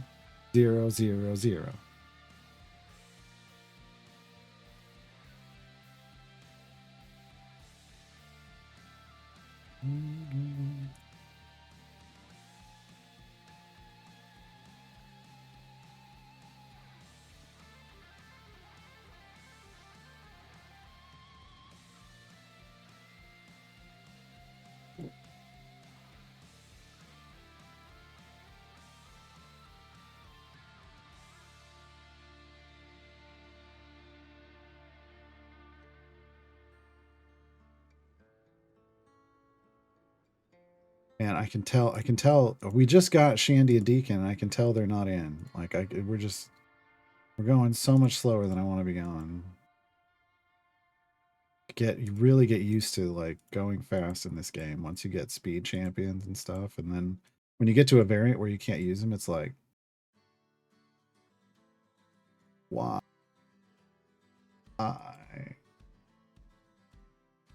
Why would you do this to me?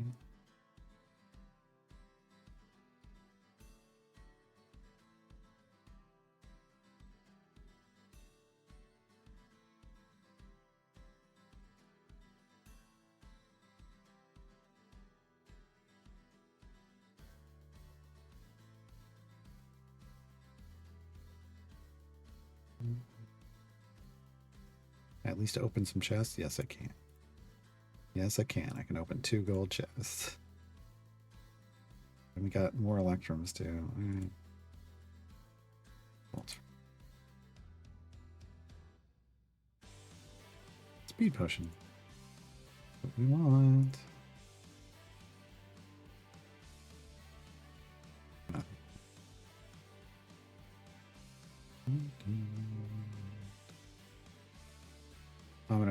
As we get closer to, I mean, I've gotten all my champions for this event, but I'm gonna have to start saving up electrums again to gear up the new champions in the next event. If we do,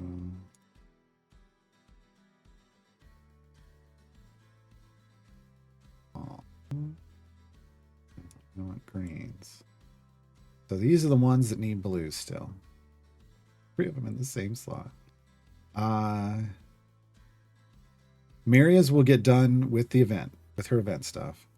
But we need electrums to go to these 4 champions because they're not part of the event. That's the only way they'll get blues. Oh, we still got a time gate to do for Deacon. Oh, I forgot. We'll get 2 more gold chests for him. It should be 2. That's 2 more blues. Literally forgot we've got a time gate open right now. That was silly of me. That was absolutely silly of me.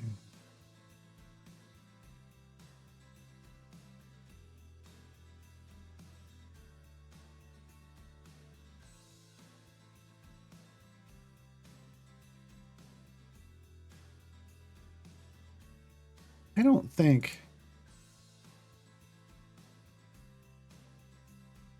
don't think Marty McFly is Artemis and Trary. Who would Marty McFly be if they were a champion in this game?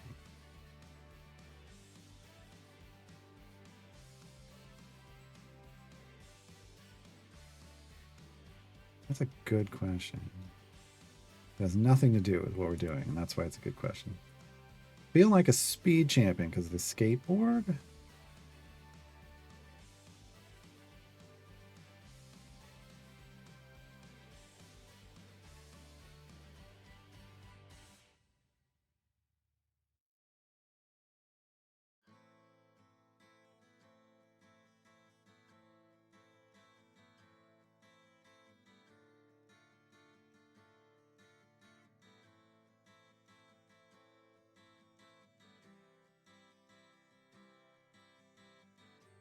Yeah, I don't think speed works though.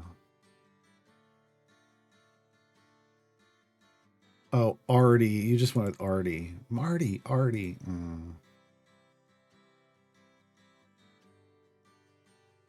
Yeah. I don't know.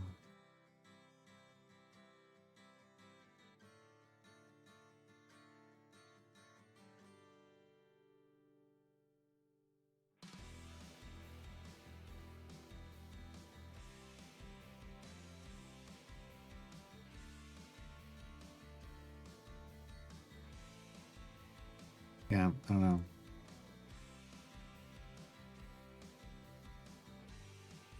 Because then you got to figure out like who's Doc, right? And so they should probably have some kind of reference. But I don't think that works in this game.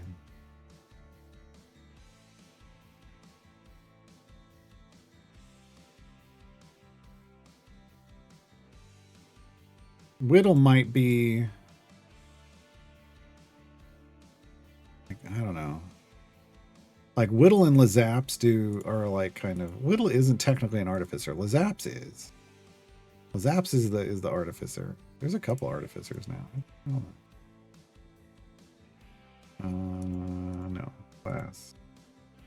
Artificer. Lazaps, Aeon, and Vi.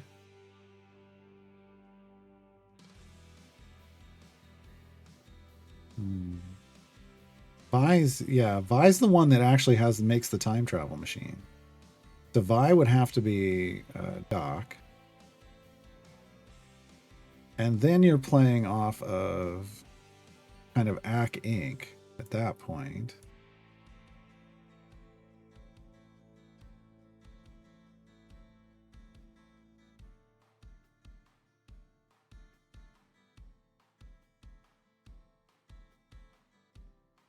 I mean, is it Omen or is it Jim? It's probably actually Dinar. No, he's actually got too much confidence. It's probably Jim. For the performer, right? Yeah.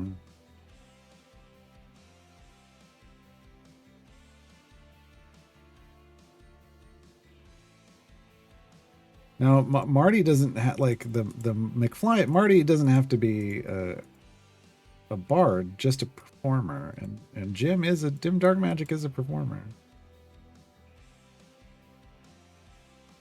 Yeah, Eliwick would be.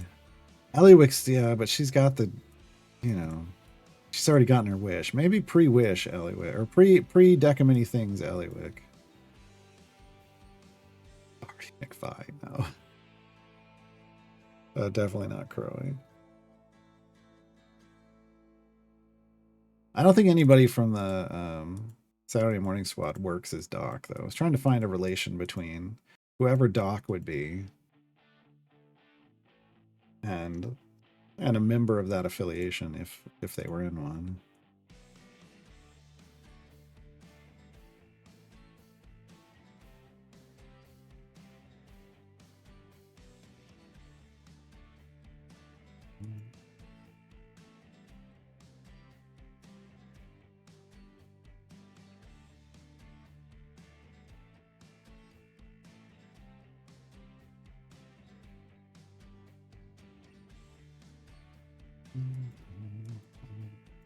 Dungeon Master doesn't time travel that. Oh, Bobby from Hacking. He's not in the game.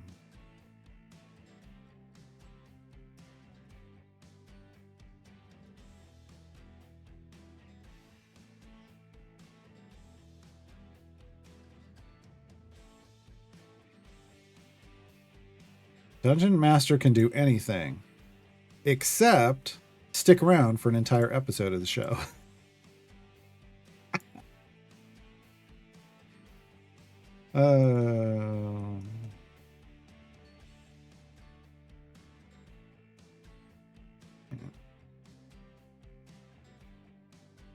Yeah. Stick around for an entire episode and fix his relationship with his son. There you go. Not fix his son, just fix his relationship with his son.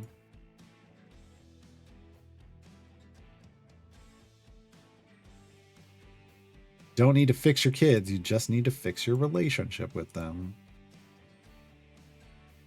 It isn't your kids that are broken, it's how you look at them. Most of the time. Vast majority of the time.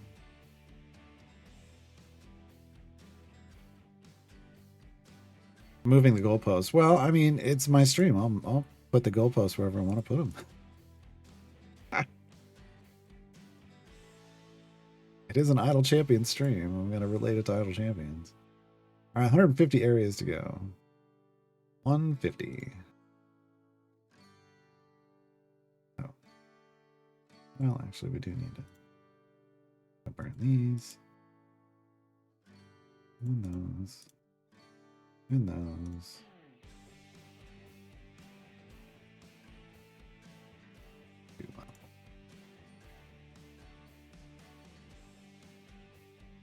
Yeah, 5. Okay.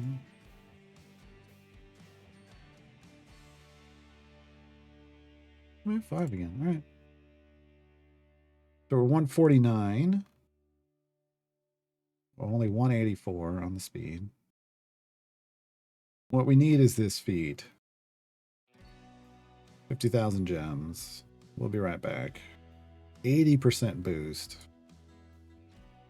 would be the biggest boost to this right now. We need to get that before we try to cap her. She caps at 400, so we're not even halfway there, so we're safe. We're safe. It is tempting to use a shiny on her. Got 2 of them. Who's got the? Somebody in chat's got the numbers. What's the shiny cap with both the feeds? I can probably go look this up as well.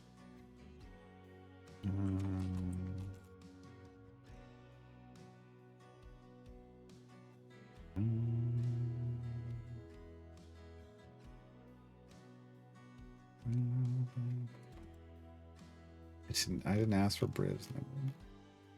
Hold on, here, let's see. Did they fix this? Find out.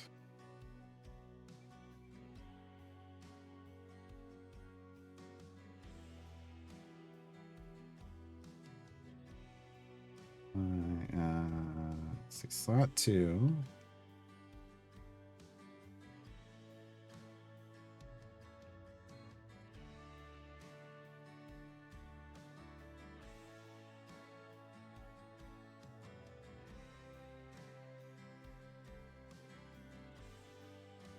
So if I shinied this right now, I'd have a 315% once the feet hit it.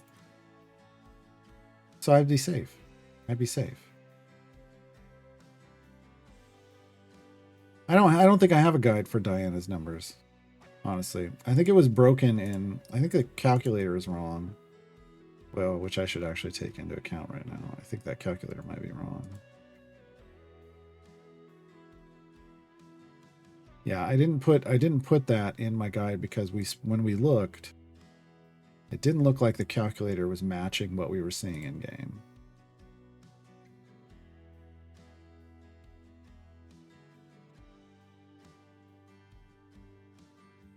$114 is too low. Yeah, I don't know where you got that, but that doesn't seem right either.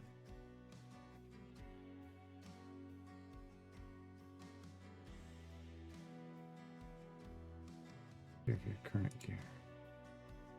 Yeah, that calculator doesn't work. It says a shiny with both feet should be 114. But if I put in my current item level, it tells me it's 315. So it's... Oh, but even that's broken. And it's just locked at 315. What? I don't know. That thing's so messed up. Let me go normal. What would it be? It's saying if I don't shiny it, I need 295. Honestly, if putting a shiny on it makes me done right now, here we're gonna do it. then I'd happily be done right now. Let's go see. Is the calculator working right? No, it is not. Hold on. So it says not that one. What would hold on, let me see.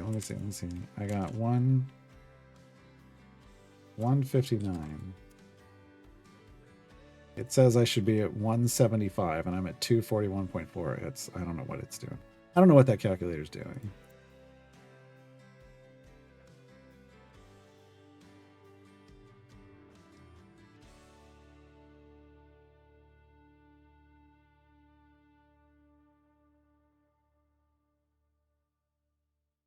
I don't know. I shined it. We're gonna get that feet next. We're gonna get that sweet feet action. That'll be the next feat we buy. The next thing we save up for. If that caps it, that's great. I'm not gonna put any more item levels on her. We're just gonna store up item levels for, I don't know, somebody. I don't even know who yet. Don't even know who yet.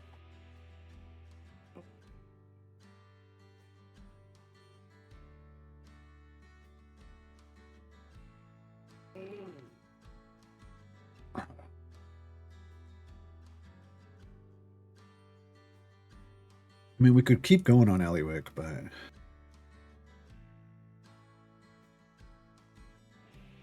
was trying to get some speed up first. So if we can get her speed feat and that caps her, great. If it doesn't cap her, then we're gonna cap her and then go back to Eliwick.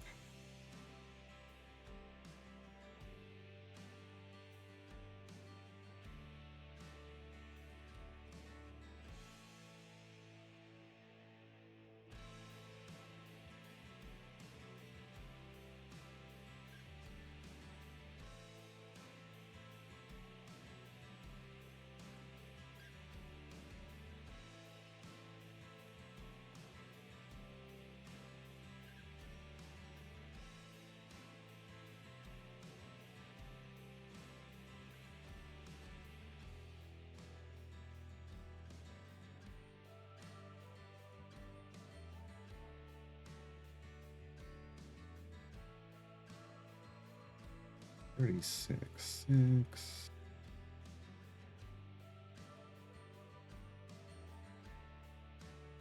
Okay, take that.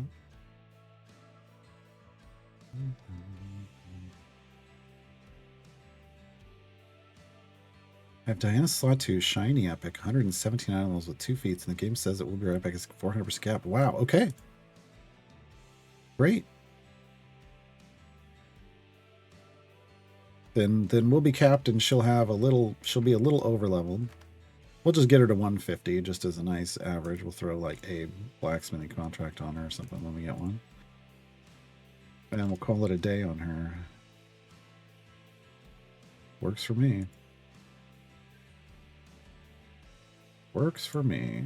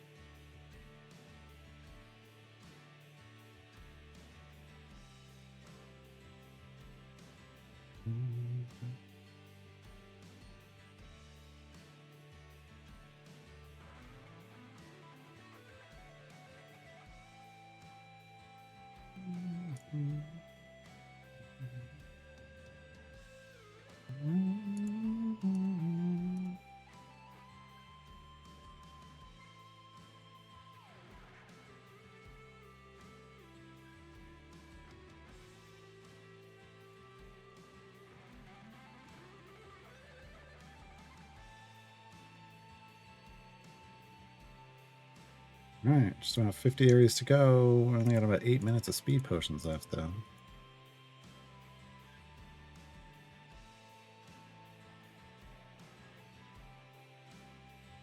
So you 4-jumped Briv before you got Human. That was, or Eliwick. Wow. To me, it seems a little backwards, but everybody can go about their game the way they want. Aliwick to me seems like the top priority. Then Human, and then Briv. But you did the thing.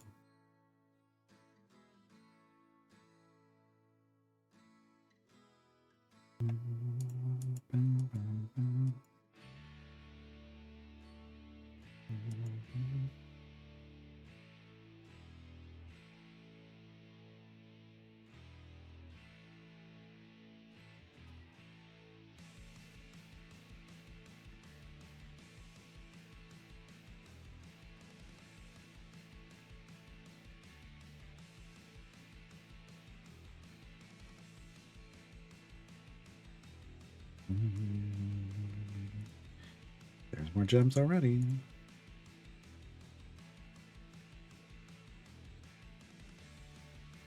And 2 more Electrum chests again. Put a lot of event tokens in them, yeah. There's Charisma for Miria.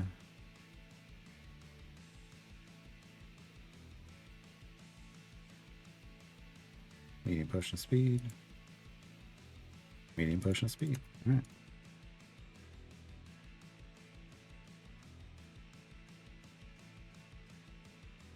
That's not the button I wanted to hit. Is he moving?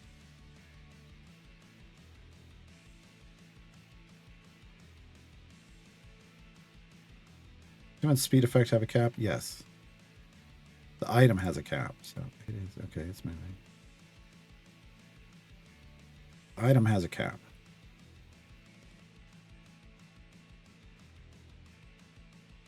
That's why normally I would. Briv doesn't give you a lot of speed for the item levels at the start, but Human does. So normally I would go Eliwick. I start with Eliwick and Diana. Diana's speed thing scales. You can see scales real fast.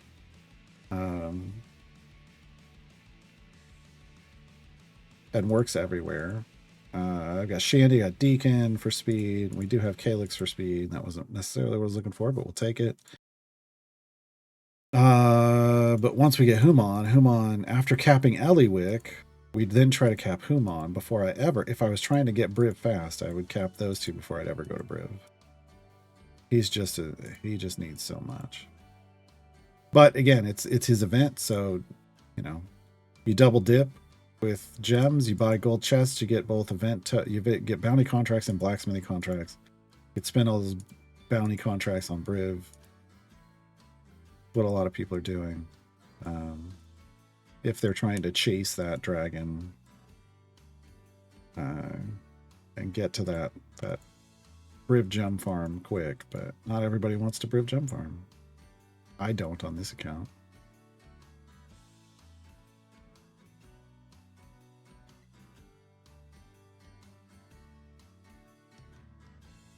Mm-hmm.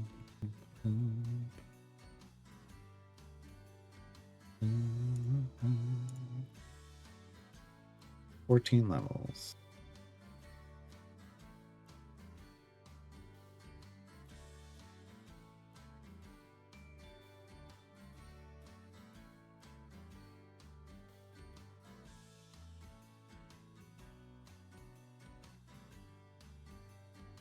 I got the dragon from the vault too. I'm a filthy oceanic mammal.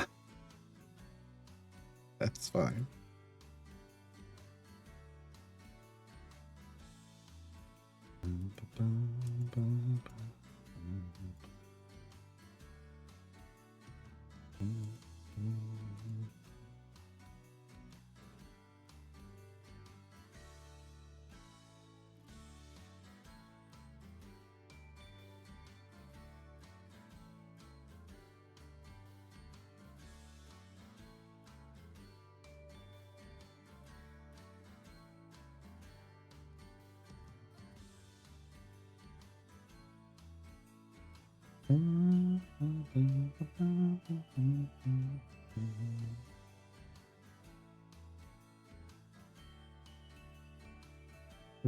We really gotta go from this into the time gate. I totally forgot about the time gate.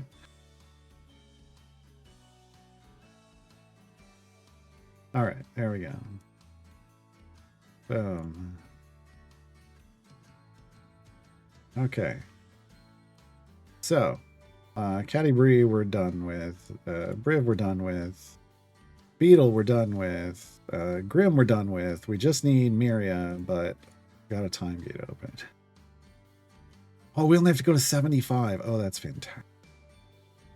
So we're just going to try to race to 75 twice and get out. I don't even care about favor. Just get me to 75. Just don't have it. I don't have any money. Don't have any money. We didn't get any favor. Oh, it's bad. It's painful. Painful.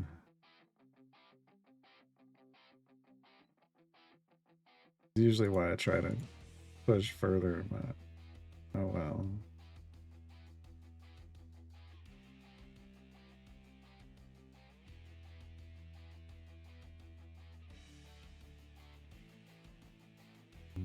Oh yeah, getting to 1400, 1600 is if you don't have if you can't put in a full speed team, it's just it's so painful.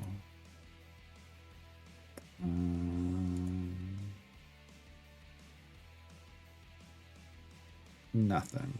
Okay. I get a lucky blue. Do not. All right. So he's currently one epic short. I wanted to get 2 epics. Everybody else has 2 epics. Let's go to the shop. No, I want chests. Where's Beetle at? He gets an epic and 3 chests. We're just gonna buy him one at a time because we might actually get it early.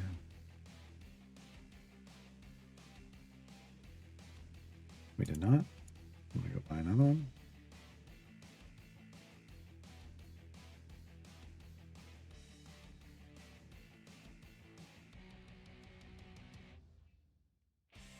And we're going all the way to the pity timer because, of course, we are. That's been my luck today. Buying chests. We go all the way to the pity timer.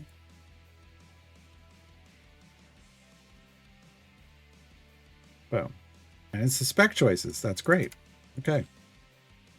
So, he's got 94 item levels and 2 epics in the shadows and his spec choices. That's great. I would have also accepted Sticky Finger. I mean, we'll take whatever we get, but Sticky Fingers for Gold Find would have been good. We look at our friend Grim, 89. So 94, 89, that's close enough. But Grim ended up with 5 epics. I mean, of the 2 to get them, the one that we would just be using as a DPS at certain times with the breaker ability. It's a good place for the epic stand up. Good place for the epic stand up. And what do we see? Caddy Bree? Caddy Bree's at 88 as well, so totally cool.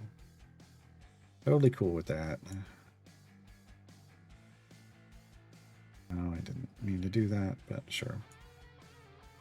You can go tank in the front.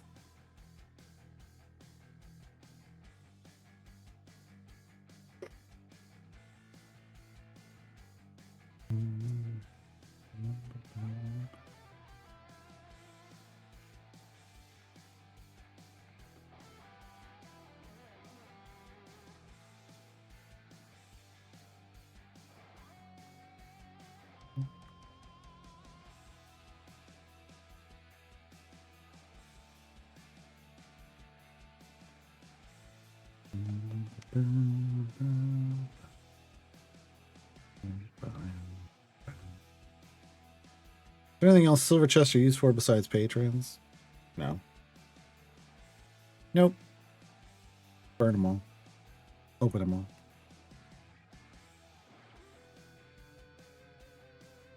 There's one use case for it, and it's really not great.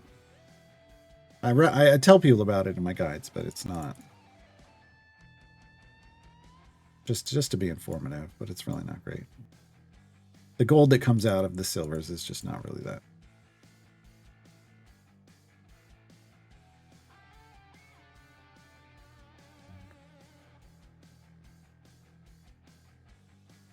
Really, you're burning them for a chance at whatever consumables they're going to give you. That's the primary use of silver. The secondary is duplicate item levels. And in far last place, like consumables, item levels, somewhere, you know, way down below me. Then we get to the gold. Trying to read the guides for, but yeah, no, it's in the event guide. I talk about it in the event guide, like in all the event guides. So it's not going to be in the main guide. Actually, yeah, it might be under. Well, yeah, it's probably just in the event guide.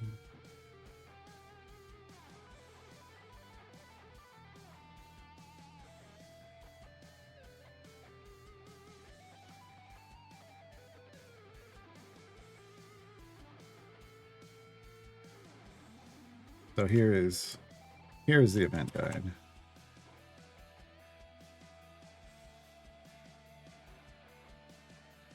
Do I talk about it in there, or do I talk about it in event planning? I may have removed it because it's just kind of.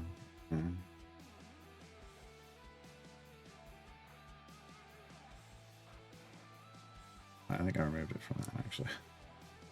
Figures. Yeah, it might. Let me check event planning. Hold on.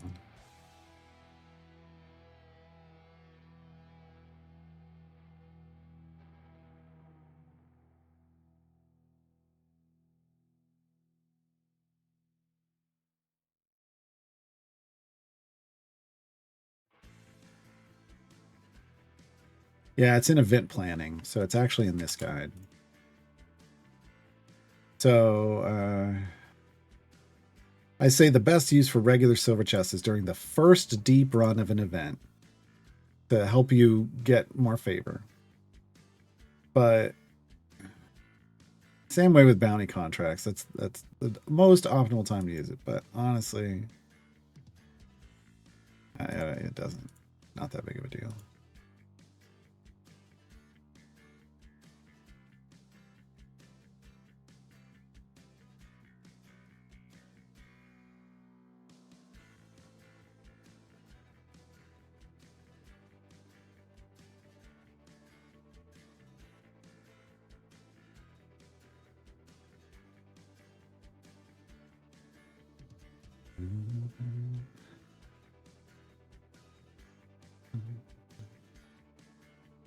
I don't think, yeah, it's not, even if you're still unlocking Core and Evergreen like I am, it's not worth saving up. You're going to get so many just by playing. Just burn them. Smoke them if you got them. That's usually what we say. Smoke them if you got them.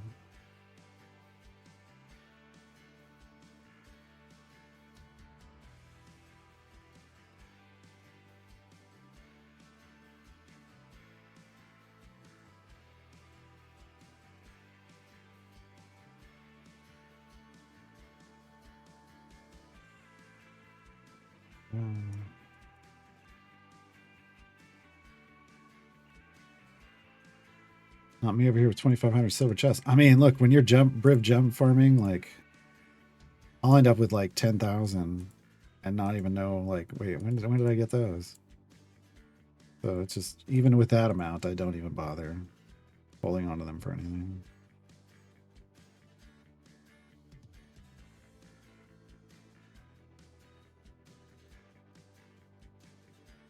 Your Makos is currently out DPSing Artemis.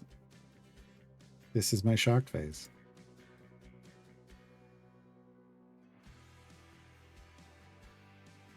Or is achievement done? Back to jump farming.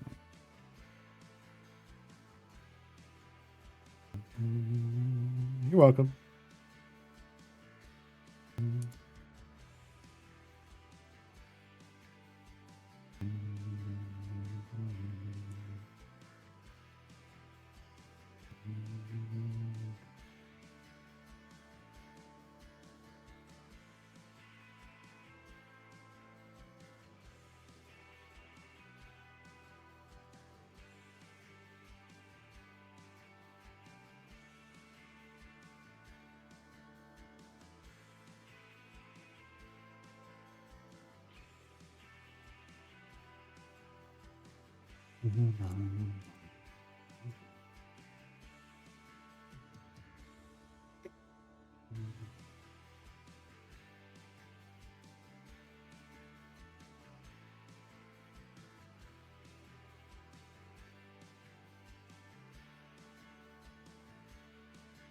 Is clan versus clan going?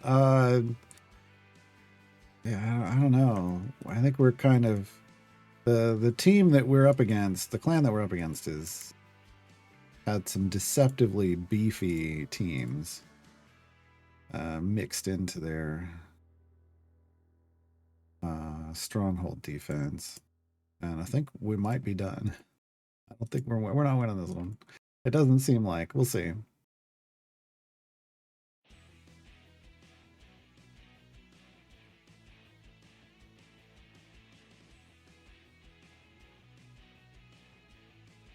I mean, it's currently they currently have 2,550 points, and we have 900 because they took out our stronghold. If we could take out theirs, we wouldn't, you know. But we've burnt so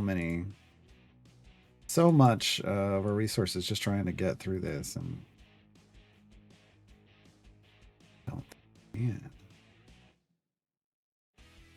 they just have. It's like a couple of their players have some really meta champions. They're just really hard to deal with, and you've got to like overpower them. And unlike idle champions, in that game, you can't just go track down the champions you want. Like it is just utter RNG. And then it's not, and then you're not even done. You could have these strong champions, but if you don't have the perfect gear for them, then they don't have their power either. It's just, it's a really grindy game. Sometimes it's more frustrating than enjoyable.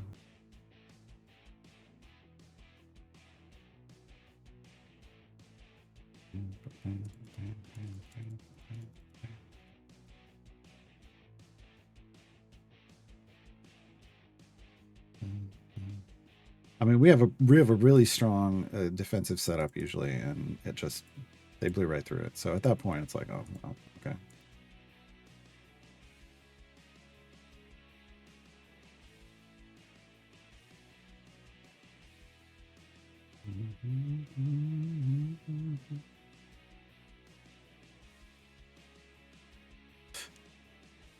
I did not watch that show. I think I watched like one episode of that show, Lurky.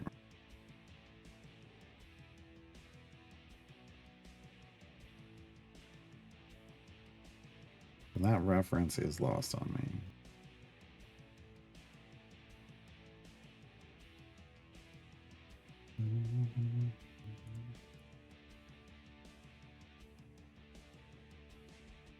Almost there.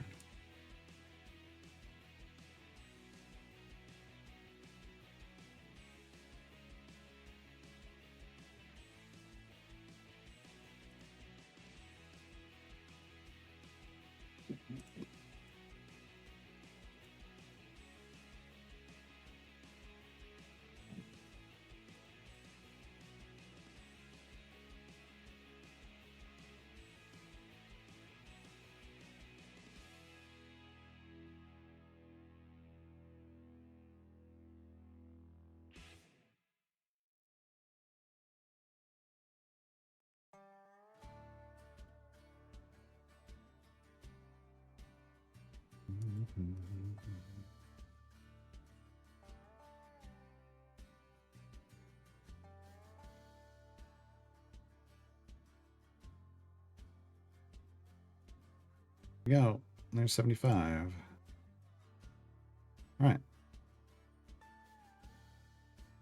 One more time to 75. But with a bunch of freaking drunk NPCs at the party. So, you know. They move around. They do. Okay. Okay.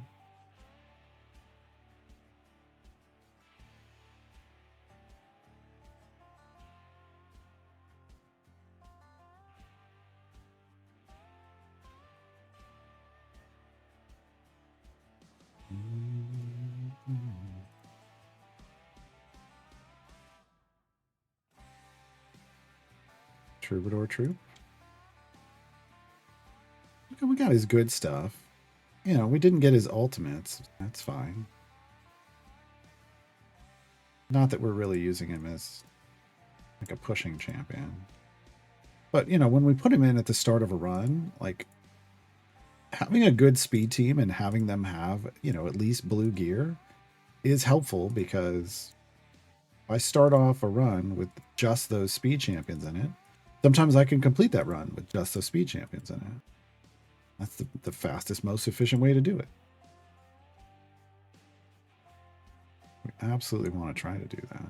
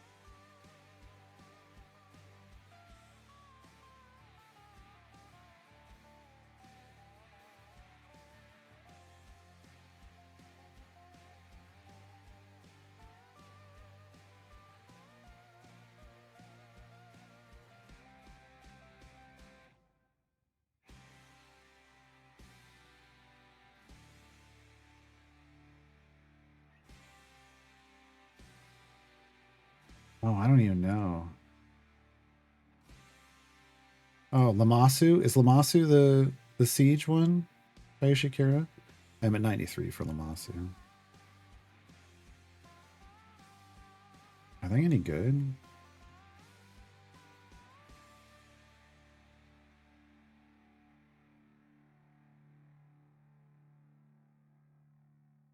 Oh, block buffs decrease speed on bosses. I mean, I like that. Guaranteed. Booked. Intercepts and turn 50% turn meter and resetting the cooldowns on a 4-turn. Oh, that's not bad. Immune to sheep. Oh, okay. So this is a PvP champion. PvP champion. So you want to block buffs and true fear on them. You want to dread dominion to start, and then yeah, and then maybe go into either icon of domination after everybody else goes, reset all their cooldowns so they can go again. Yeah. Okay. Another champion that they're supposed to be good, and it'll just sit in my storage because I can't book them or gear them up. Because that's how that game works for me. That's how that game works for me. I've really thinned down my items. Like it is, and I've rated like everything through the optimizer, and I mean, like I don't even keep things that don't have the potential to be legendary or godlike in the rating structure. Everything below that gets sold. And then if it ends up rolling bad, it gets sold. Like, yeah. I don't even have a build queue by Yoshikira. I mean, come on. I got Fabian sitting around, and he's pretty freaking annoying, and I don't have him built.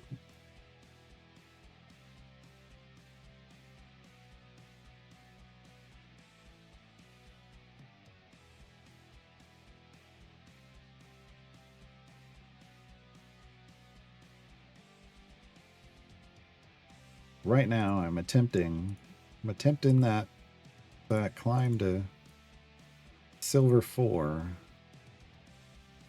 Green at the moment, but it has been going green and yellow. So, and I'm keeping it in the green. But I got to do that through the end of day on Sunday.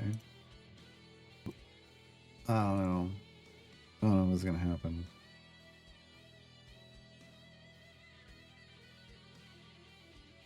And if I can't do it this time, it's like, I don't know. I've been trying to do that one progress mission for so long. It's kind of the make or break point.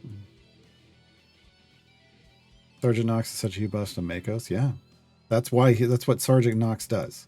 He buffs Makos and Celeste, but specifically for damage, he buffs Makos. He'll buff Celeste too. If you throw Celeste in, he gives her buff a massive boost as well.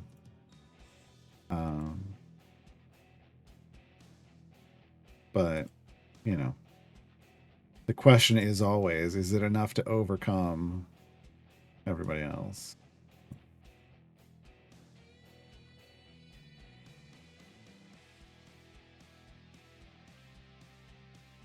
Over 3,000 artifacts? Oh my god. Over 2,100 accessories. Okay, hold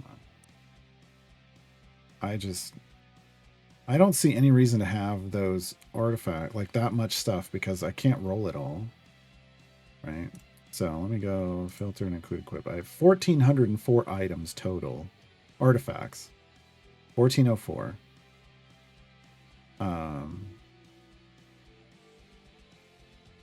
Between equipped and unequipped. And for accessories, 1,382.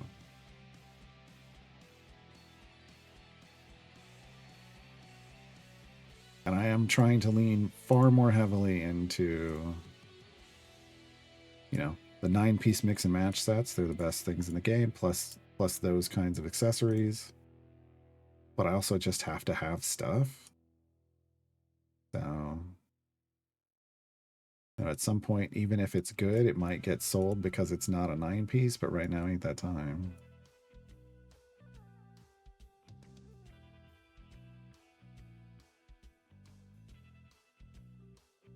Well, so desirable sets is I don't know. I don't. The only thing that I don't sell off that way is the accessories. I will filter certain strength for accessories, but only on non-set bonus stuff because I still need some of that stuff. But again, the better your gear, the better gear you can farm, and I'm still in that mode of I don't have the gear to farm the better gear. And have the silver to roll everything. I still don't have. At one point, I had plenty of silver. I don't know what I changed, but I screwed myself. I had plenty of silver to be able to roll stuff up and like to 16s. And now, you know, it just for whatever reason, I don't have that much silver. So I'm trying to be even more restrictive just to generate the silver, just to be able to roll the stuff, to be able to get the good stats.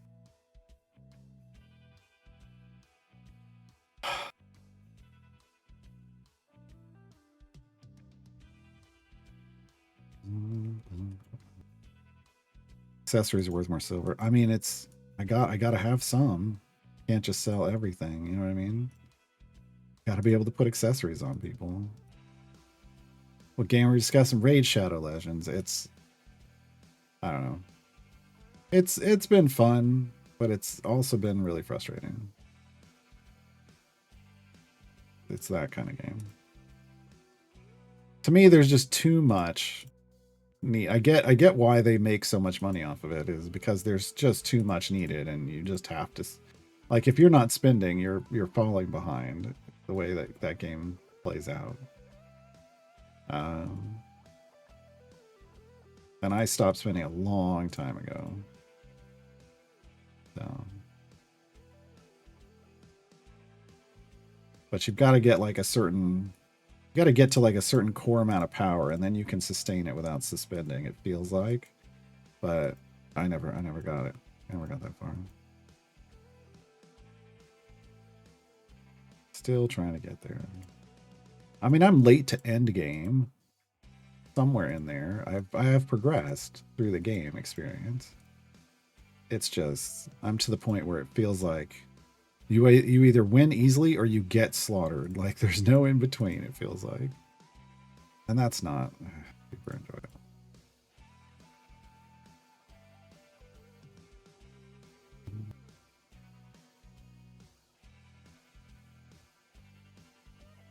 All right, 8 areas. Oh, we can grab a go to chest. Nothing. Our gems are just starved because we haven't had Eliwick in because we can't really level people up anyway. Because I didn't get any favor here. Each of these runs has given us more favor than the run before because we never really got favor in the first place. Yeah, Death Javu, people complain about trials like, well, I got stuck with a leecher, and it's like did you move forward? Like most of the time you can still move forward. Doesn't feel like it's a detrimental. I've been in the queue many times. So still got to figure out my group. Well, I haven't been running in my group. I haven't seen in my group posting. But I don't know if they're out doing stuff and just want to continue doing what they're doing, or if they want to group back up again. I don't know. I am tempted to just start doing pickup groups. All right, that was it. I'm going to close it early. I don't care about the favor. I was there for a good time, not for a long time. I just wanted the chests. I just wanted the chests. And that's it. And then we want to set up. Well, I want to come over here.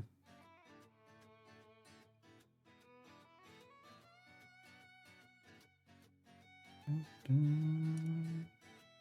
come over here and want to switch this group over to Ishi Farm. There we go. There we go. And what Ishi is going to do overnight is, oh, here.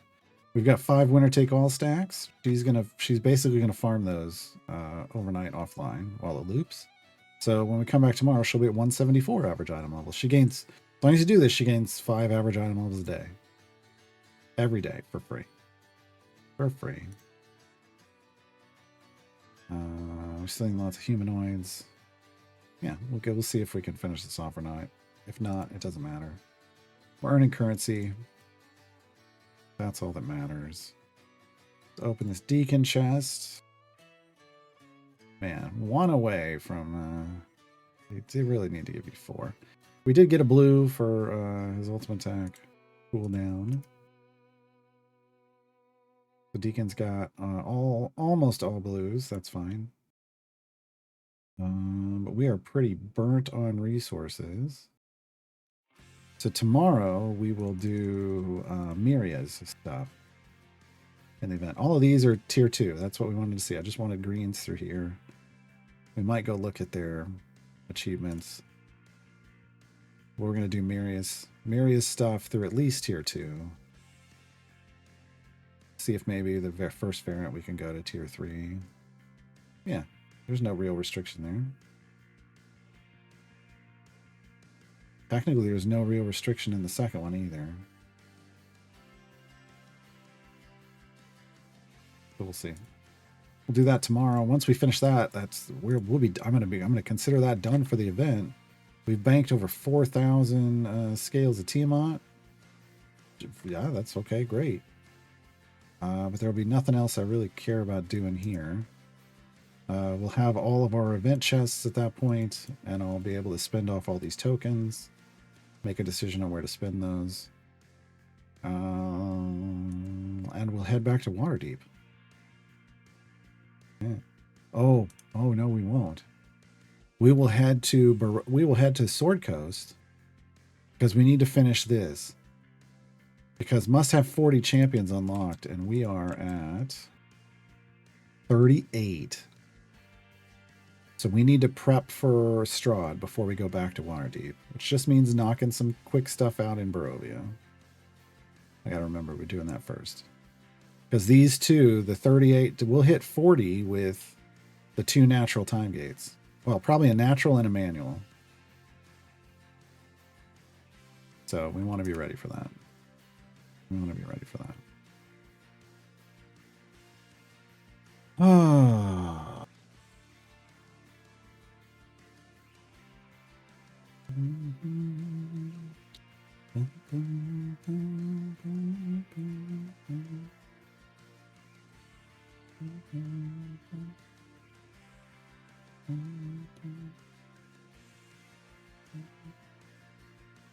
Yeah, it's pretty easy in CVC. It's pretty easy to do like 100,000 points without spending. If you bank your resources. But I don't know. You're also using a lot of resources that you could.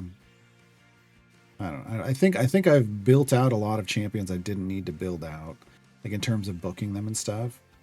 And it's because I was burning stuff in clan versus clan. So you just got to make. You'd have to make better choices than I did.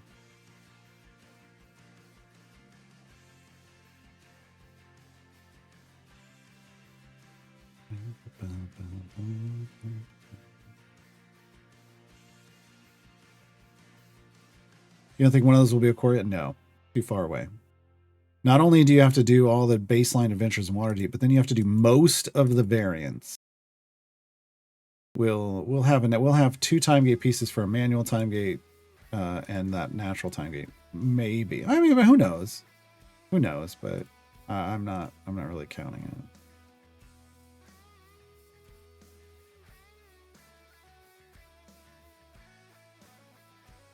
All right, folks, we are out of here. It is dinner time. It is dinner time.